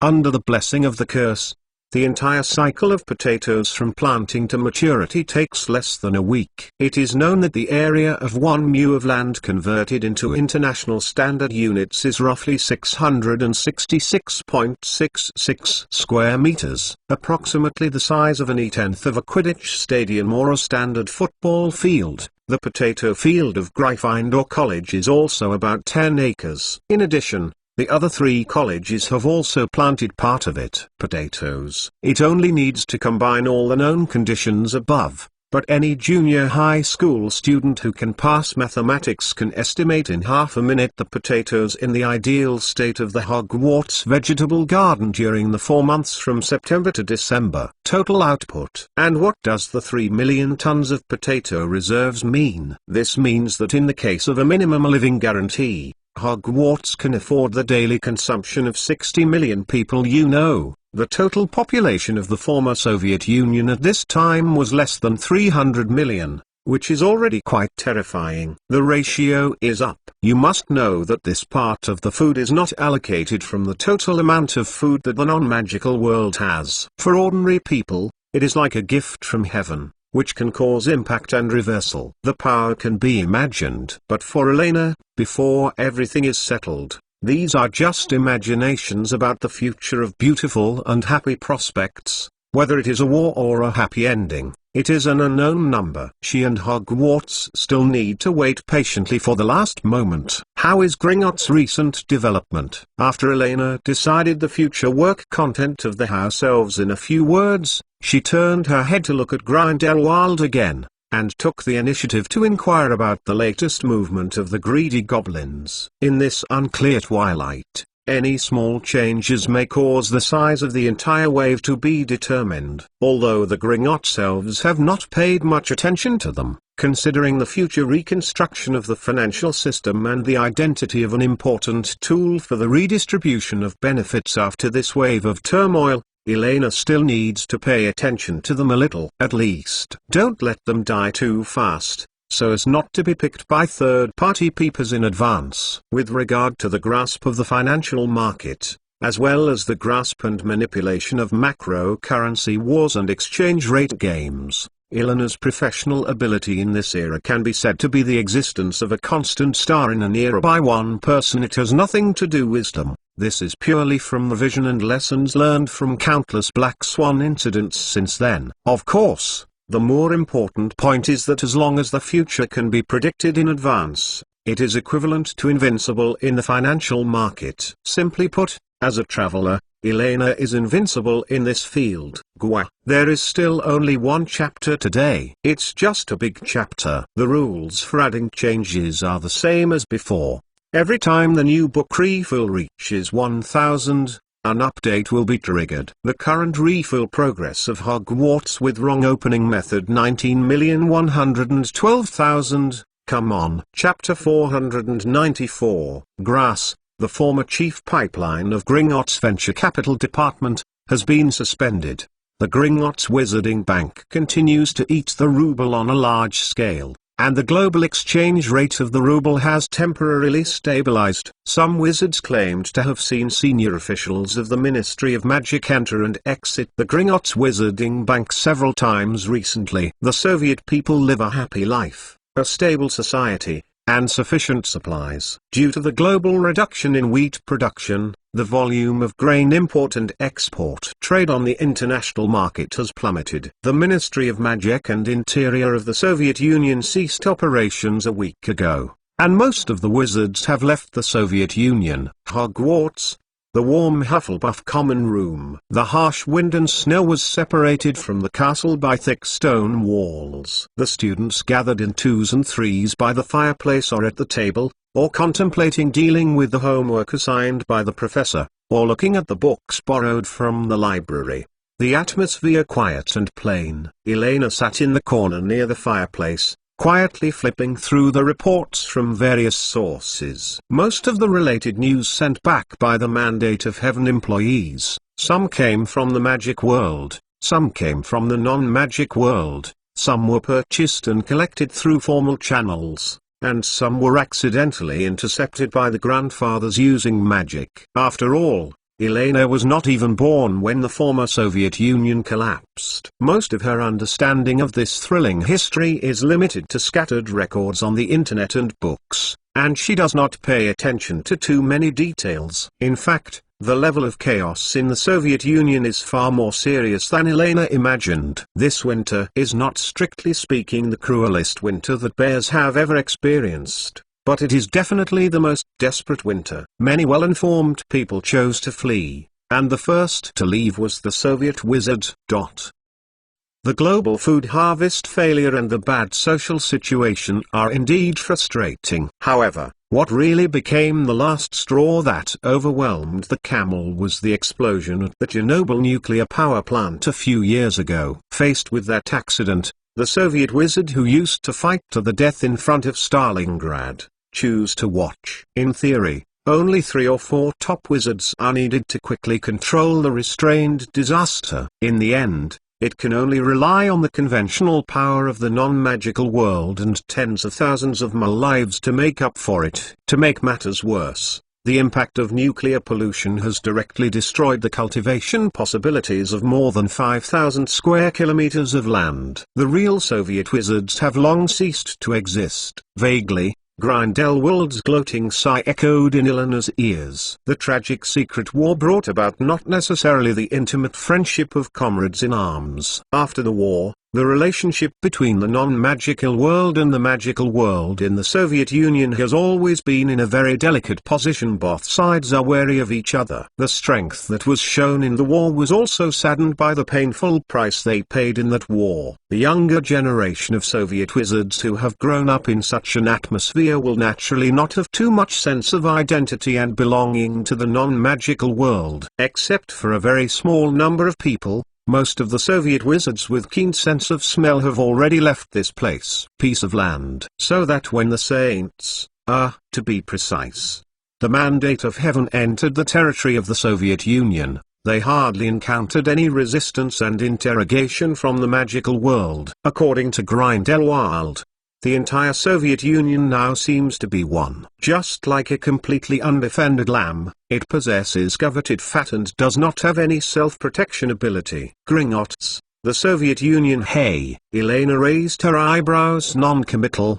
let out a chuckle, threw the paper in her hand into the fireplace, watched patiently as the tongue swallowed up the white paper filled with handwriting, and then took the tongs to completely remove the black-grey ashes. Since the mass base was lost, the Soviet Union has had little room for recovery. The course of history has not changed. In other words, all those who tried to change this fact have mysteriously disappeared. In today's Soviet Union, the Americans, British, Germans, and even Russians, Ukrainians, all forces are like hunters on the eve of dawn, quietly lurking, waiting to participate in the most delicious in human history, feast. However, just as the old saying goes, there is always one thing that hunters will become prey. Oh, it's so difficult. Why are there so many to memorize? At this moment, a dejected sigh came from Elena's ear, and Hannah threw the book in her hand on the table, like a sloth that had lost her ideals,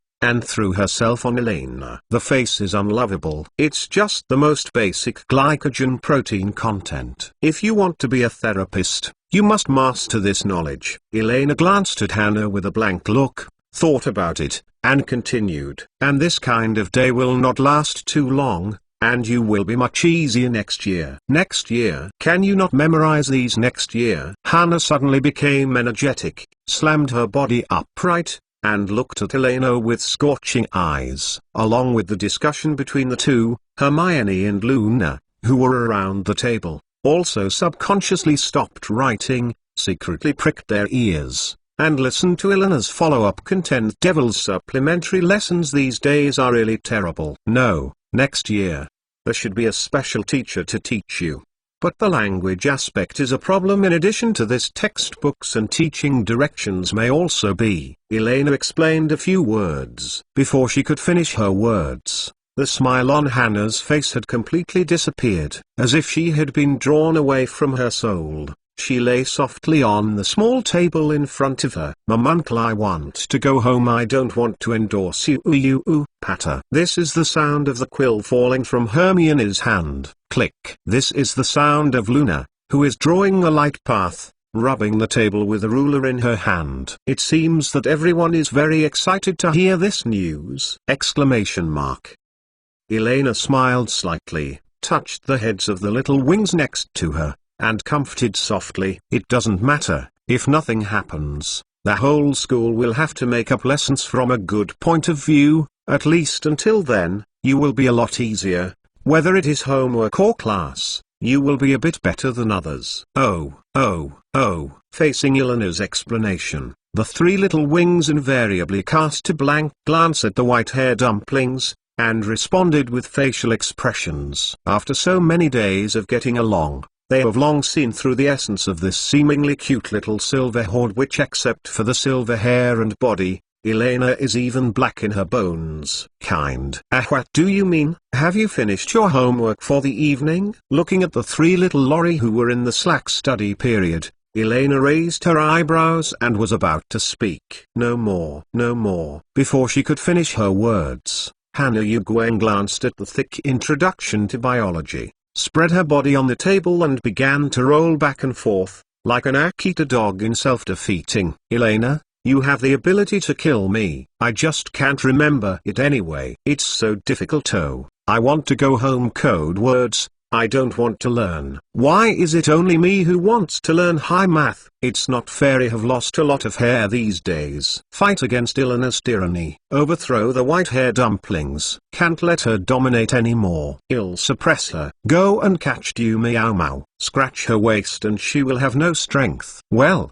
I'm here to create an illusion. Just do it. 39 days before the disintegration of the Soviet Union, Hermione, Hannah, and Luna officially announced an uprising, known as in history. 5 points. The first chapter, there will be a chapter added later. Well, when I finish adding the refill, the activity will continue when the refill reaches 1,000 plus 1 change. P.S. Fat Chicken Group 2, 833,088,074, all subscribed groups can find management verification in the general group. After joining the group, you can watch the outside. PS2, Hogwarts on the bite of the tongue has released its first credit card. Very cute? The additional benefits are as follows. Apply for a VIP card, get 8,888 points. Get a 180-day card membership, get a 300 yuan gift package, and get an exclusive badge. Now, as long as it is processed in 2019, the card fee is free. Application method: starting point reading a personal account page, starting point star exclusive card, pull down to find the corresponding work card and click to apply. End of this chapter. The 499th chapter, Thunder.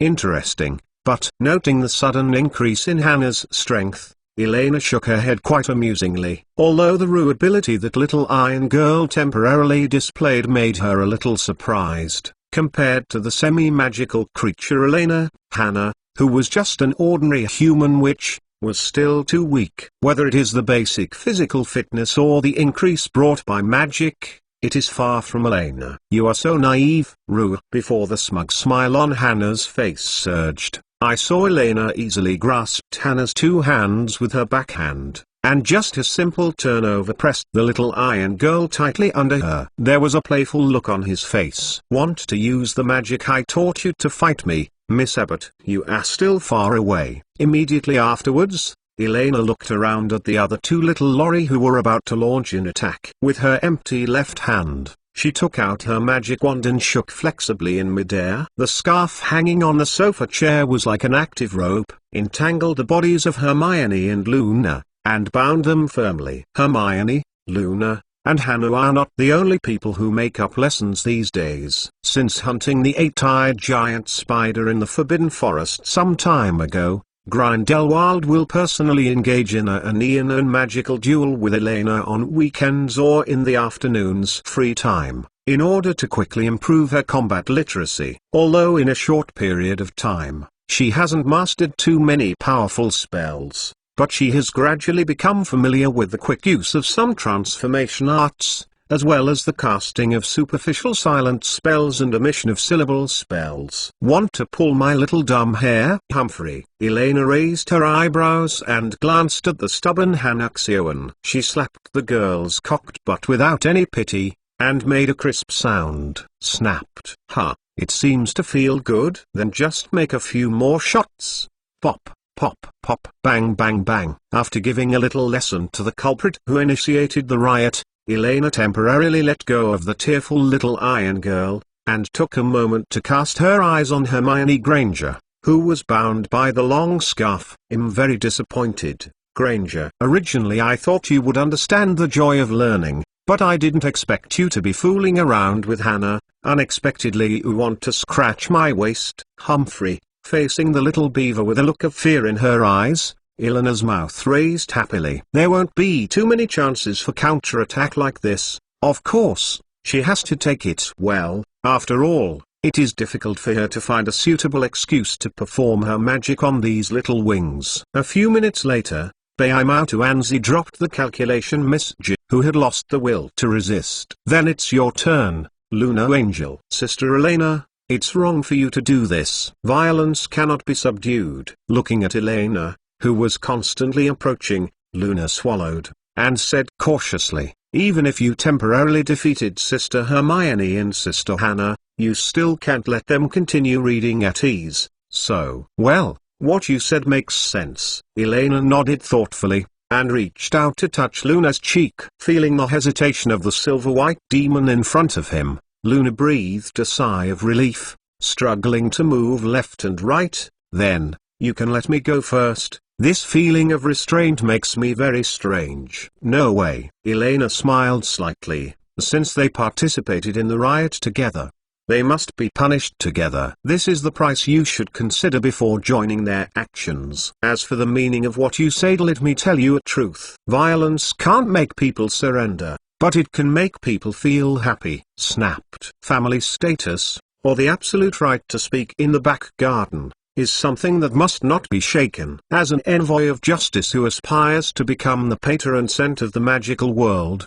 Elena has always understood the importance of the two basic principles of never bow to evil forces and never compromise with terrorists. Hesitating will lead to defeat. At this point, Elena will not repeat the Soviet Union's mistakes. Only, half an hour later. Don't be angry, okay? Seeing the little wings who were crying together and protesting silently, Elena scratched her head with a headache. After the first united uprising was brutally suppressed, Hannah, Luna, and Hermione unanimously showed a second set of coping styles, non-violent and non-cooperative. Without crying or making noise or responding, they just shrank silently, hugged together to keep warm. It seems a little bit cruel. Before, Elena glanced at the three little Lili in messy clothes, as well as the little red faces of the girls and a few faintly visible tears. If it weren't because she herself was also an 11-year-old little Lili. In later generations, you may be directly tortured and taken away by the uncle of the righteous people's police,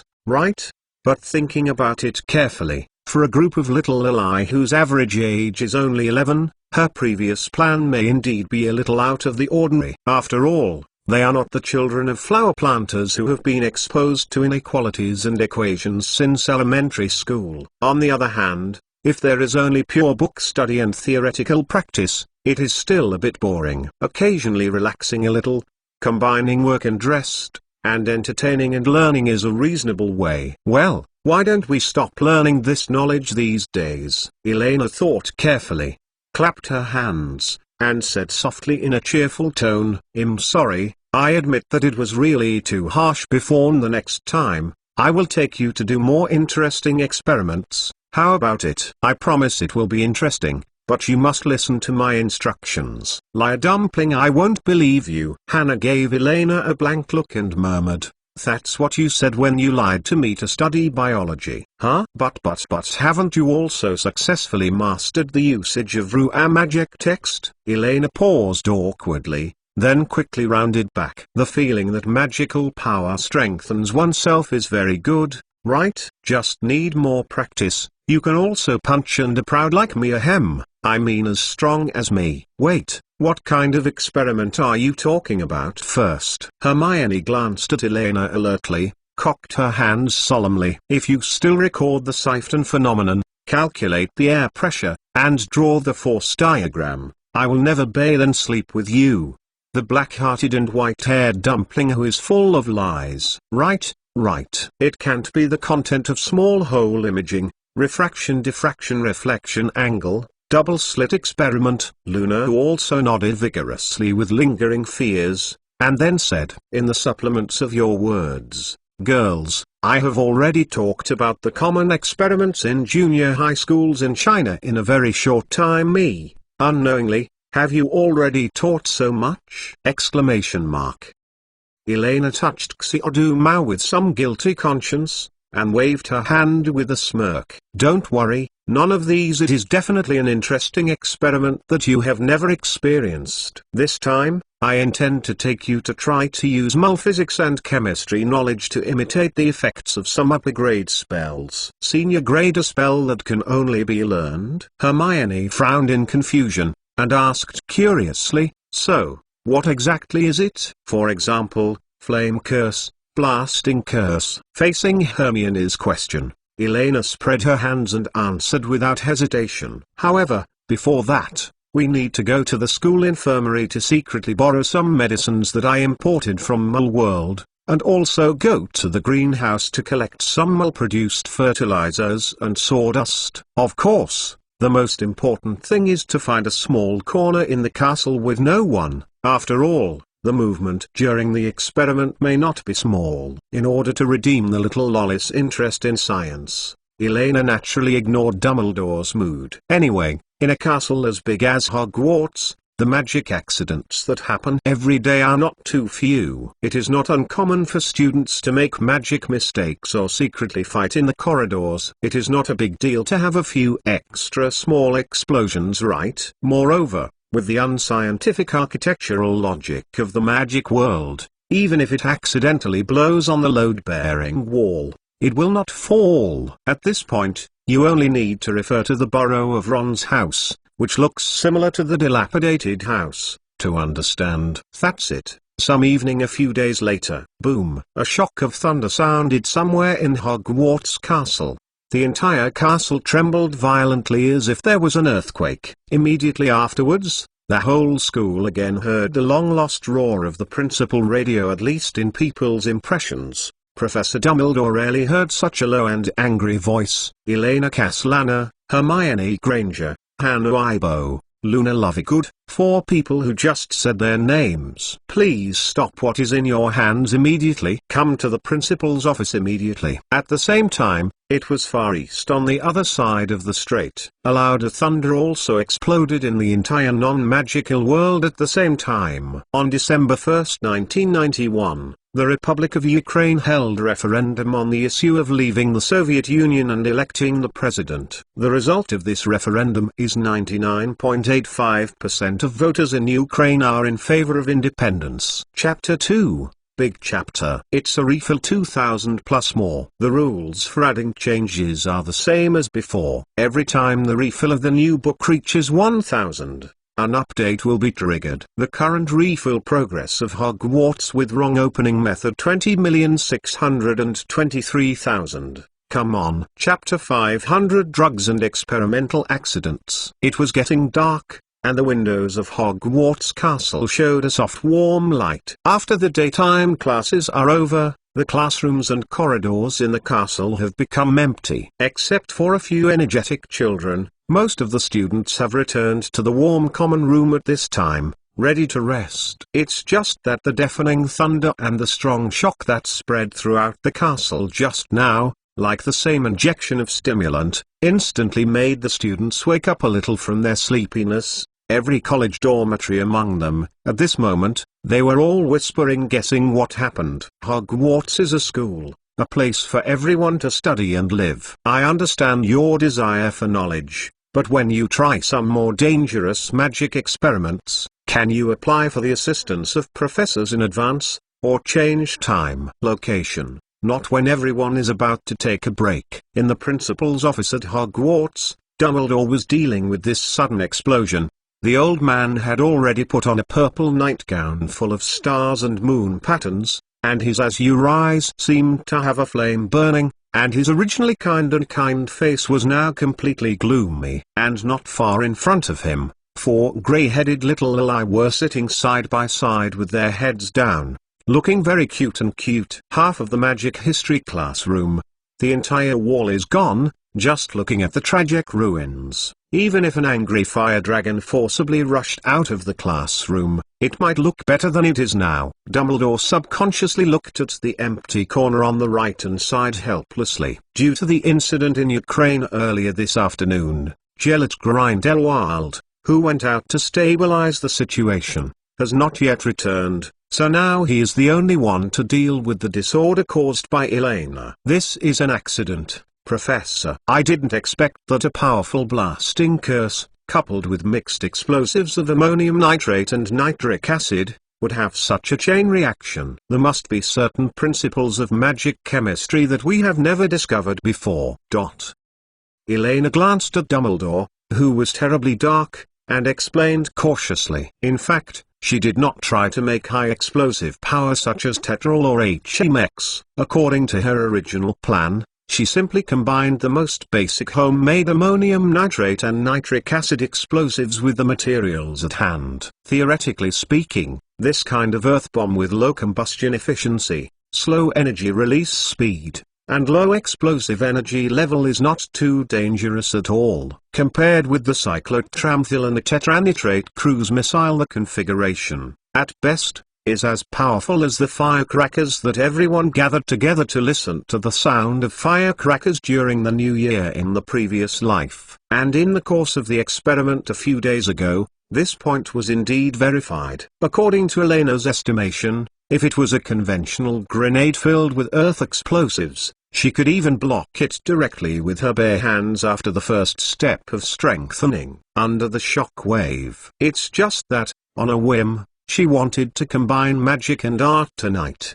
The explosives piled up in the corner of the classroom were detonated by a powerful explosive spell, instead of using conventional high-temperature ignition methods to detonate, and the final result was completely beyond Elena's expectation. After an explosion, the power generated by the object directly increased more than 10 times from the original level, and it directly lifted the wall of the History of Magic classroom by the window. Explosives, chain reaction, magic chemistry. Dumbledore took a deep breath, and every time he repeated a word that Elena had said, he felt that the blood vessel near his temple slammed outwards violently, his heart beating like the drumbeat of an ancient march. Well, it's not actually an explosive, it's just ordinary flammable and explosive materials. Chain reaction is actually a chain reaction, which refers to a chemical reaction in which the change of a single molecule causes a series of molecular changes. As for magic, chemical is my own vocabulary,